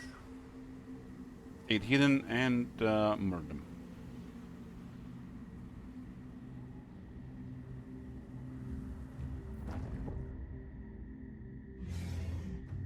They were hidden, would have had more numbers on us in that area. If the ambush foiled. Also, even without the ambush skill, I didn't skill this time. Does have 25 higher already, and I'm skated for another 5. The Empire is looking pretty grim. This Laxdal and Verdanos, what the hell? Gelt has declared war on Goldtooth.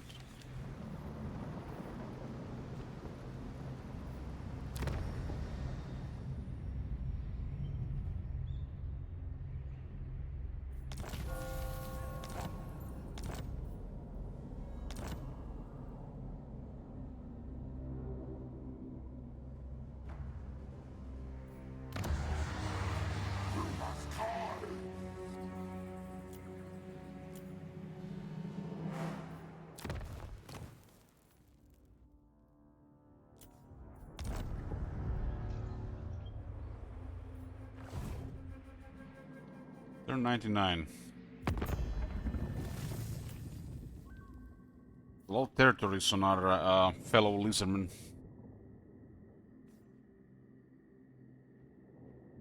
Ceradan, Sine!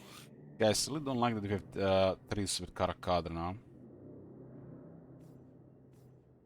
Minus 27 right now. I'll break them at some point.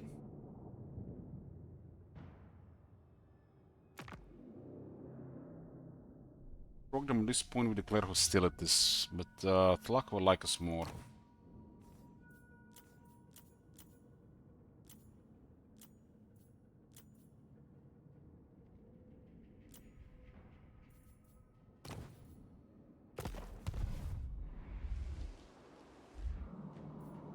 Gotta deal with this army here, huh? Not likely.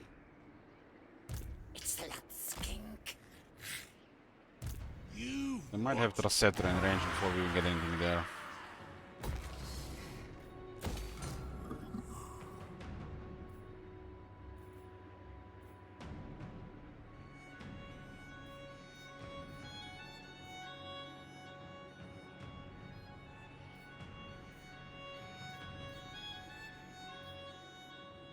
Also go for Temple Barracks. Let's get Kaldosodic here.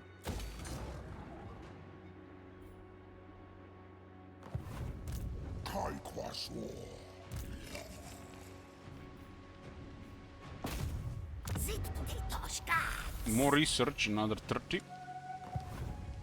Denzla.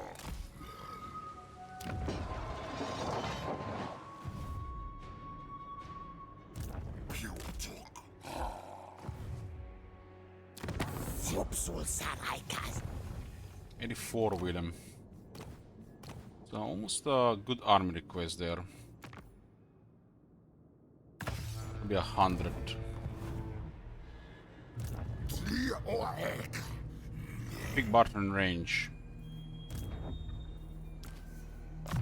Really, there's not a massive Torek military there. I have another army to assist.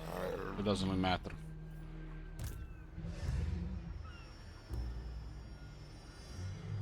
Big Bart is a poor garrison, but it's walled.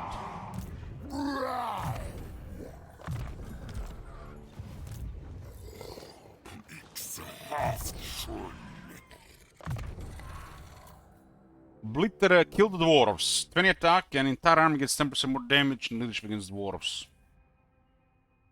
Useful against Torek and later Karakadri, no doubt. Even if you have the extreme defense, this will not help them. And entire army getting this 10% damage against dwarves is excellent.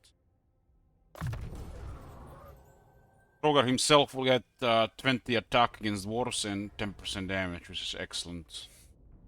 What 121 attack plus base hit chance. They will have to have over 70 defense in order to get a max. To avoid Krogar having a max hit chance. 70 defense. Only Ironbreakers can have that in some characters. And even then it will be a pretty high chance to hit.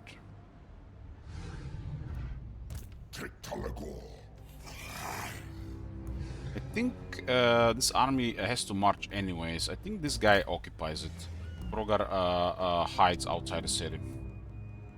We want to pull stuff towards the city. Rank 14, so they're slightly more military than us. Destroy a small army outside Big Barter. It's gonna go back to tier 1. This army is here as well. But this guy besieges it. You can see 3 armies waiting to attack us. They're getting ready, boys! Is this going to be like underway attack? Bugger off. Bugger off. I will not. Surely this is everything here.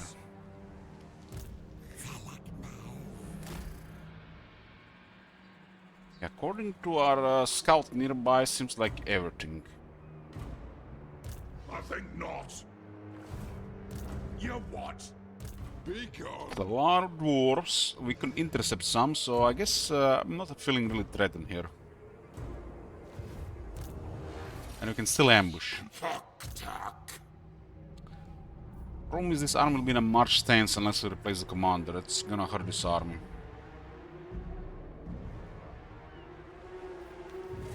It's always nice to have a high rank lord. I guess this guy could replace him.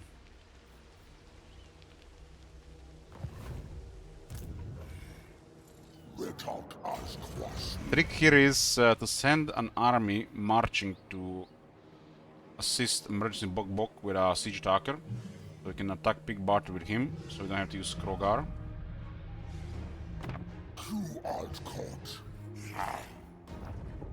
We are actually in a swamp as well.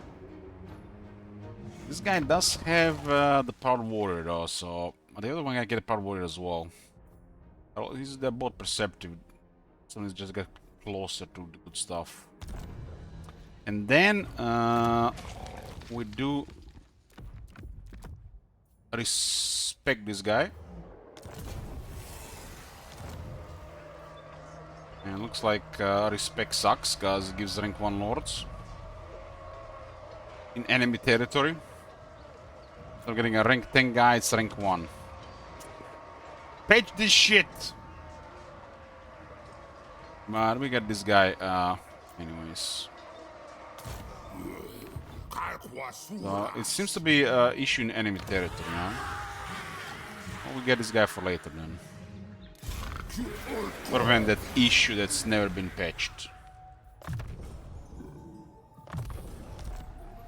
So this guy will be available for later.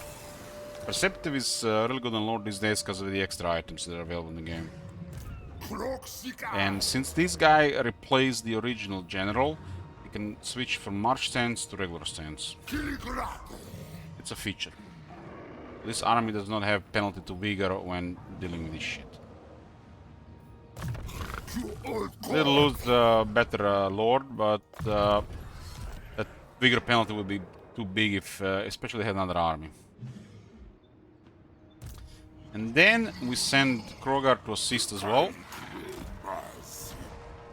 And we capture the settlement, we hide Krogar, and hope all Torque military goes for it. We are in a very good position to get attacked.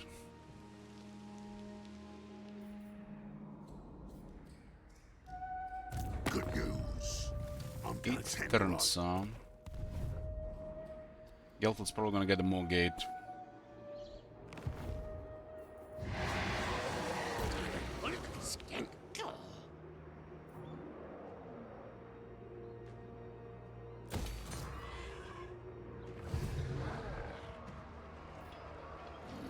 Also potentially a lot of money.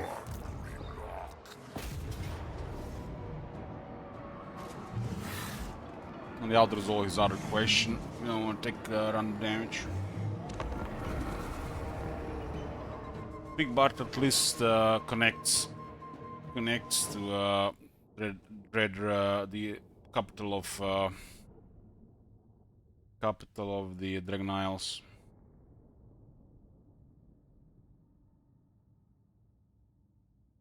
It'll take forever to build up in that climate. Who was waiting for a war with Voros? I knew it would happen. I knew it would happen. Coming out of the rocks, this still hasn't been patched on.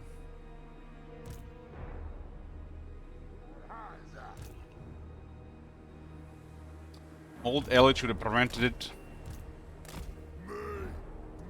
Old Elich, how would have Old Elich prevented minus 330 trespassing on Karakadin and pissing Torek off on Tlaqua? Tlaqua also broke trade agreement 54 with him. There was no preventing that one. There's no Old Elich in this case because this is more aggressive behavior. Yeah, but this is between the third with a second and third party. It's not we have no control over this with this faction.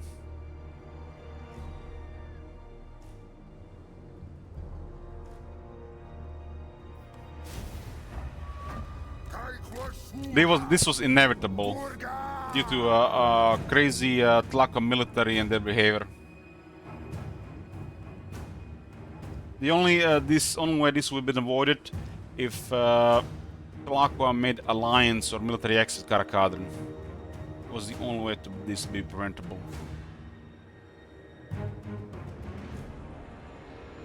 Hungry! And that's just totally random. Let's go, boys! We're gonna grind up to feast!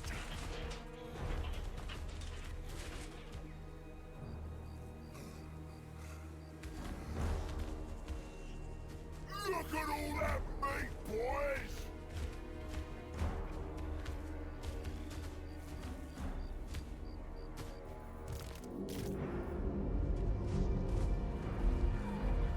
From the rocks they come.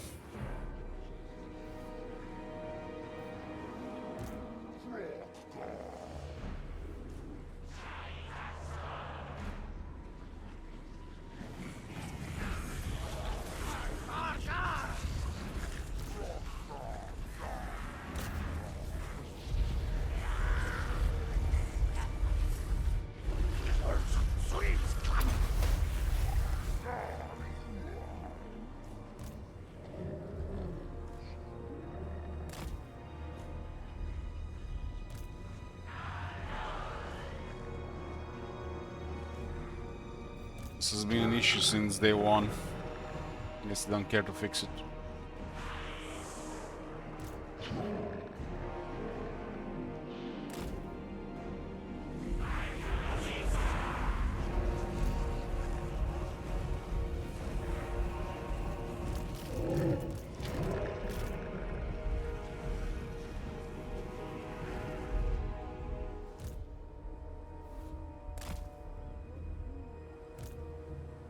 The garrison is small, we just went in the battle just to minimize casualties and potentially give better replenishment to the army, but the army won't need much replenishment here.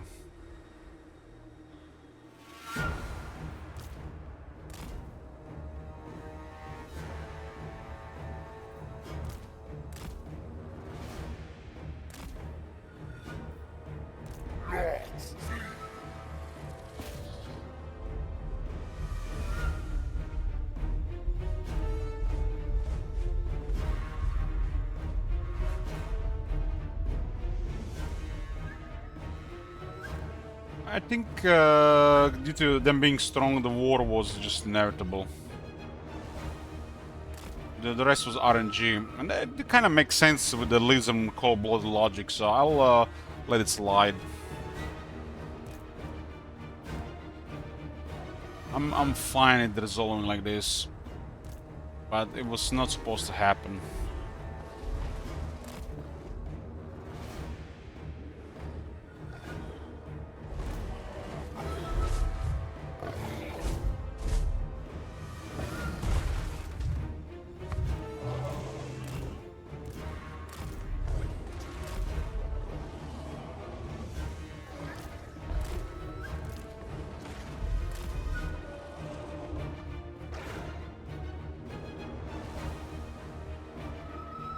I lost both our birds here, could all have been over the walls.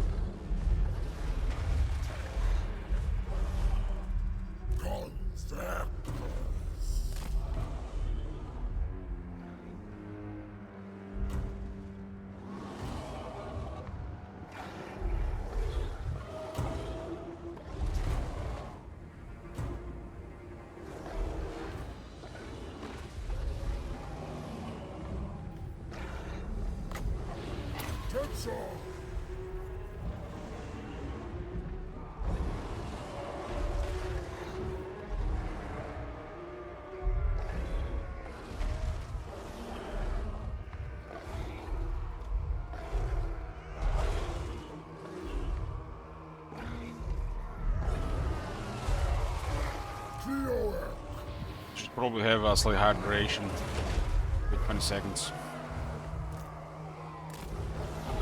Can you reach that before the barricade? Go fast! Fly like the wind, Grimlock! Oh, never mind, it was a tower, not a barricade.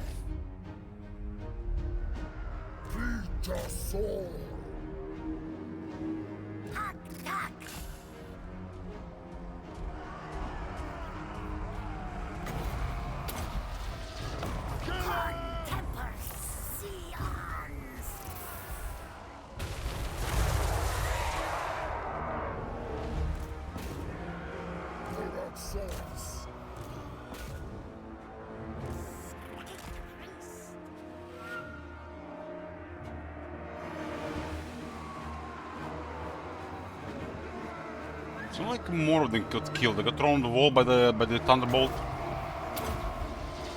79.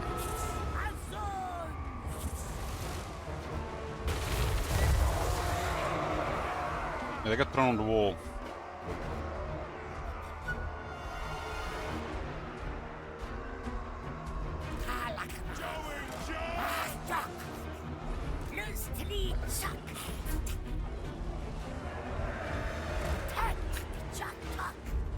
Do you know Itzel did as well? That exploded on the wall as well.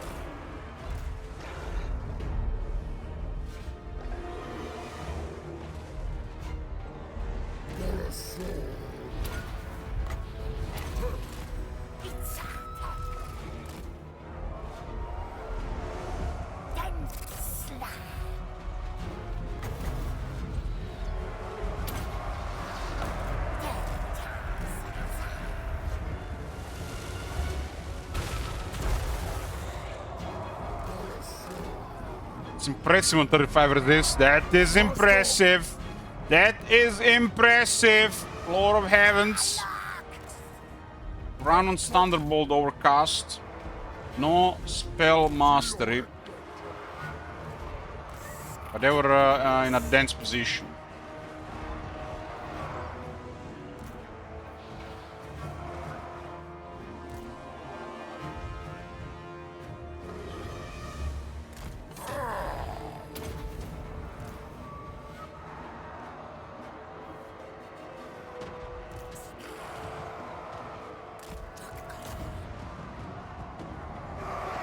Lost 8 wood one.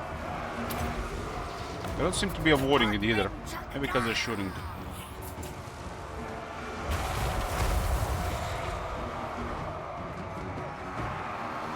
First one was more impressive because they were in better health.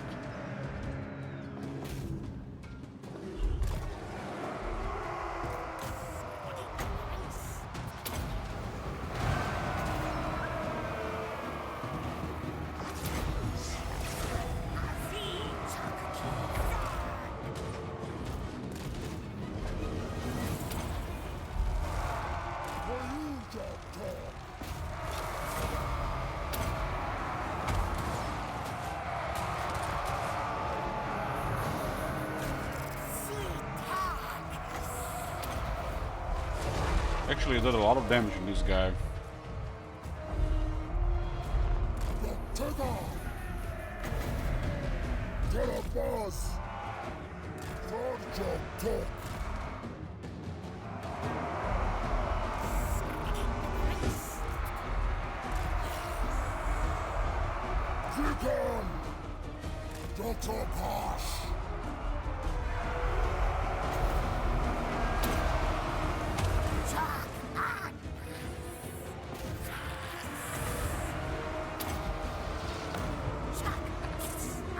The fast spell to activate as well. Yeah, the first one is very impressive.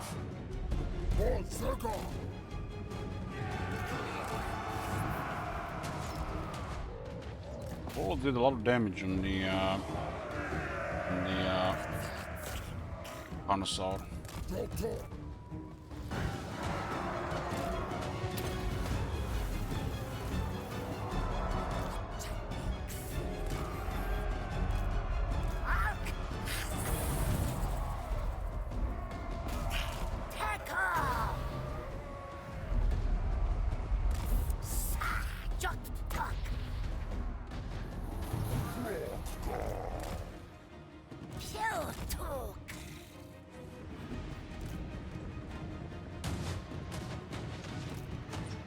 It's almost the same capturing the settlement or killing them here.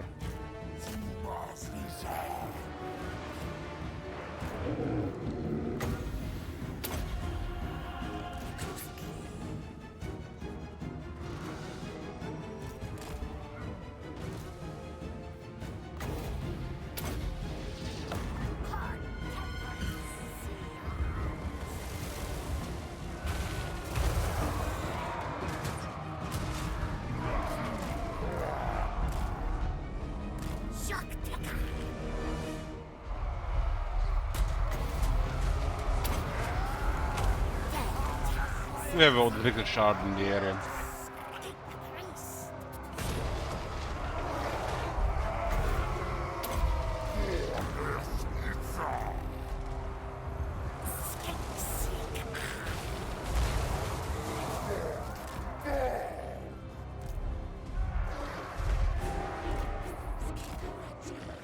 We're a little bit less lower damage in the characters, the other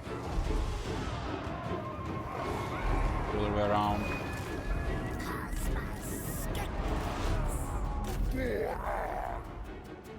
Got any healing? It's only one of these guys in the army.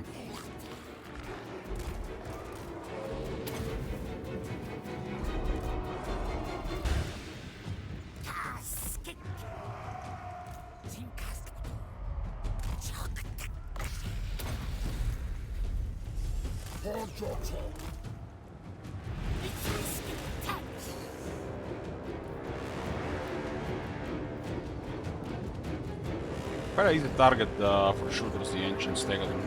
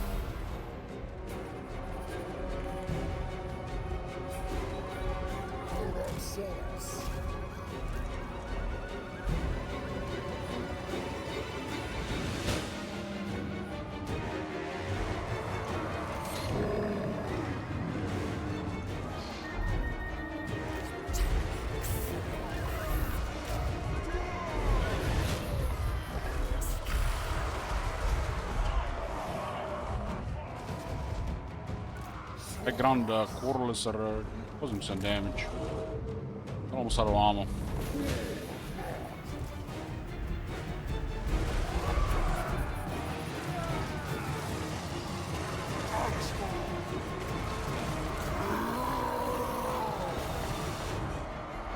This guy's in 65 attack, huh? Stopping dwarves.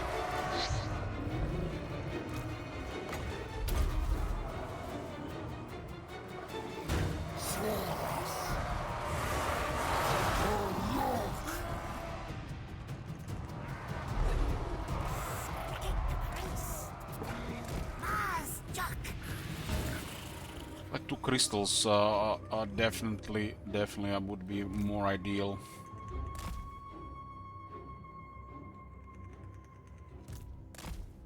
Or an oracle. Some fun with thunderbolts this fight.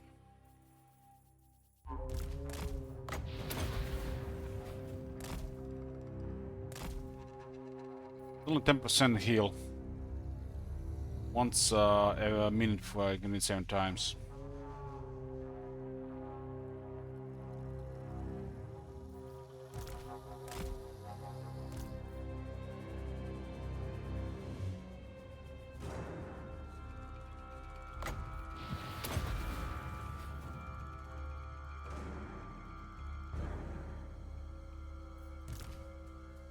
This guy's not worth healing, will not resurrect anybody with 10%.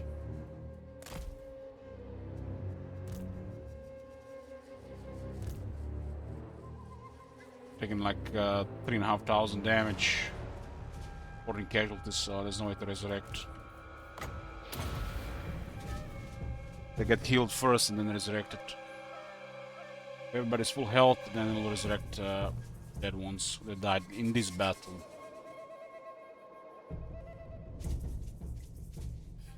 Still 70% of health to one unit.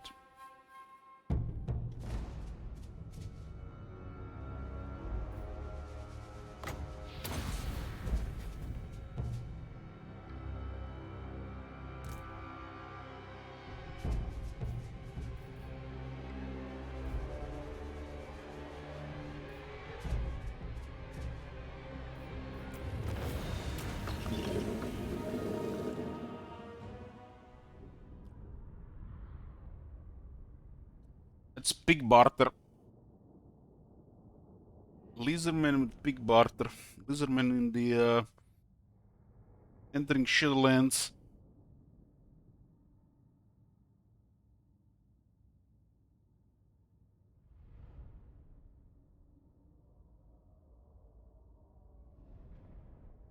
Fighting against your fellow ally. Who? Who never ally with Torek. Torek betrayed us by attacking our ally.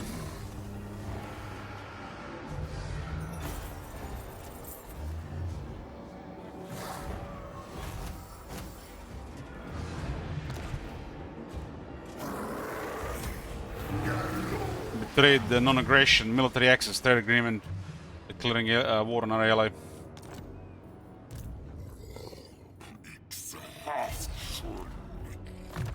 Attacked Tlaqua. Tlaqua broke trade agreement with them, but something else caused it. There's no place for dwarves in those jungles. Unless we're the top dog and we decide for it. Because of this.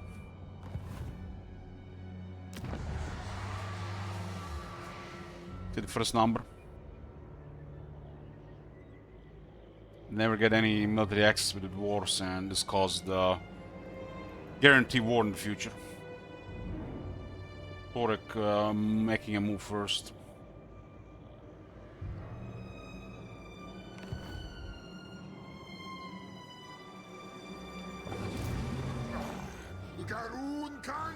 Landed right in the swamp here, huh? Reductus quasur. Calquasuras. Ilxashul. This is the red climate, but if you have a replenishment, it works.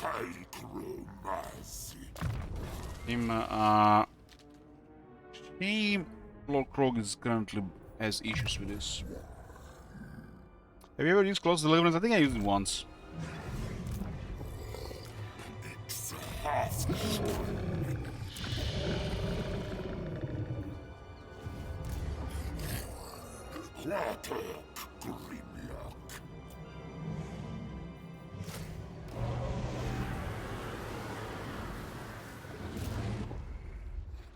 Quasuras.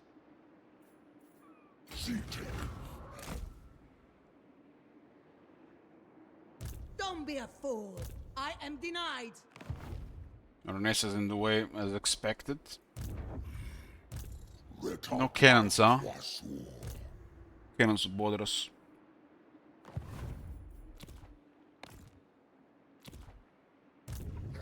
This is an army we can seize. 3 would be enough to mess us up.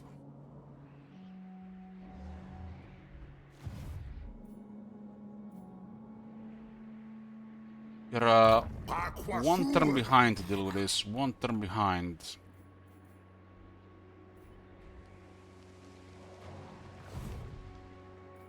Aquasura. Uraxura. To old court.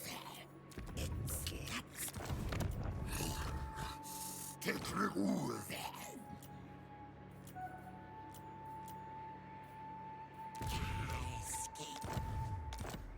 So much for a 70k treasury. It's dwindling again.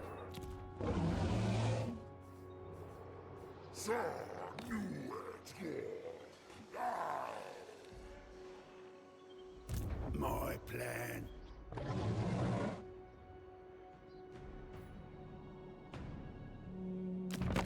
Make your offer.